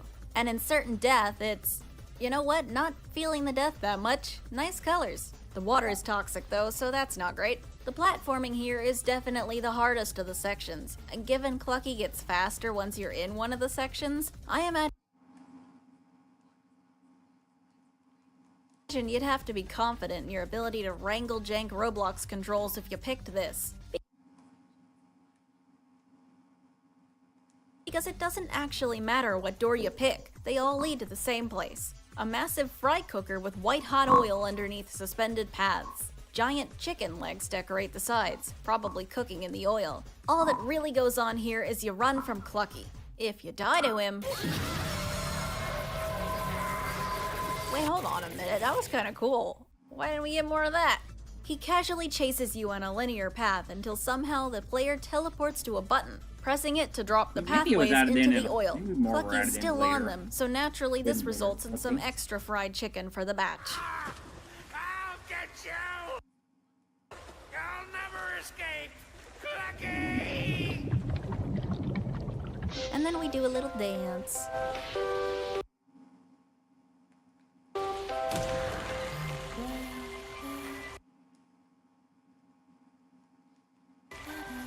Clucky's ends with the main man jealous that the door frame wants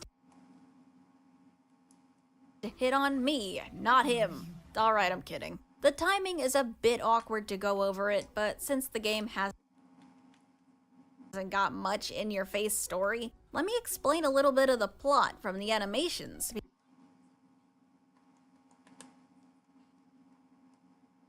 Because this voice belongs to a character from those, known as Mama Demonica. I actually find the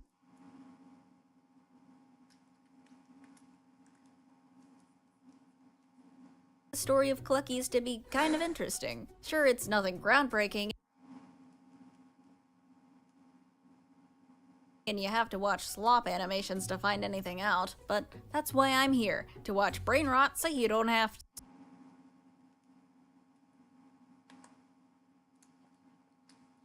to. Clucky is not actually a living, talking anthropomorphic chicken, and he never was. He's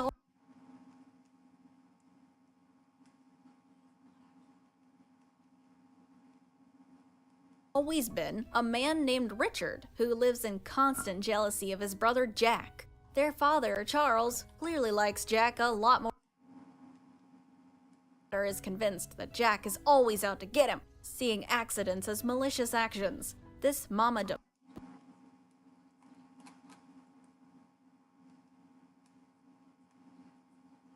Monica character appears as a voice in Richard's head trying to get him to off his brother, which he initially refuses. Eventually, their father is planning a commercial for his restaurant.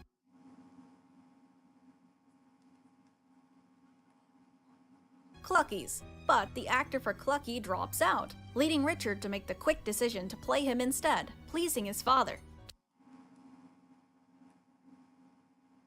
Jack gets the Jackson Jackal costume after trying to refuse in an attempt to let his brother have one thing unique to him.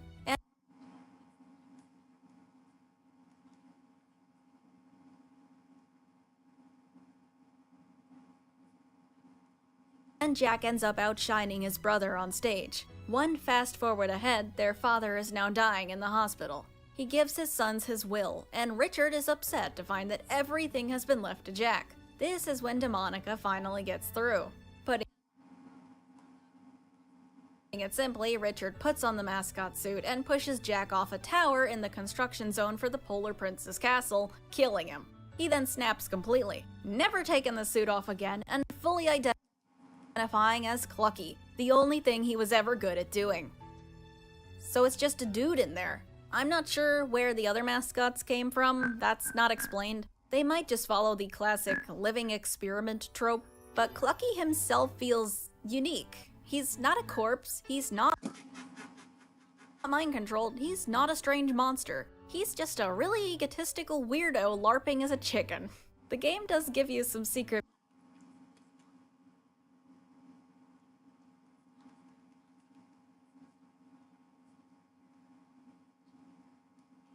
VHS tapes around the map that explain other lore though. This lore focuses on the other mascots. It's not super deep, but follows the mascots fighting over chicken that the Polar Prince ends up trying to stop them from eating, because he knows Clucky's doing something to it to make it so addictive that it controls them. Clucky immediately stops him, giving him the scar on his eye, and gets him under control just like the rest of the characters. Then he hints at why he was hiring employees in the first place. It was to feed them to the mascots, so they didn't go through the customer's chicken supply. Sorry, I should You not be coulda whispering just to myself, not sorry. drugged the I'm serious to mascots? that. Okay, the video's gone on too long. I'm not gonna start questioning the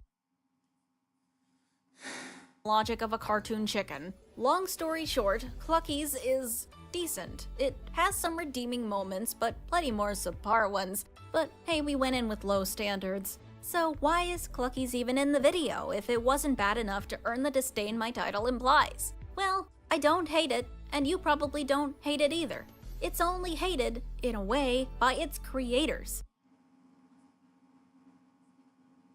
It wasn't even released in a finished state. You know all that stuff with the Clucky chase and the actual quality jump scare? The game didn't come out with any of that.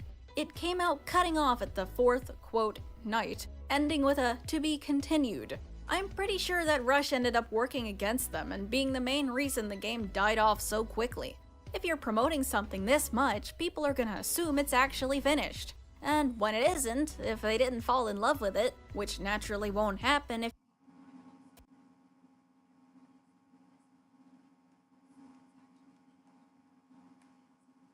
you release it without what could be considered the best part, they're not going to come back for more of the same slog. It's sad to see a game that clearly had some effort put in be abandoned after such a short time, because I'm sure the developers responsible cared.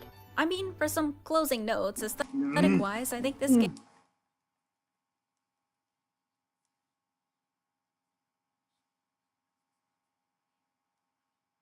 game was doing pretty good. I'd say the characters are definitely accurate to how McDonald's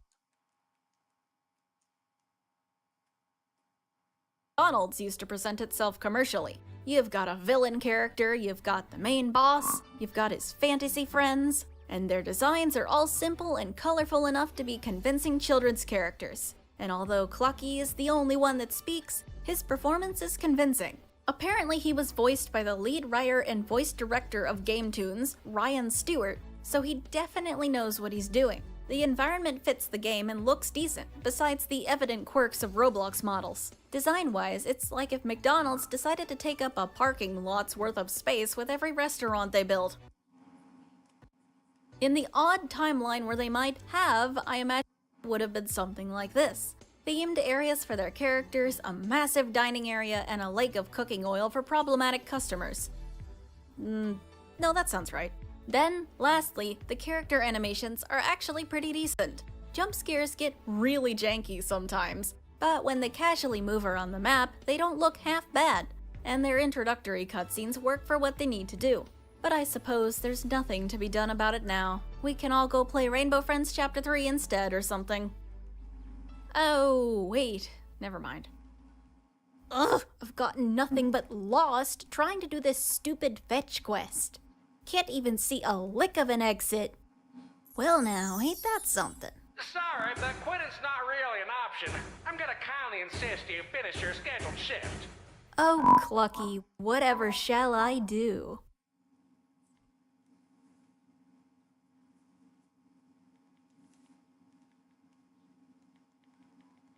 And so we conclude. Hey, I gotta be honest, I've wanted to do this video since April, but admittedly Dandy's World was the thing holding it off, because 1, I didn't want to take attention from Quinn's video, and 2, the game kept updating. Now that it's at a bit of a lull, I feel confident in going ahead with this, and I had a lot of fun with it. I like making more complex videos with the cutaway skits and stuff, I just couldn't do them as much before since I had to focus on the editing part first. Now that I have editors, I hope you can look forward to more personable videos like this in the future. Well, as long as you actually liked it. Anyway, this has been Glamrock Dusky, and remember, have a phasorific day!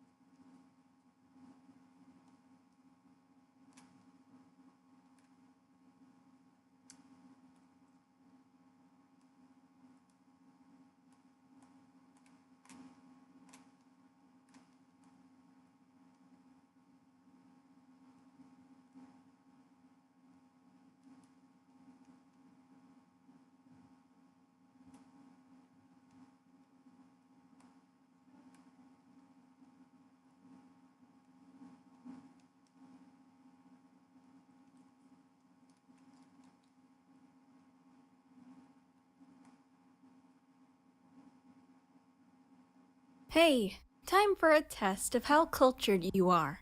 Who here remembers the Wiggles? If the name doesn't ring a bell, how about, well, I can't just play the song, but it goes, fruit salad, yummy yummy. Later on into Agron, still got nothing, 42. fine. Let me introduce you to the Wiggles. I promise it's important context. The Wiggles are an Australian children's music group famous for songs such as Big Red Car, Fruit Salad, and others. They wear a specific set of colors. Yellow, which was usually the leading member, alongside red, blue, and purple. Founded in 1991, the original members you'll likely be most familiar with were Greg in yellow, Anthony in blue, Murray in red, and Jeff in purple. Nowadays, there are 8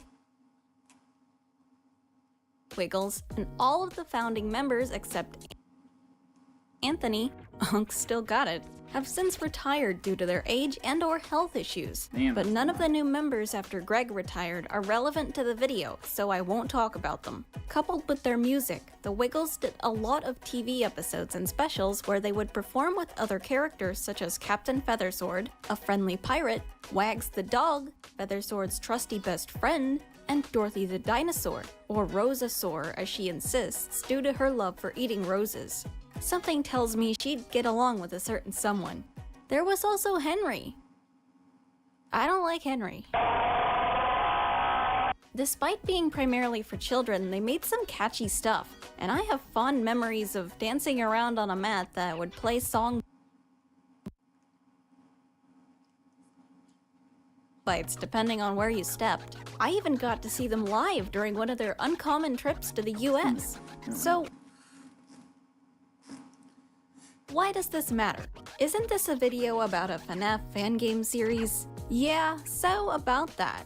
Perhaps not all of the Wiggles marketing tactics were well received. In 1999, a Wiggles video special was released. Which I never saw.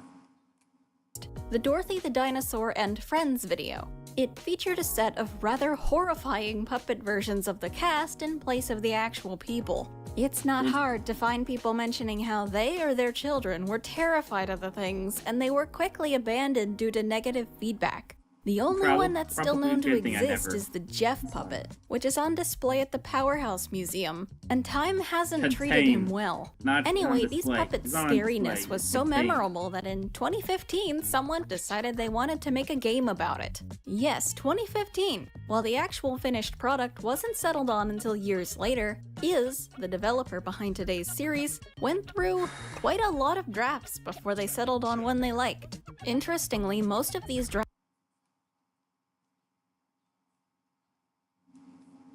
were created in Little Big Planet 3, but the final version was created in Blender, titled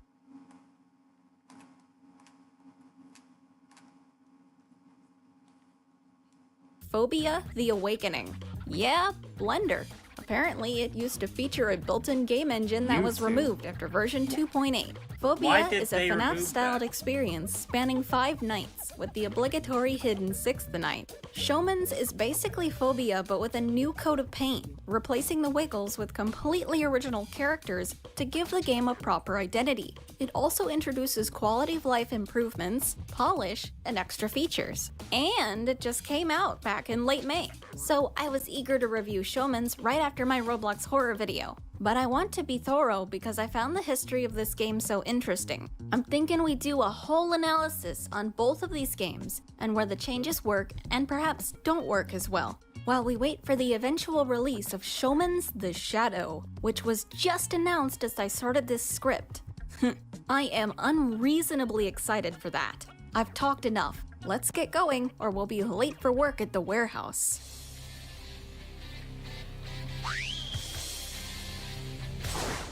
Hi! I'm in danger. This hydraulic press will only spare me if you subscribe. Press the subscribe button and comment below which perilous situation you would love to see me in next. So, how is this going to work? Well, since Showman's is not an entirely different game from Phobia, rather an improved reskin, I'm not going to go over them separately. Instead, I'm going to go through both at the same time, night by night. So here we go, starting with the title screen. Both games feature a slow sequential fade between their animatronics. We're greeted with the cold plastic eyes of Greg, Murray, Jeff, Anthony, and Captain Feathersword, as well as their successors, Showman, Johnny, Harry, Tony, and Captain Cackle. While we wouldn't initially know the names of the robots and Showmans, I'll just be using them from the beginning, since the only way to know them without beating the game is by dying to one. As they fade by one, they even have short animations, often looking you in the eye before settling down. It's a cool take on the classic FNAF trope of showing the animatronics to the side of the main menu. Before we get into gameplay, I want to give my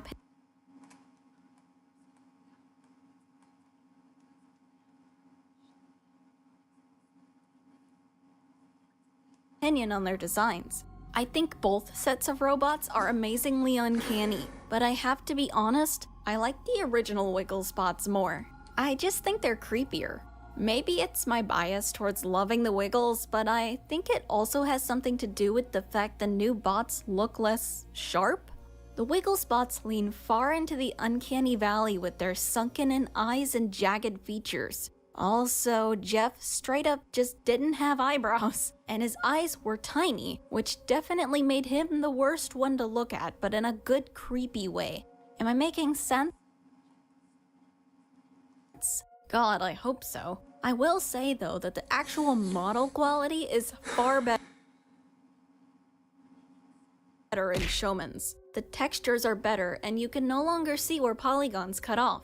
It's also easier to tell the difference between the robots because of their improved designs. I'm glad Iz was able to make a cast of characters that was still visually distinct without the brand recognition. You know, maybe those earlier models are just creepier because they were of lower quality. Let's get on with it already and hop into Night 1. Right after I yap some more over here on the night selection screen. Don't worry, I won't be long, I just want to note how fun this design choice is. Every night features a cinematic still of one of the robots that will be introduced. I've seen this done in games such as FNAF in Real Time as well. I'm sure there are others, but I can't remember them off the top of my head. And I always think it's a neat concept that adds character and gets you excited to find out what this new threat will do. Plus, this is more of a personal preference, but I think more FNAF-like games should allow you to replay specific nights. I'm noticing it more in recent ones like this game and the aforementioned FNAF in Real Time, and I hope that trend continues. It's helpful for reviewers like myself and also for lore enthusiasts. Right, Night 1, yes. Right away, the biggest difference between the games becomes apparent as when we go to play the first night of Showman's, we're greeted with this, the game's first scene. Remember, come find me. I will help you. Phobia does not feature pre- or post-night cutscenes aside from its ending, but Showman's is intent on expanding the story right from the get-go. Meeting back where the games converge, we have the classic Night 1 phone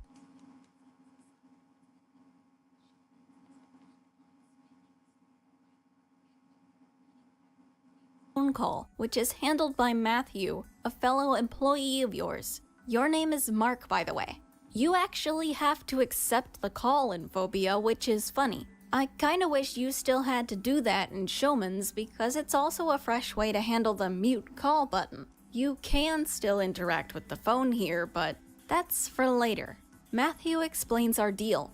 We're working the night shift at a warehouse onto props, merchandise, animatronics, you name it, from closed down restaurants. The only working animatronics they currently have, though, are the ones we're fighting off. The crews from Wiggle Pizza House and Showman's Pizza Place respectively.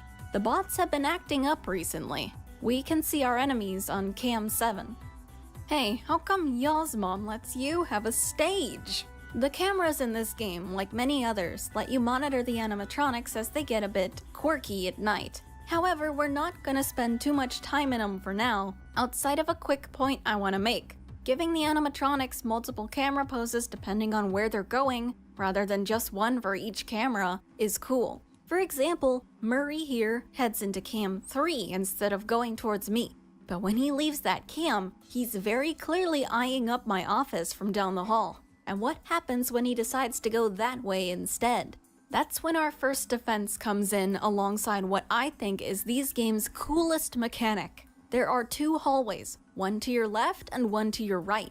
And when an animatronic enters one, you'll hear their footsteps as directional audio. You can check on them using the light buttons on your desk to see how close they are to you, and they will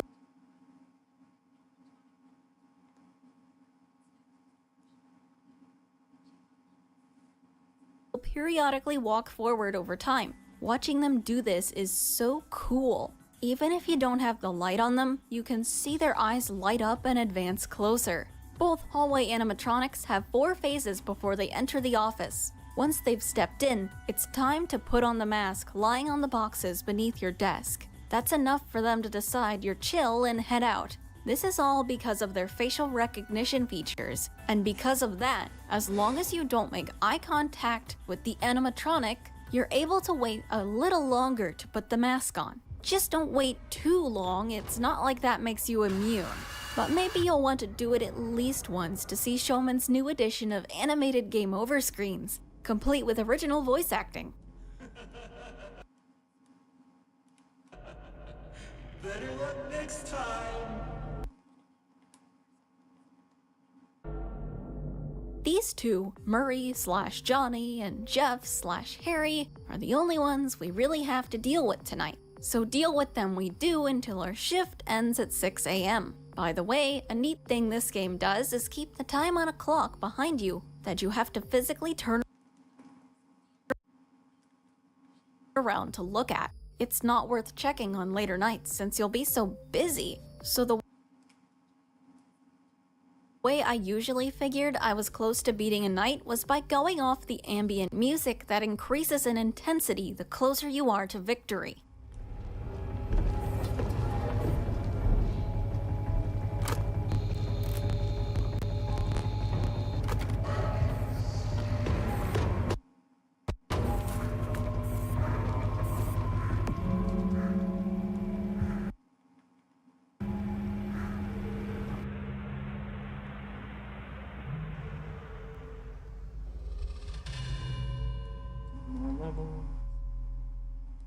With that over with, Mark is seen meeting with the Showman's Company founder, Jason, to report what happened last night. By the way, when I'm going over cutscenes after nights, assume they're from Showman's.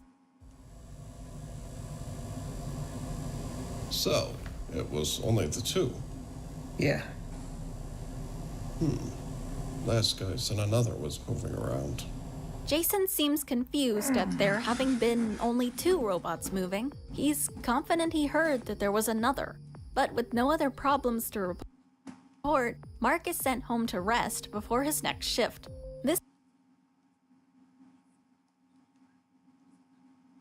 cutscene is a good time to bring up that I think both games could use subtitles. They're missed the most here due to Jason's accent and habit of mumbling a bit, and they'd also be useful for nights where you'll be getting busy early on. Speaking of, Night 2 introduces the Captains. His title is retained, passed on from Captain Feathersword to Captain Cackle, and he is a pain. Matthew advises you to keep a close eye on this guy in Camp 6, since he will take the first chance he gets to run off, which seems to be the trend with pirate animatronics. It's not the end if he gets out, however. You have a chance to send him back by finding which camera he went to and staring briefly to reset him. You gotta be quick with it though, because if you aren't, well, you get the usual. If you forget about him amidst the chaos, he can be heard cackling in the distance with a distinct, deep voice. And that served as a wake-up call for me more than once. But it's best never to let him escape, because finding him wastes precious seconds you need when things are tight. In Showman's, the captain has received several extra camera poses compared to the single one he has in Phobia. He seems to cycle between these regardless of how much you watch him. It's a good addition considering you're gonna be spending half your life on this camera. He is the only new addition to the cast tonight. However, you've probably been wondering why we're dating a lovely lady while doing all this. Or an elf, but let's just focus on the missus. She's enough to explain this mechanic. Peggy, or Jimmy, starts getting fidgety tonight. She was technically active on night 1, but you would have had to practically force her to start moving yourself. It'll make sense in a second. As you're handling various defense tactics, she will slowly look up at you over time. I've been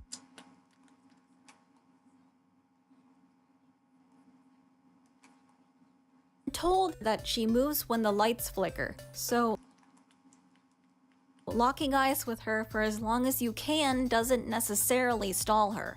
Peggy's phases are more subtle than Jimmy's, But in a trade-off, it has a far less subtle last phase than he does. When she's getting close to last phase, she'll begin speaking too, greeting you in a sultry tone. When she's at last phase, while Jimmy aggressively leans forward, ready to grab you, Peggy slams the table and meets your eye, making loud grinding sounds as she does so. I hate to admit that no matter how many times she did this, with how tense this game makes me, it got me almost every time. Now, to prevent this animatronic from killing you, you must pull the lever to the side of them to administer a controlled shock that knocks them dead for a bit.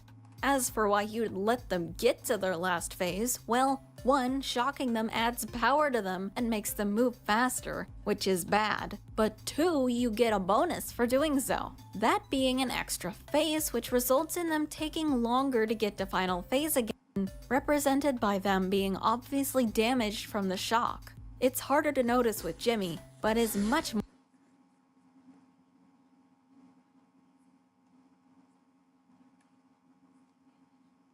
more evident with Peggy.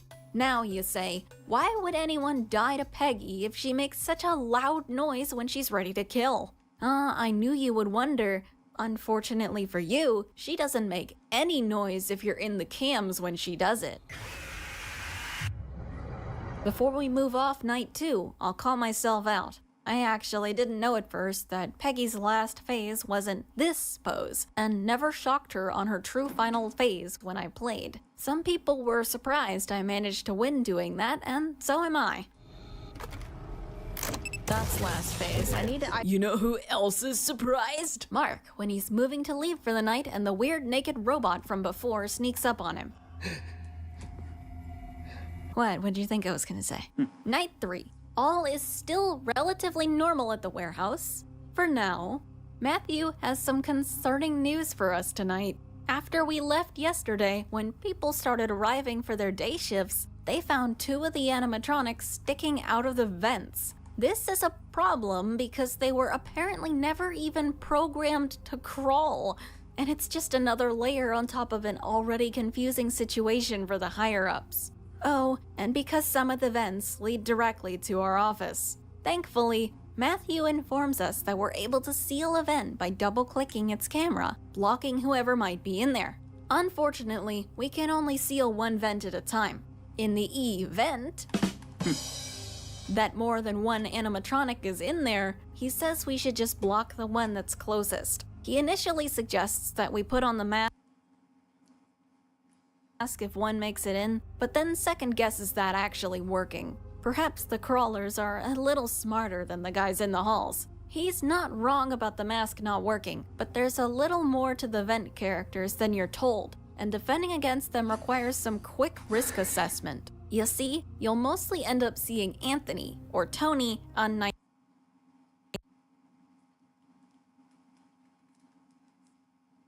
3. He can access the vents on cams 11 and 12 and is very quick. On the contrary, Greg/Showman himself can only access cam 13's vent and is far slower. While vent activity isn't crazy tonight, when things start ramping up, you have to prioritize blocking Mr. Speedy over here unless Showman is as close as he can get. It took me a minute when I originally played Phobia to figure out that I was prioritizing Greg too much, letting Anthony in more than I'd like to admit.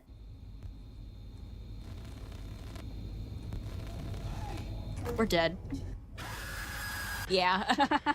It can get pretty scary when Showman is at the end of the vent, but you can see Tony progressing closer. But you have to stick to Showman's cam, then as soon as he leaves, you have to immediately jump on Tony. Even worse if you can hear someone advancing from the halls, or if all that was enough to let the captain make a getaway. The vent cameras are gonna be the second most important thing to check from now on, next to cam 6. Night 3 concludes with Mark looking at other things in the warehouse before finding a single Johnny doll in a box. Picking it up, he suddenly begins to hyperventilate before collapsing to the floor, experiencing a vision of a darkened warehouse where Showman stands over him, lacking eyes. Waking up in a panic, he asks, "What happened to you?"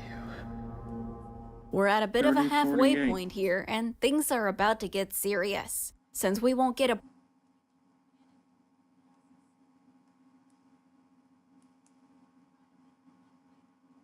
break for a while after this, I think now is a good time to check if you've been paying attention. It's okay, just do it like we practiced. I'm sure they'll love you. Character. Time for a pop quiz.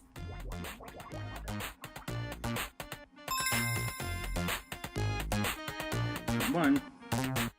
Which character enters from the left hallway? Depth/hair. 52. He's the CEO and owner of Someone's Pizza Palace. Of Someone's Pizza Place. Kristen Baker. Bonus quizzes. Who of these was the fifth founding member of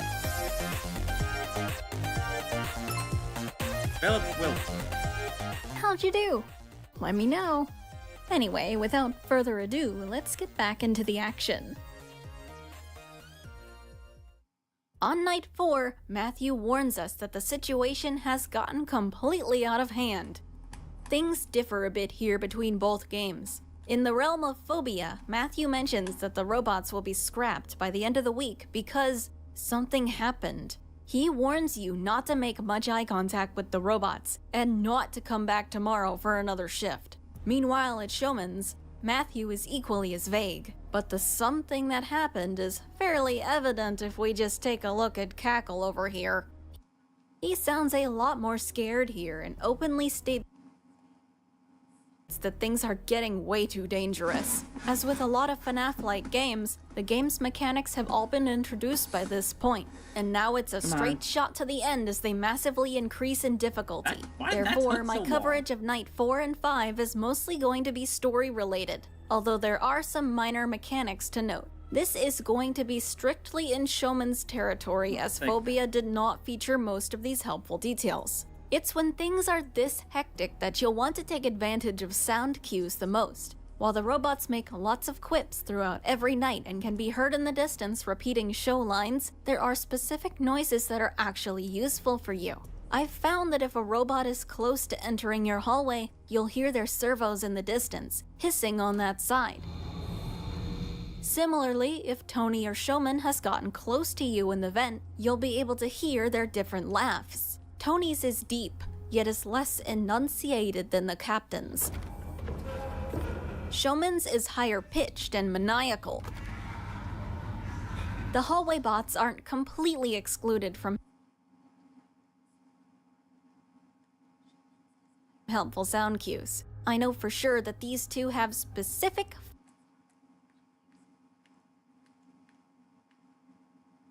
footstep sounds for their different phases. It's not entirely reasonable to memorize all of them because you can just count, but one that's fairly obvious is Harry entering phase 2, where he actually seems to trip and stumble forward quickly.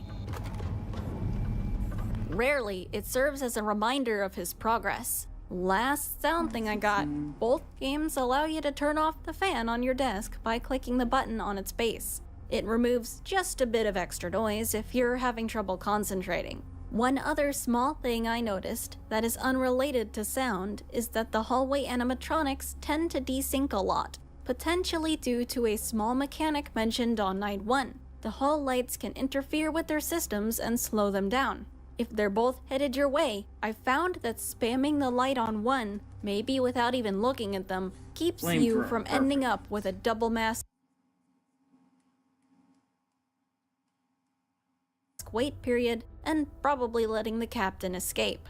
The day after Night 4, when Mark's about to get into his car to head to the warehouse, he gets a call from Jason. In Showman's, this is now when Mark finds out he should not go into work today, and that the building is slated for demolition, instead of during Night 4's call. But of course, he doesn't listen. Everything he experienced there is driving him into a frenzy, and he needs answers.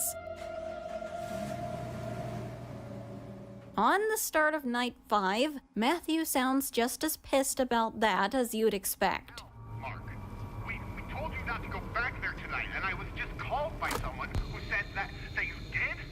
There's no way.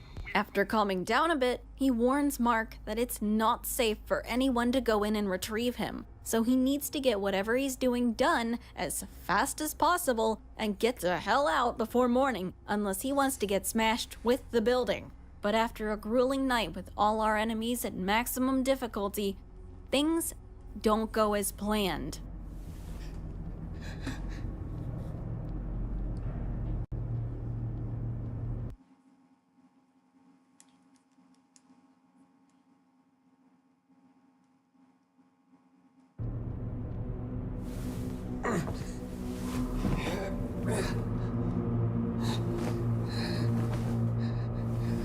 Ladies and gentlemen, boys and girls, put your hands together for our birthday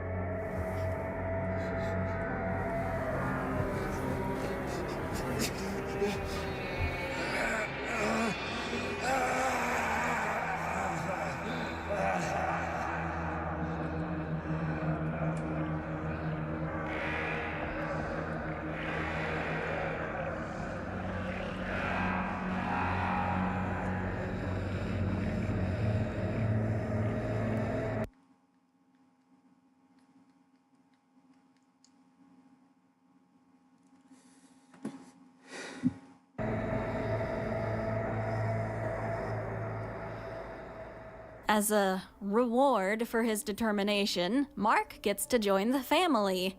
I'm not sure how this weird hypno mask thing works, but this is up there as one of my favorite parts of these games. I'm getting ahead of myself. The death of Mark by itself isn't what makes this so cool. These games feature a night 6 that plays out quite differently from the main nights.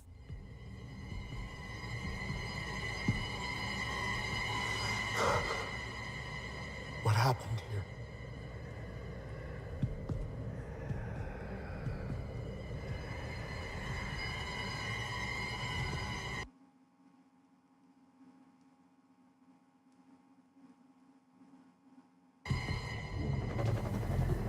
Mark?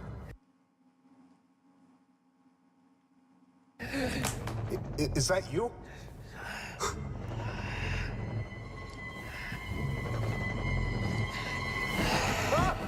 I lied, by the way. Mark isn't dead at all. In fact, he is a new active threat. I think that when the original Phobia came out, this was the first game to have you fight off the previous night guard in any capacity. I still don't see it done very often, but it's a really cool trope when done right. The one recent game I remember doing this was Five Nights at Friedrich's with Fritterfall. I hope I said that right. The guard, Alan Fritter, got spring-locked in this suit on night 5, and despite actually managing to use it to fight off the animatronic responsible, got his memory wiped and serves as an antagonist on night 6. This night is where the two games differ the most, both mechanically and visually. In Phobia, as stated, the robots have been taken and scrapped, except, for some reason, Jimmy and Captain Feathersword, who's looking a bit more aggressive today. The building otherwise remains mostly the same visually. In Showman's, however, you're greeted with a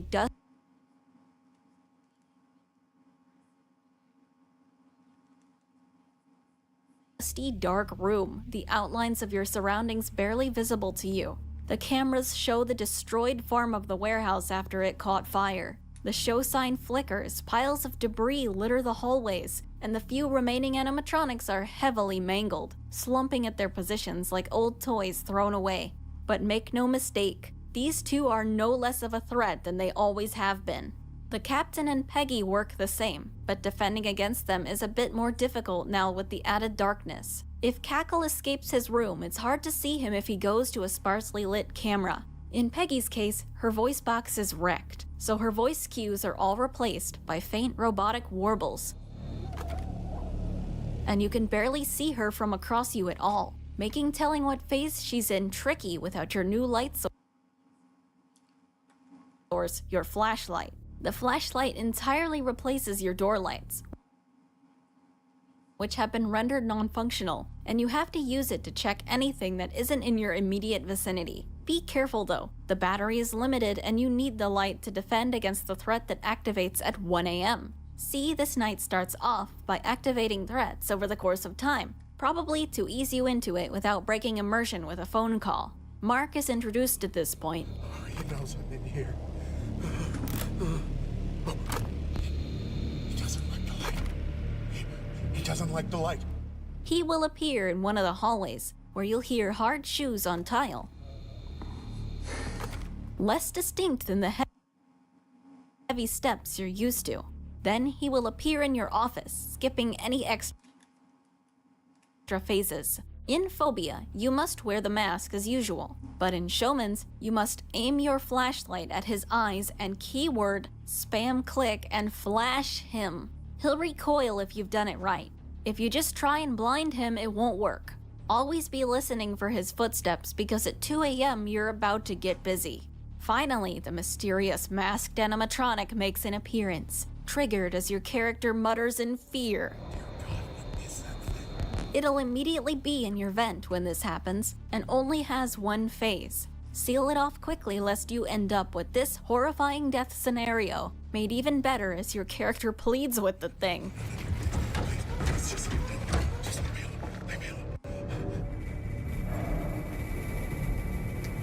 Hi, buddy.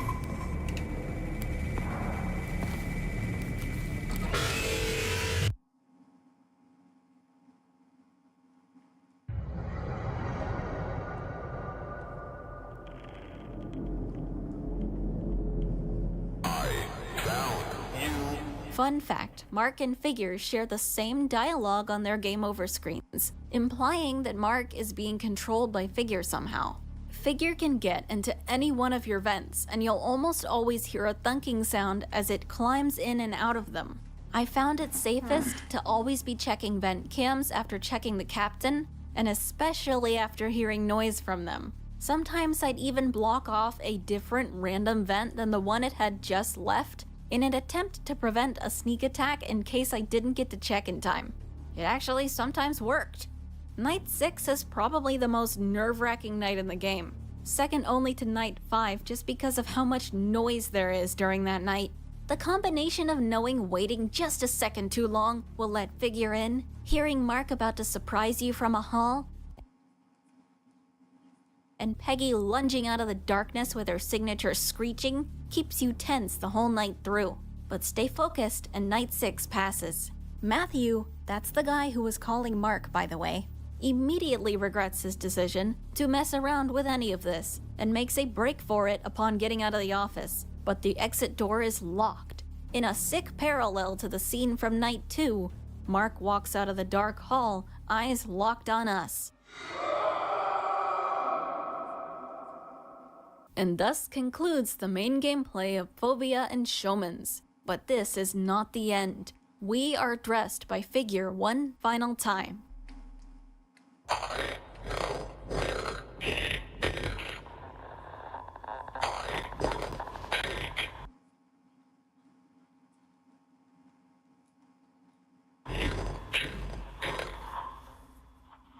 I don't think we know everything yet about this Figure thing and what's going on with the robots. What it's talking about here is unclear. These questions aren't answered for now, but we can keep going from here to find other clues. A little bit of lore can be discovered by opening the drawers to find a newspaper detailing the shutdown of the associated restaurant. But what we really want is the tapes. Both games feature 6 VHS tapes, which can be found one by one on each night. They are placed in the cameras randomly, often in corners or high up on shelves. A number is written on each, corresponding to the night it was found on. Once all tapes have been found, the last tape, properly titled Timmy's Birthday Party, will be lying on your desk as night 6 begins. These tapes can then be viewed with the option on the main menu that only appears when you have at least one. The tapes tell about the same story in both games. As the animatronics are brought back online in the warehouse, nearly 20 years after their associated locations shut down, they aren't working correctly. Staff believes this is due to a scrapped facial recognition / artificial intelligence system meant for the state-of-the-art guest interaction. That was supposed to remain off due to causing unintended behavior, including the walking they've been doing, and it's unknown who activated it again, if that's even what's going on. My bets are on figure. The employees don't take appropriate precautions while this is turned on, and openly speak about scrapping and/or selling the animatronics to other locations due to their instability in front of them. All while the aforementioned reactivated AI system is allowing them to comprehend that they're basically being told they're gonna die. The consequences of this are immediately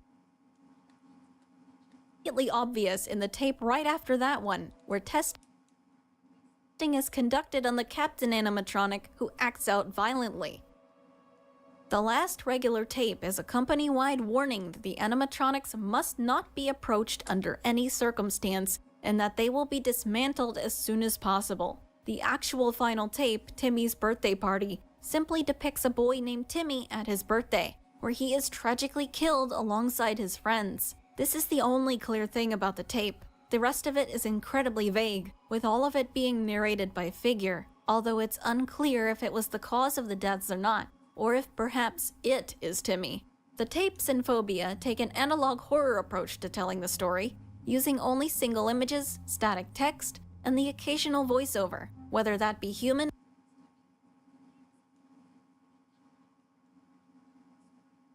or computer generated. Speaking of, that game depicts the tapes with full animations, starting with a recording of what the show looked and sounded like back in its heyday, which I always love seeing fan games do. When the workers are discussing scrapping the robots, you see it from Tony's perspective, as it doesn't even seem like the workers are aware that he's listening. Tony's boot sequence also makes it clear that the advanced AI and mobility is active, in case it was too vague before. Honestly, if somebody came by, woke me up, called me old as hell, and said I was gonna get sold, I'd probably be upset too. Would have done that from the start. These things are old as hell. This is one tape where I want to say a little more. Phobia's version of this makes the interesting choice of showing an old endoskeleton listening in instead of one of the main bots, with its eye turned to look at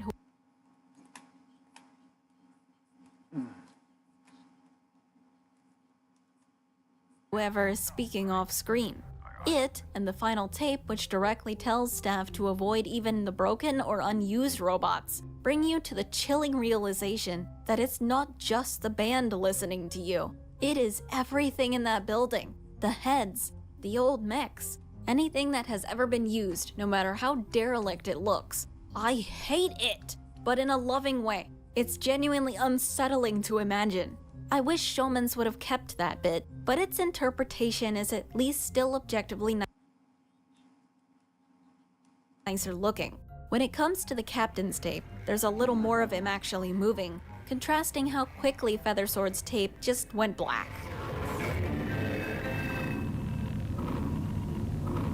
It shows a real malfunction, very similar to how real electronics get stuck in a feedback loop.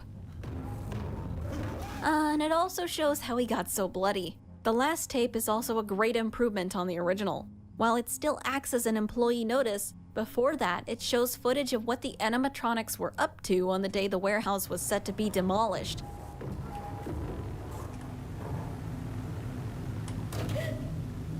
And it looks like they were brutally hunting down the staff. How do we know this? The recording's date matches up with the date on the cameras during night 5. We can assume then that the fire might have been a last resort after all else failed, rather than something accidental. Lastly, Timmy's story is now only told by drawn pictures, but Figure's narration is far easier to understand.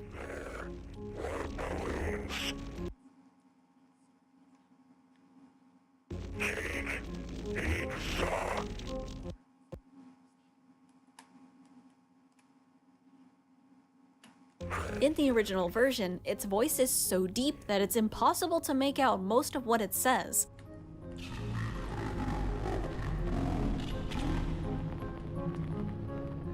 Speaking of Figure, if we turn to the left after watching this tape,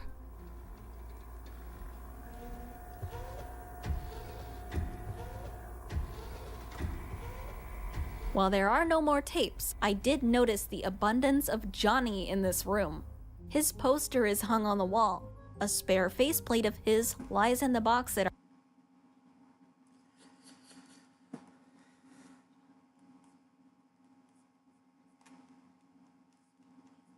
our feet. He was the star of the final regular tape, and although it's in the gallery and not here, the Johnny doll Mark was investigating in both nights 3 and 6 is seen sitting on a shelf. Johnny also looks a lot like Timmy.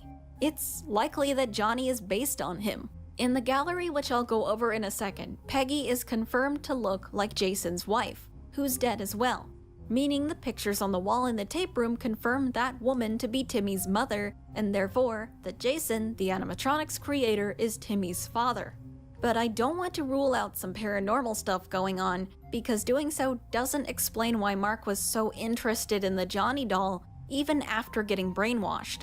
Even more lore can be seen if we investigate the gallery that's unlocked on completion of Night 6 in both games. While in Phobia, it only features turnarounds of the animatronics, Showman's adds character bios for each of them, explaining how they're supposed to act and the circumstances that led to where they are now.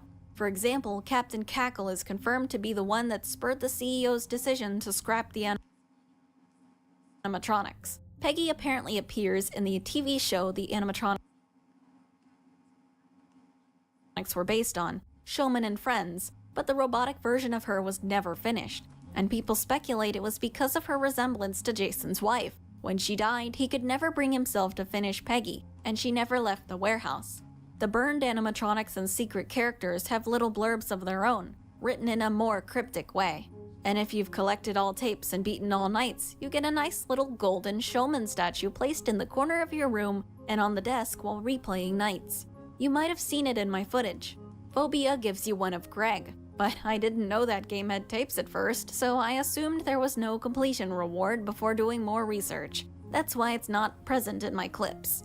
Outside 3 more levels.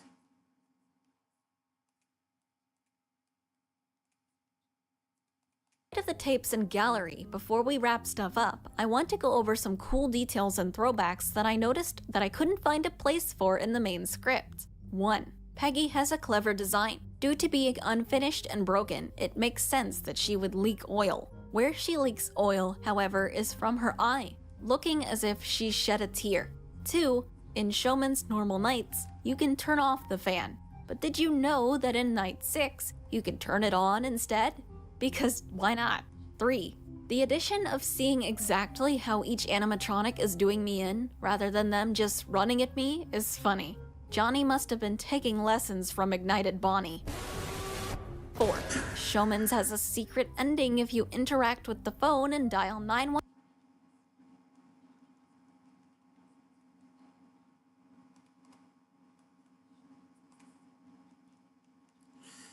at any time outside Night 6. The police actually come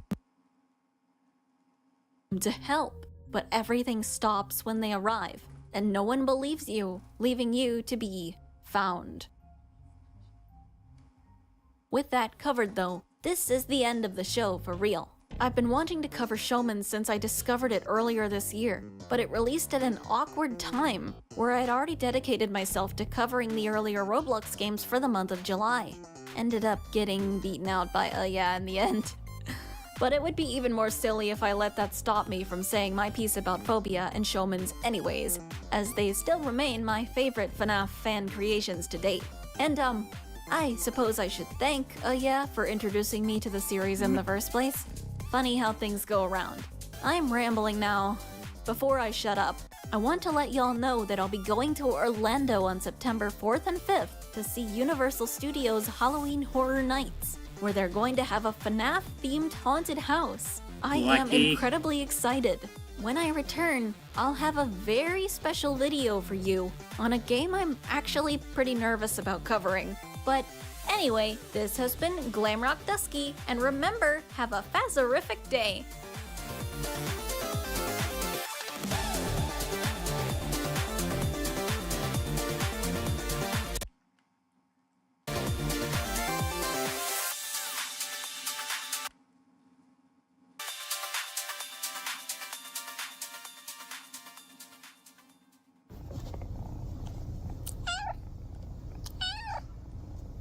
What are you doing?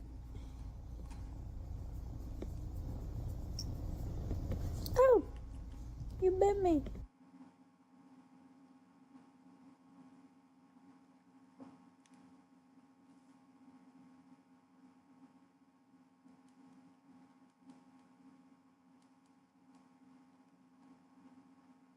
Two more levels.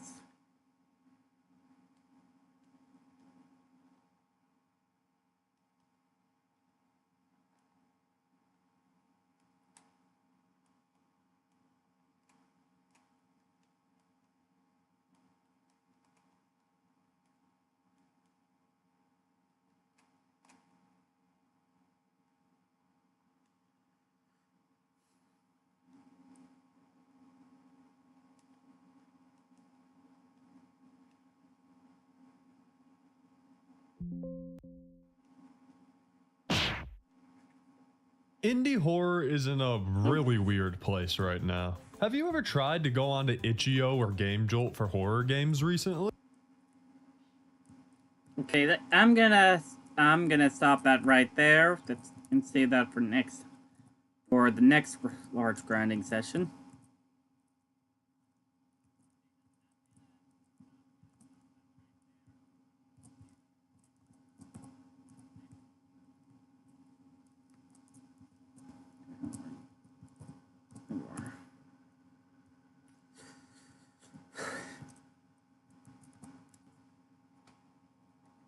Okay.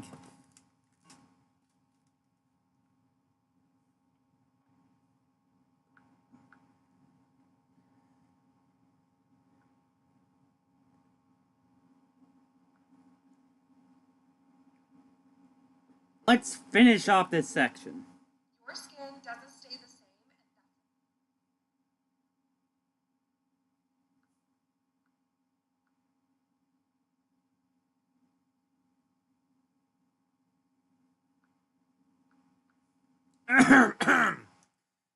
Let's finish off this section.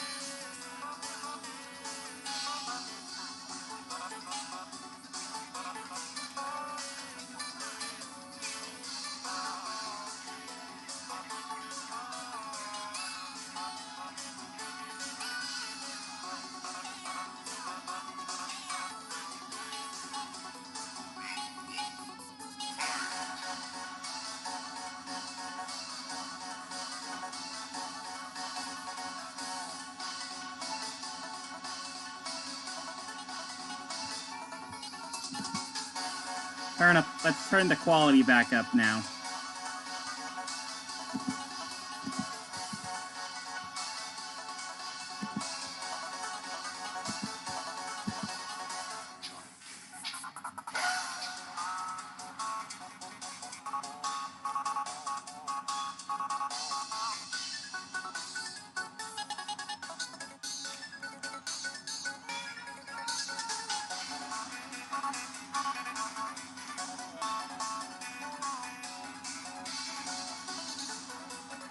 More level up.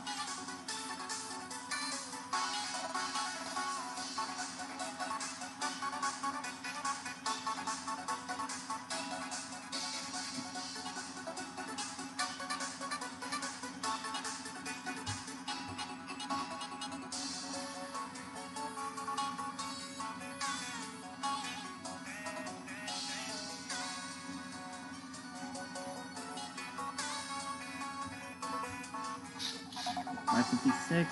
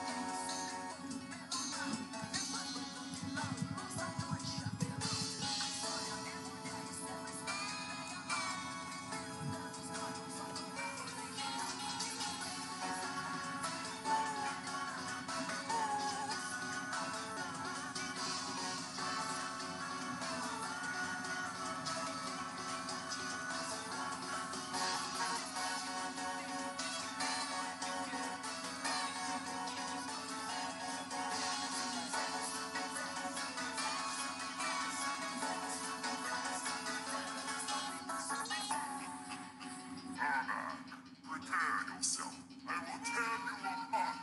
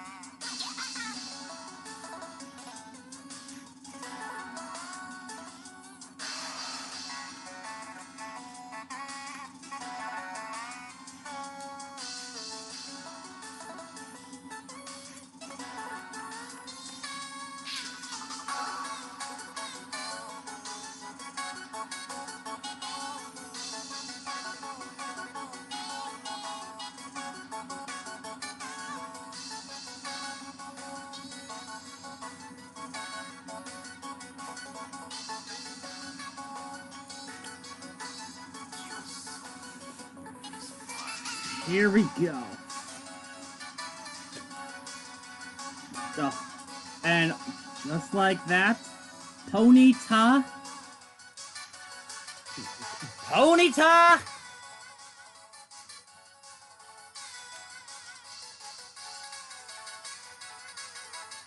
Into Rapid. What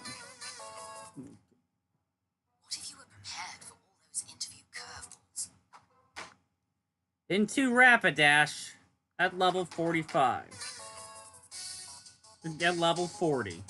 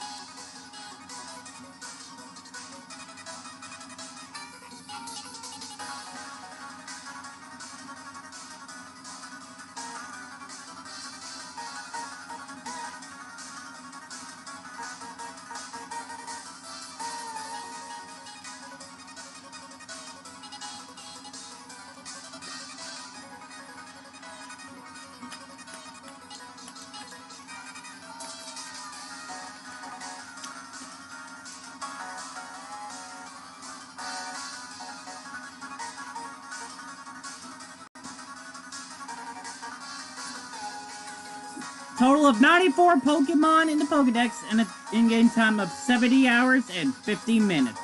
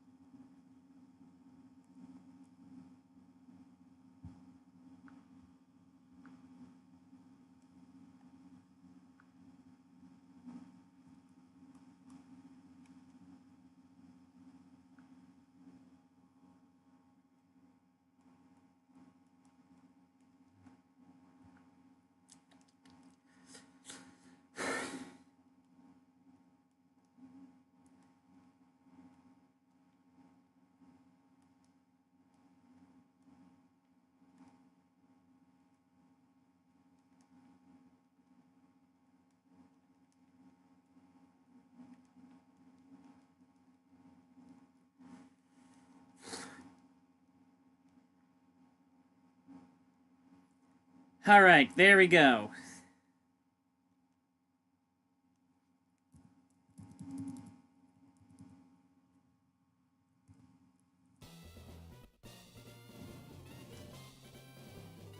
Woo!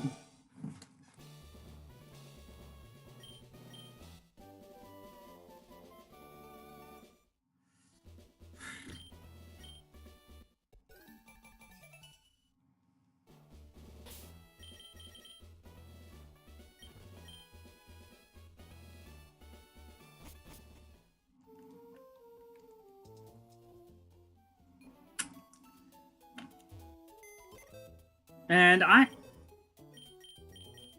I'm just going to prepare for the next part.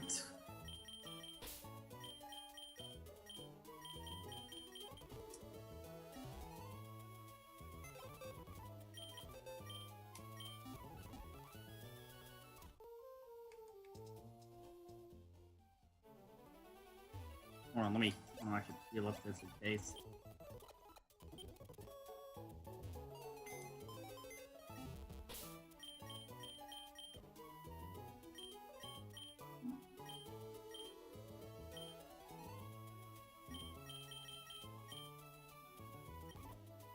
Only have one escape room. Okay.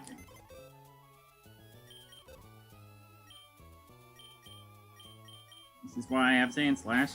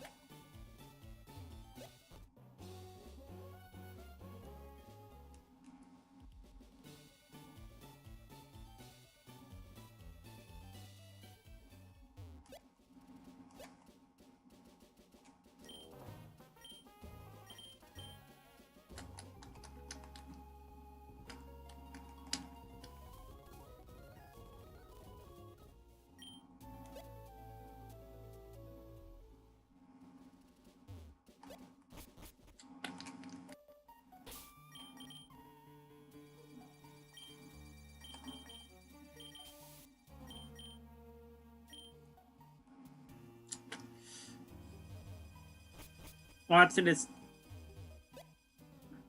What? We've with Watson. Now that we've taken out Watson, we can use Rock Smash outside of battle.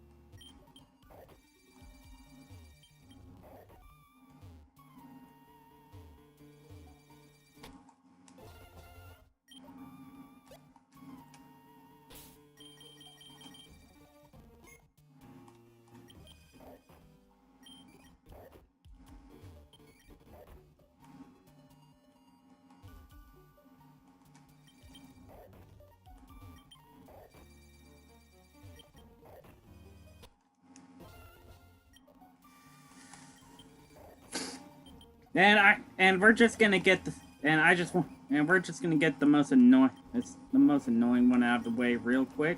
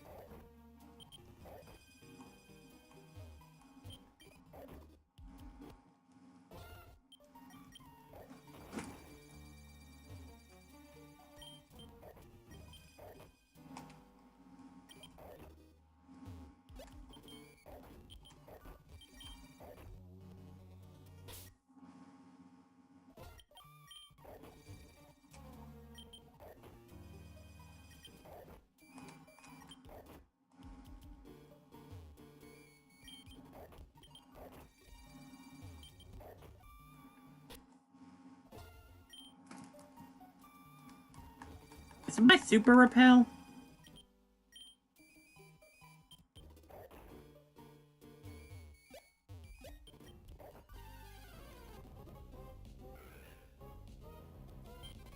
Of course we get nose pass anyways. No, we want somebody else.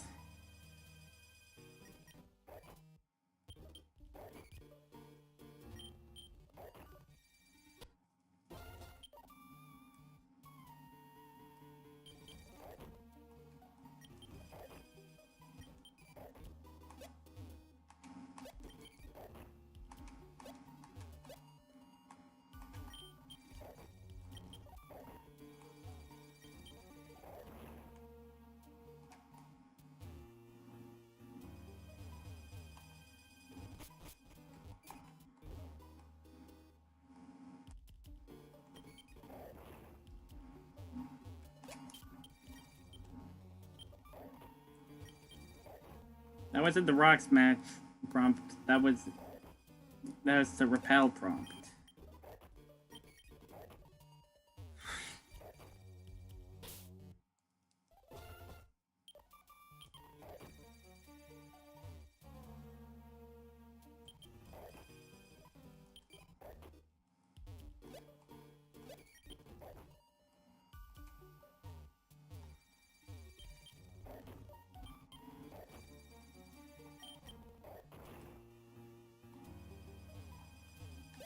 This is so annoying with that flash.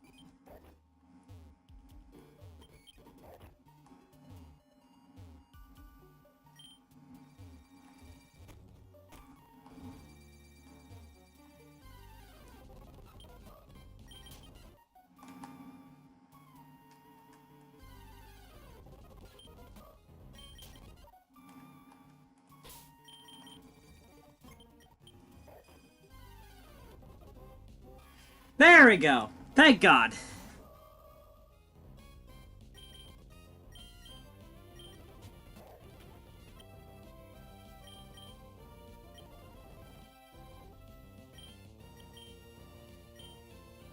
And I am definitely safe sitting.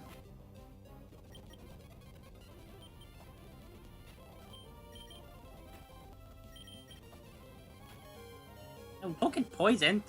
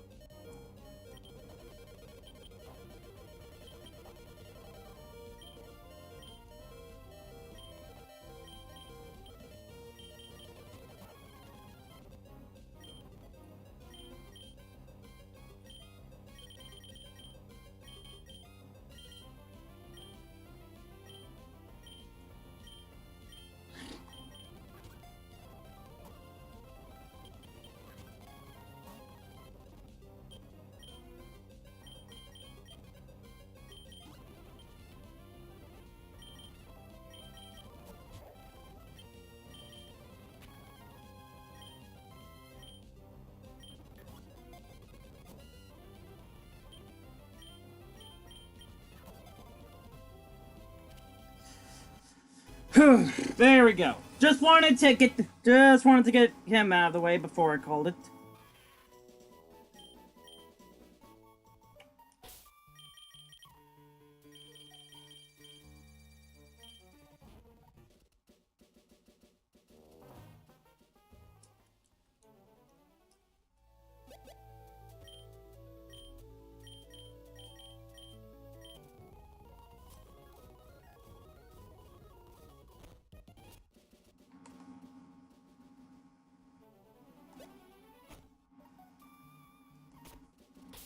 No. This way is arguably faster. Get out of the way, man! Oh, red repel.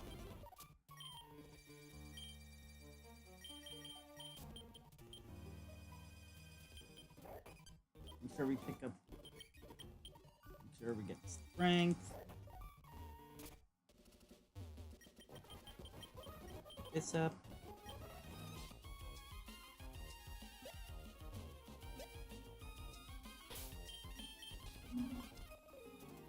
Did I? Right, I rushed through. Right, I rushed through, so I never had a chance to take you out. Take them down.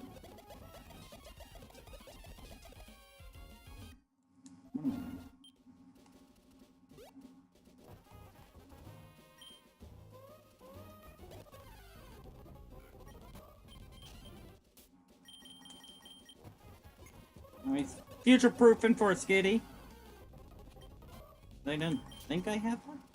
I don't think I have a second.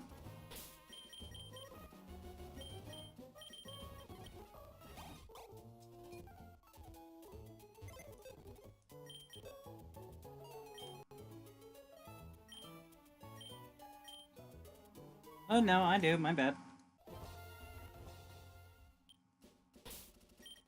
Instant teleport.